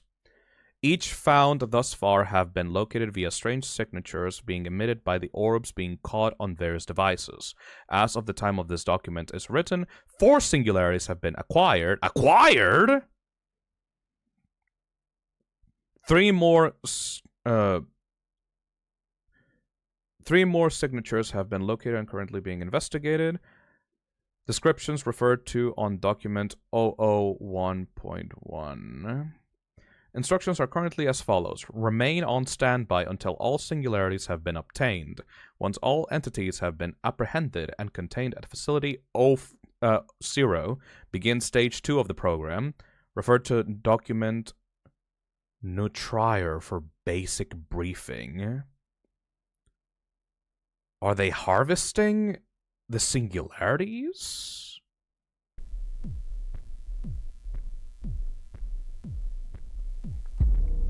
Facility 0. Ooh, this is stylish! Okay, we got some style going on for this one. In position. Beta team, in position. Gamma team, in position. Copy.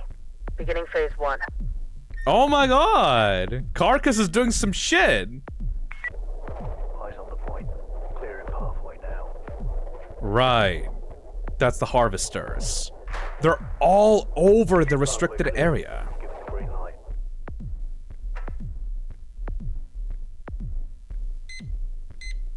They formed a perimeter around the monoliths. Copy. Green light is a go. Begin phase 2 in advance. Holy shit! Carcass is doing some work.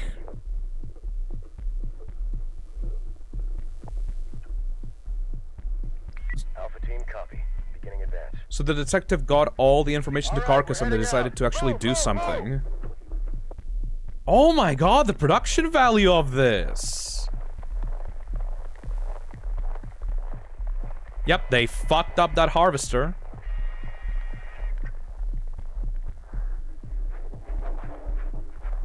Oh my god, the production value though. It is CGI though, it's not practical effects. This is literally RE8, by the way. This is giving me RE8 vibes. Like with Chris Redfield and the Wolf team going into the village in RE8. The creator is definitely a Resident Evil fan. I'm not crazy, I promise. I'm not crazy.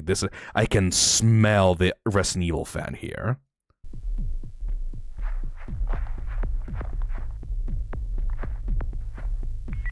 Lights off. Come on. Move. Go into through the perimeter.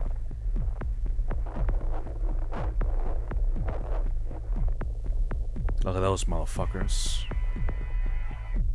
They're so creepy.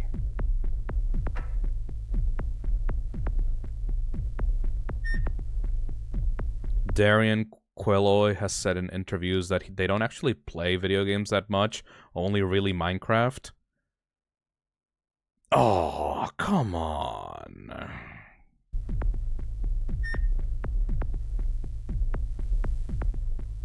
This is so Minecraft.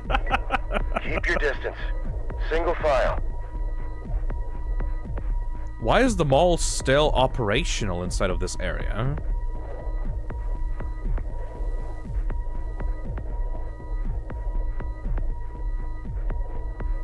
Hello? Halt. Hello, Monolith. In position. Awaiting green light.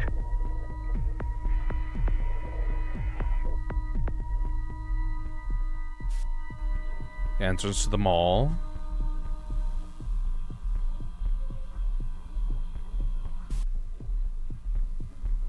Shopping centers. Escalators. Killing the guards. Or, well, taking them out or whatever. Eyes are secure. Turning blind. Lights green. Warehouse hall. Copy. Green light is a go. Begin phase 2 in advance. Are those guards or what are those?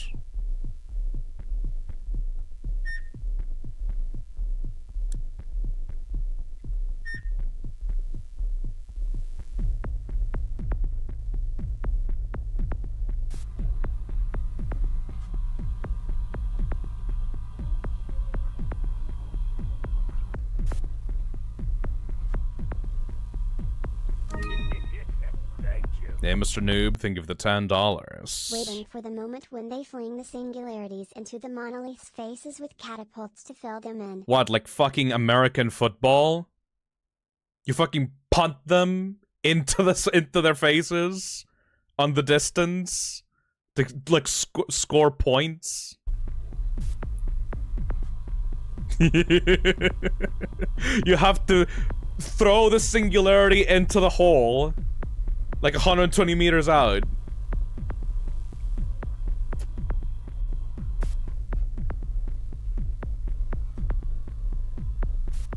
Are those people or are those mimics? Because like the fingers on those people in the look very weird.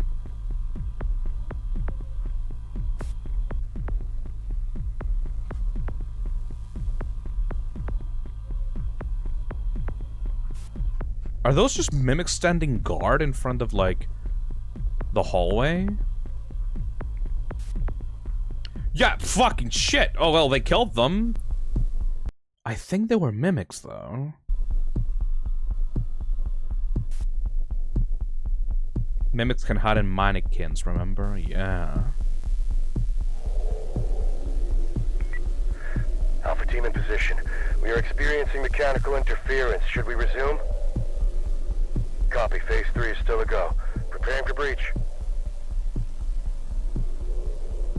Breach in 3, 2, 1. Breach.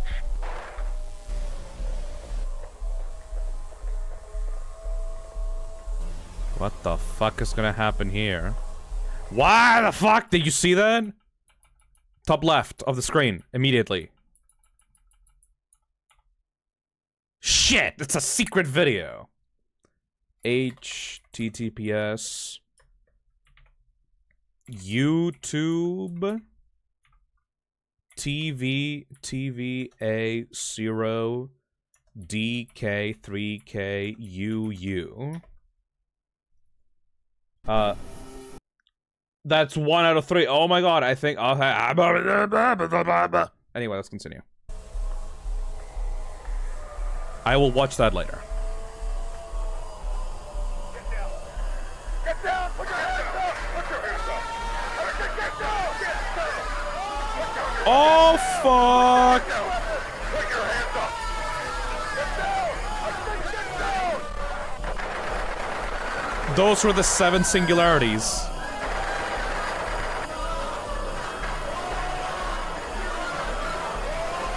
The 7 human singularities.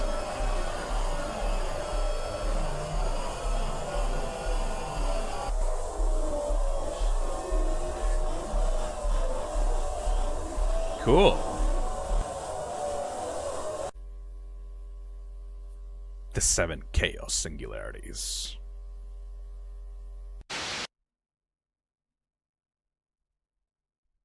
Shit, that it? No, wait. There's more.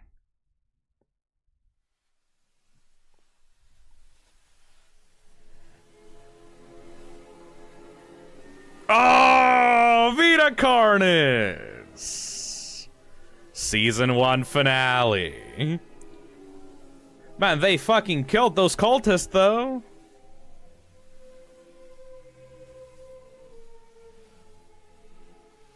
I need this as a Resi-styled game stat. 100%, boyo.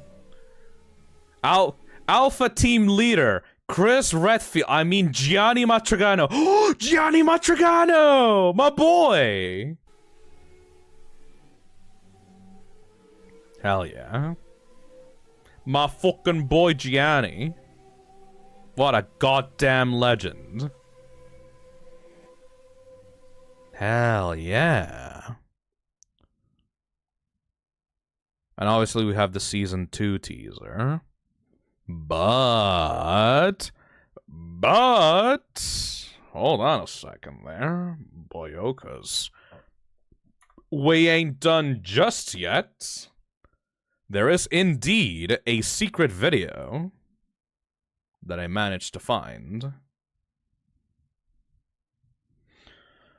Oh boy, what the fuck is this gonna be about?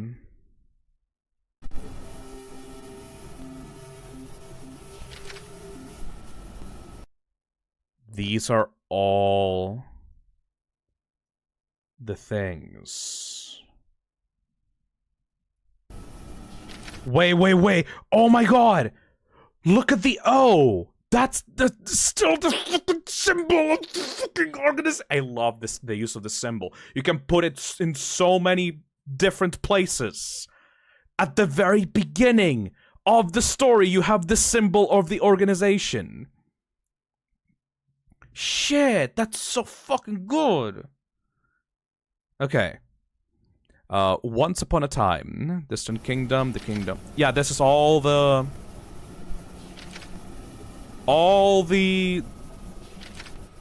pages.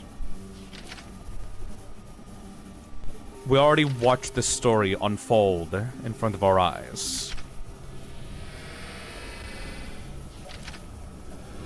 So what's the last page, asshole?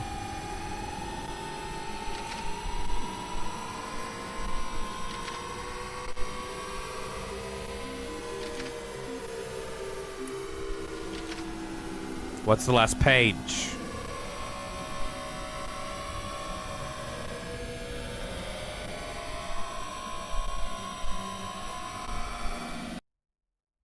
One day while the king...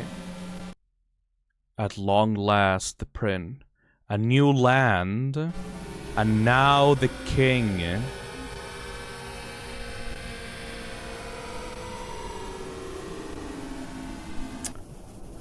Fuck.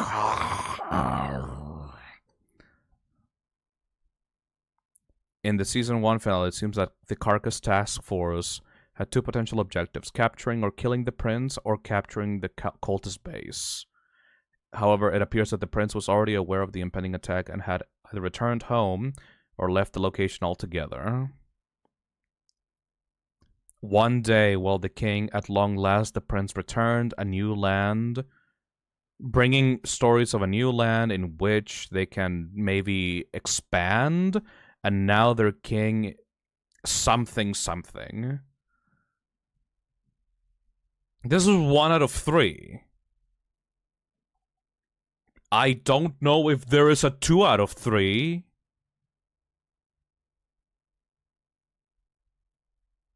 We need to find the other videos.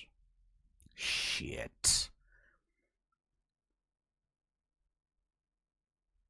Find my pages, Phil.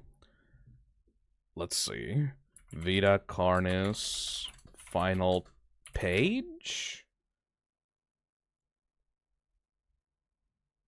Have they found the last remnants of that storybook?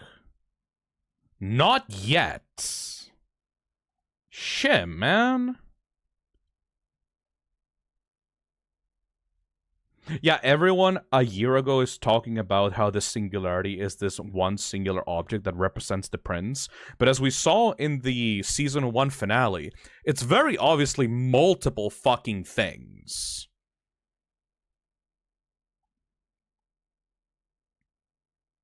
Oh, shit. You know what I think it is? Hold on. Go back to where, like, you saw the... this.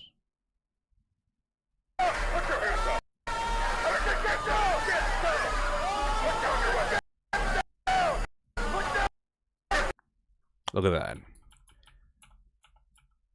That is all the Singularity orbs. All forming a ring. 1, 2, 3, 4, 5, 6, 7. You know what I think is happening? Hear me out. Now we're in the end of Season 1. And with the information that we've been provided, I think I can confidently make a theory about what is going on. So, hear me out. All throughout this entire series, we have been shown that the Crawl, or the VITA CARNIS in general, is receptive towards radio and technology in general. We've seen the Crawl growing around radio satellite dishes. We've seen the Trimming wanting to listen in on the radio and TV signals. The Meatsnake has a form. The Elder Meatsnake has a form where it takes 7 skulls of bovine and makes it into a ring around for its mouth. We have the mimics that are able to look like normal people a bit, and maybe the organization of this world is being run by mimics that are able to think like normal, intelligent people. We have the hosts that are able to produce spores that like control the populace and are able to like entice the people into coming toward it and then being eaten. We have the harvesters that kill people, grab their bodies, grab their flesh, and are able to move towards a specific location. We have the monoliths that are 7 pieces of flesh, giant, 120 meters tall, hanging around this island, that are all protecting this one location. To the point that if they're attacked, they will release a radio EMP wave to, like, disrupt attacks from outsiders. The government is, like, blocking that area as well and leaving the monoliths alone. And we have a secret organization that is using the remnants of civilization inside of that area as a base of operations.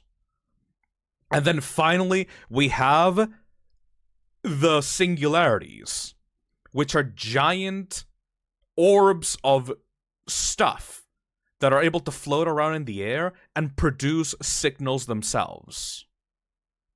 Those are all the desperate pieces that we have together for the series. I think what is happening here is the VITA CARNIS is not able to just receive technology, is not able to just create radio signals and EMP waves, but I think that it can produce a connection to the outside world. Like, I think that it is receptive to technology and radio signals and wave signals because it can produce a signal to communicate more of itself towards the outside. You know that story with the prince about how the prince was lost at sea and then came into the cave and then rested to be able to, like, recover himself? I believe that the story of this prince is a metaphor for the VITA CARNIS. They are a species, or at least a organism, that found itself crashing upon Earth. And it stood there inside of the Earth for how fucking God knows how long, probably thousands of years, inside of that structure that is like that made-up island in the middle of that lake area in Canada. They woke up, they spread themselves around, they got into power, they assimilated, or at least are influencing high government officials to be able to propagate itself around the Earth, and is now using the singularities as a way to create a signal towards the outside world so that other parts of its species know that they found a planet capable of life that they could then invade in the future. Mr. Noob says, 7 monoliths with circle holes, 7 singularities. Put 7 and 7 together. I have no idea what you're talking about, Mr. Noob. But the main idea is that the reason for why the singularities are a thing, they are created within the crawl. The crawl seems to be the originator of where, like, all of the VITA CARNIS stems from. The trimmings, the harvesters are all there to create fuel and material for the VITA CARNIS to create more stuff. The monoliths seem to be giant fucking satellite radio towers. And the singularities are there to create the actual signal. So you have 7 singularities that use the 7 monoliths to create the signal to send out into the world so that more of the VITA CARNIS is able to intercept the signal and then come to Earth to be able to assimilate it into itself. That's what the story of the prince is about. The prince is now going to communicate with the king and the queen, and they're gonna come to Earth and invade, you know? The singularities are made of an unknown substance. Yes, Nyan, but according to the chart that, you know, shows in the start of the series, the crawl spawns all of these creatures. The singularity is made of a different material than, obviously, the mimics or the trimmings, and that's why they're able to create radio signals in the first place, or like signals at all in the first place. That's why they float and stuff. But they are still spawned from the crawl. And we know that the crawl can create creatures with different materials because the giant meat snake and the elder mimic have different, like, skin tones and different materials in their bodies, you know? Diego says, wait, is this the 7 deadly sins taking the form of literal demon fungus creatures? The prince could easily represent Lucifer. No! I don't like the religious aspect of that. So the VITA CARNIS is trying to send radio waves to call for help to its home planet? Essentially, Shy Mike. It is... I don't know if you noticed, but in the story, the prince slept for fucking eons, but the king was still alive back where they were originally. So, like, these things are immortal. So the prince here is just a piece of the VITA CARNIS that landed on Earth, tried to recover, was woken up by humanity, and then is now using humanity to build a giant locator beacon so that other VITA CARNISes from outside out into space can come to Earth and take it over. You know? Also, remember, very beginning, Krull is purely Earth origin, so it's been there for a while while the king and queen left. Oh no, yeah, like, I 100% believe that the Krull and the VITA CARNIS have been on Earth for fucking thousands of years, but now just recently woke up due to humanity waking it up. The critters of the storybook are representing of humanity. Humanity finds the VITA CARNIS, probably somewhere around Canada.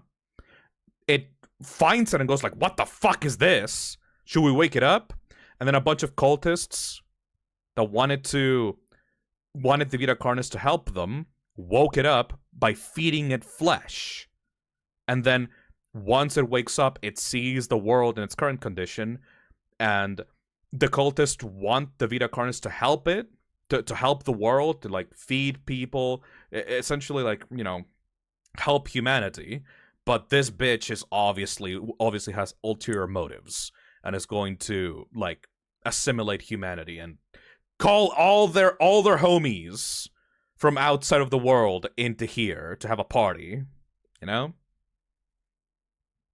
There are 7 things that come from the Krull. That is such a good fucking detail, Crooked Critter. I love thematic alliteration in my stories. I love when there's a single number or action or theme or image that gets like represented over and over again in a story. So there's 7 creatures within the species that the Krull creates. There are 7 monoliths. There are 7 singularities. That's so fucking good. 7 is the lucky number. Yes, I like that. It's not really important. It's just like thematic alliteration that I love. There are 7 things that come from the Krull. Wait, from the first video, is it from hell or an alien invasion? It is 100% an alien invasion. That's the only thing. That's the only way that the Prince story makes sense.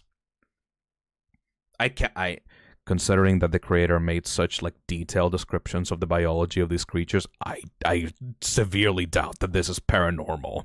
Let's be honest here. If the prince had to come from somewhere out into from the sea, it definitely was from space. You know? So what the king and queen represent, more of the VITA CARNIS out from space. You know? Like, it is definitely a bigger part of the same organism that the VITA CARNIS split off from once it crash-landed on Earth.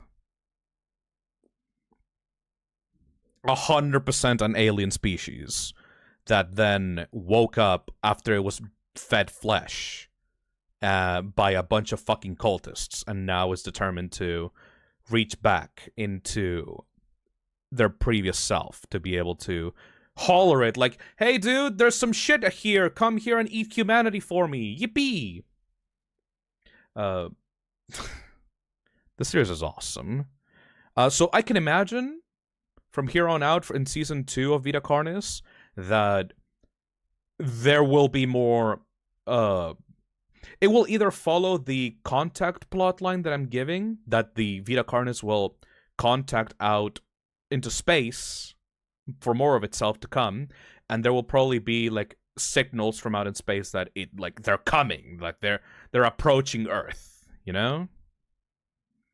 Isn't it kind of like Iris if it had a family? Very much so. This is very similar to Gemini Home Entertainment, except it is zooming into the biological aspects of its creatures instead of going into space. But I feel like VITA CARNIS Season 2 is going to be very much like that. It's worth noting that in the story, the critters were starving, and the VITA CARNIS awoke in the 1930s when the Great Depression occurred. Ooh! That's so fucking good, though!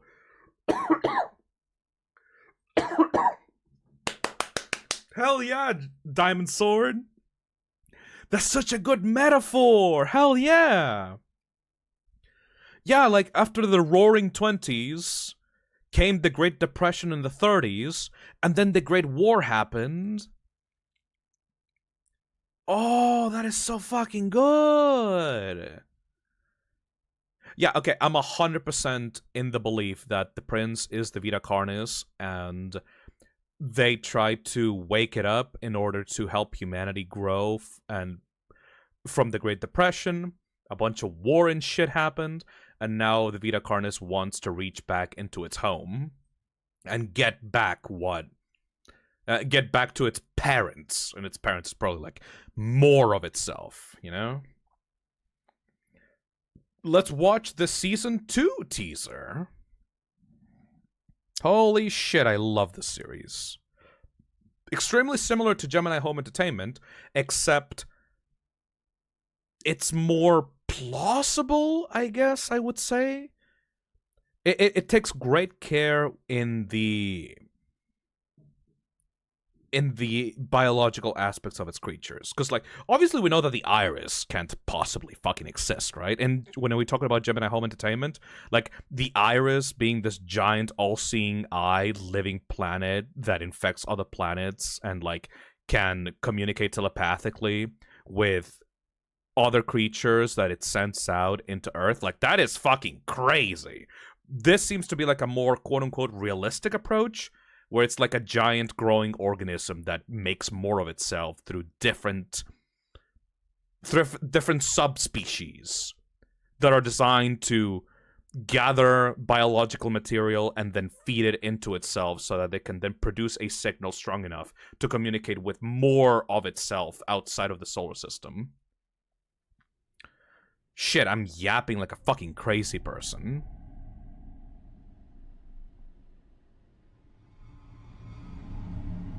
Like, yeah, like Gemini Home Entertainment, like C-Max said, Gemini Home Entertainment, it's more like cosmic horror.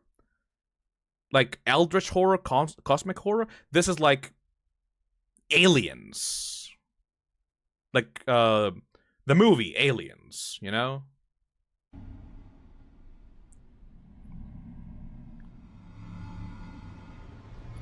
C-Max said, the prince saw World War II happen and immediately tried to call its mom to pick him up.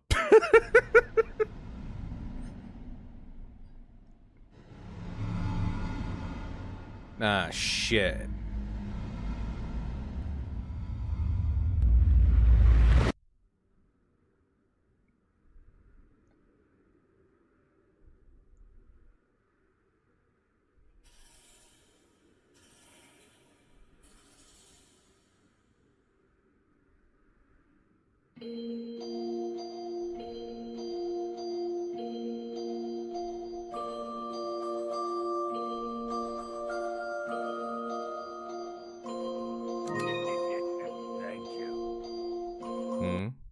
I think it is worth noting, a significant Nazi policy was to kill a whole lot of people as if they were animals, and did that policy in the 30s. Not very related, really. I mean, sure, I mean, yeah, a lot of fucked up stuff happened during World War II, that's kind of obvious.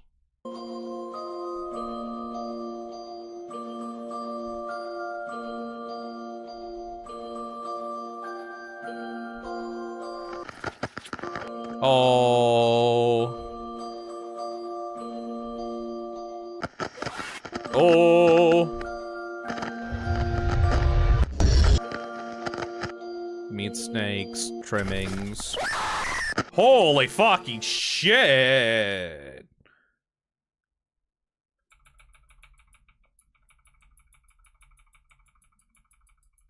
Go back on that a little bit.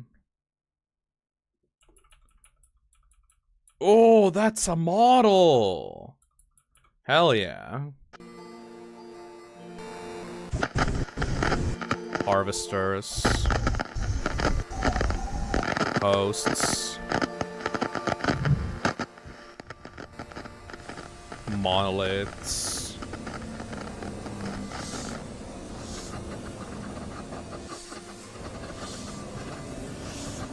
All of our boys got 3D models now! Hell yeah!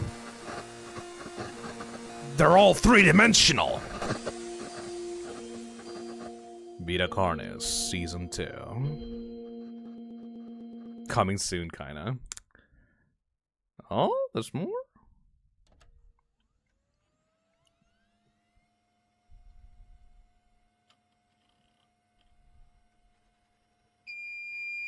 Hey, Carcass.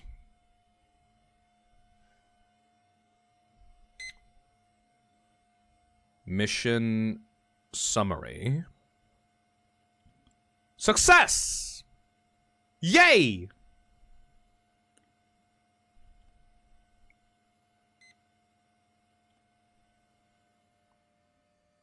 We killed them all, chat.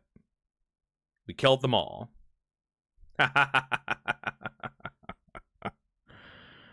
Alright. That is... I can see why people recommended me this. This is pretty much Gemini Home Entertainment, but it laser focused on the things that I was most excited about for Gemini Home Entertainment. Like, I totally understand why people suggested me I cover this. This is literally my favorite parts of Gemini, like, macro-focused on. Let's see if he has more videos. VITA CARNIS retro release video and season 2 countdown. There's a fucking countdown? VITA CARNIS video cassette open now for pre-order. Oh, you can actually buy season 1 as a videotape. VITA CARNIS season 2 starting in 7. When was this? A month ago. I don't know what the 7 means. 7 days, 7 months, 7 years. Oh, 7! Get it? I get it. 7. Get it? Fuck. That's good. Makeshift promo glow-in-the-dark meat snake. This is the promotional... As the months turn colder, the meat snakes retreat underground for their yearly hibernation period. That's why you need to grab one! Grab one right now! Grab a meat snake plush. It is available for only a limited time! Get your meat snake related jokes out in the comments now. Add this unique specimen into your home. They make a lovely add-on to your collection. Oh, this is adorable. Pat it, punch it, slam it against the wall, hit it with a bat, huck it into space, whatever your heart desires. And since this is a part of Makeshift's annual glow-in-the-dark event, it glows! Fuck yeah! Anything else? Man, I fucking love this. I will be very much looking forward to more stuff from Darian Quilloy. Check the community tab. Ooh! Wait! 6. When was this? When was this done? A month ago. VITA CARNIS. Meaty fat tissue. Look at this boy. It's so fucking cute. 7. So, okay. We have a countdown for season 2. It is happening. These are such professional drawings. This is the crawl. This is the trimmings. Aww. Wait! He's sponsored by fucking GamerSupps?! I wanna get sponsored by fucking GamerSupps! Fuck. Soda Press Despair. That's an awesome flavor name. Man. What a fucking cool creator. Alright. That's awesome. I will be paying attention to the community tab of Darren Quilloy, and I will be looking forward to the debut of VITA CARNIS Season 2. I'm a fan. I'm officially a fucking fan of this shit. No wonder you people wanted me to try it out. Hell yeah. Hopefully my final theory makes sense to you guys. I 100% believe that the Monoliths and the Singularities are all about sending out a signal into space to be able to call more VITA CARNIS towards Earth. Alien invasion shit, pretty standard. If there's anything that contradicts this theory, let me know in the VOD comments. I always read those. But in general, I think I got it pretty fucking locked in. I like that there's so much Resident Evil stuff in this series. I'm gonna believe the creator when he says that he does not play Resident Evil. But if he doesn't play Resident Evil, he should fucking probably play it, cause his stuff is very similar to Resident Evil concepts for monsters. And I would like him to play the series so that he can get even more inspiration in the future. Like the stuff with like the Metamycete and like the Cordyceps stuff. Like I love taking small little real life concepts of how like funguses and parasites work and taking them on a macro level that actually affects humanity like this. Phil, we need the trimming plush video. It shows a cool costume. Okay. Where's the trimming plush video?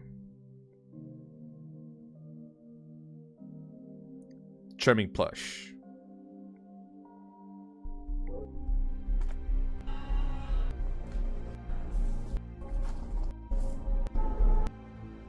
Yeah, look at that bitch! That's right. You can now have a pet trimming be a part of your family in the form of a marketable plushie. Yeah! Finally, a little lump of meat of your very own. Imagine all the activities you... They recreated the pet video with this one. I fucking love the tennis ball Imagine all bit. the activities you can do. God, that's so cute. I wish I had one. Oh my god, I didn't get into VITA CARNIS for when this happened. Fuck. I want one of these. You can pat, scratch, They're and so cut your fucking trimming. pathetic. I love You can them. listen to the radio and even take them onto walks. You can walk them in the morning. You can walk them in the afternoon. And you can even do late night walks. Just don't stay up too late. Yo! That's the model! Huh? Oh yeah, that's the thumbnail. Yeah! Even give them little accessories. That's where I got the thumbnail. Plushie at the Trimming! $29.99 comes with a reusable drawstring bag, available for pre-order on MakeShip.com. The new trimming plushie will only be available for a limited time. Oh. Starting now, the plush will be available for the next 3 weeks, after which, no more will be available. A minimum of 200 trimmings must be sold before the campaign ends, or else none will be shipped. Again, available for pre-order only on MakeShip.com. Darian. In the description below. So go grab one now, before it is too late. Darian. Buddy, listen to me. Darian, listen. I know that Makeship does reruns of plushies. It would be to your best interest to talk to your Makeship representative and do a rerun of the trimming plushies. Because I will buy half of the fucking stock available. Because I want to get my hands on one of these. Whatever fucking funding goal is needed, I will probably fucking buy half of the necessary plushies available. Darian, I beg of you. Ares! Re-release the trimming plush, and my soul is yours!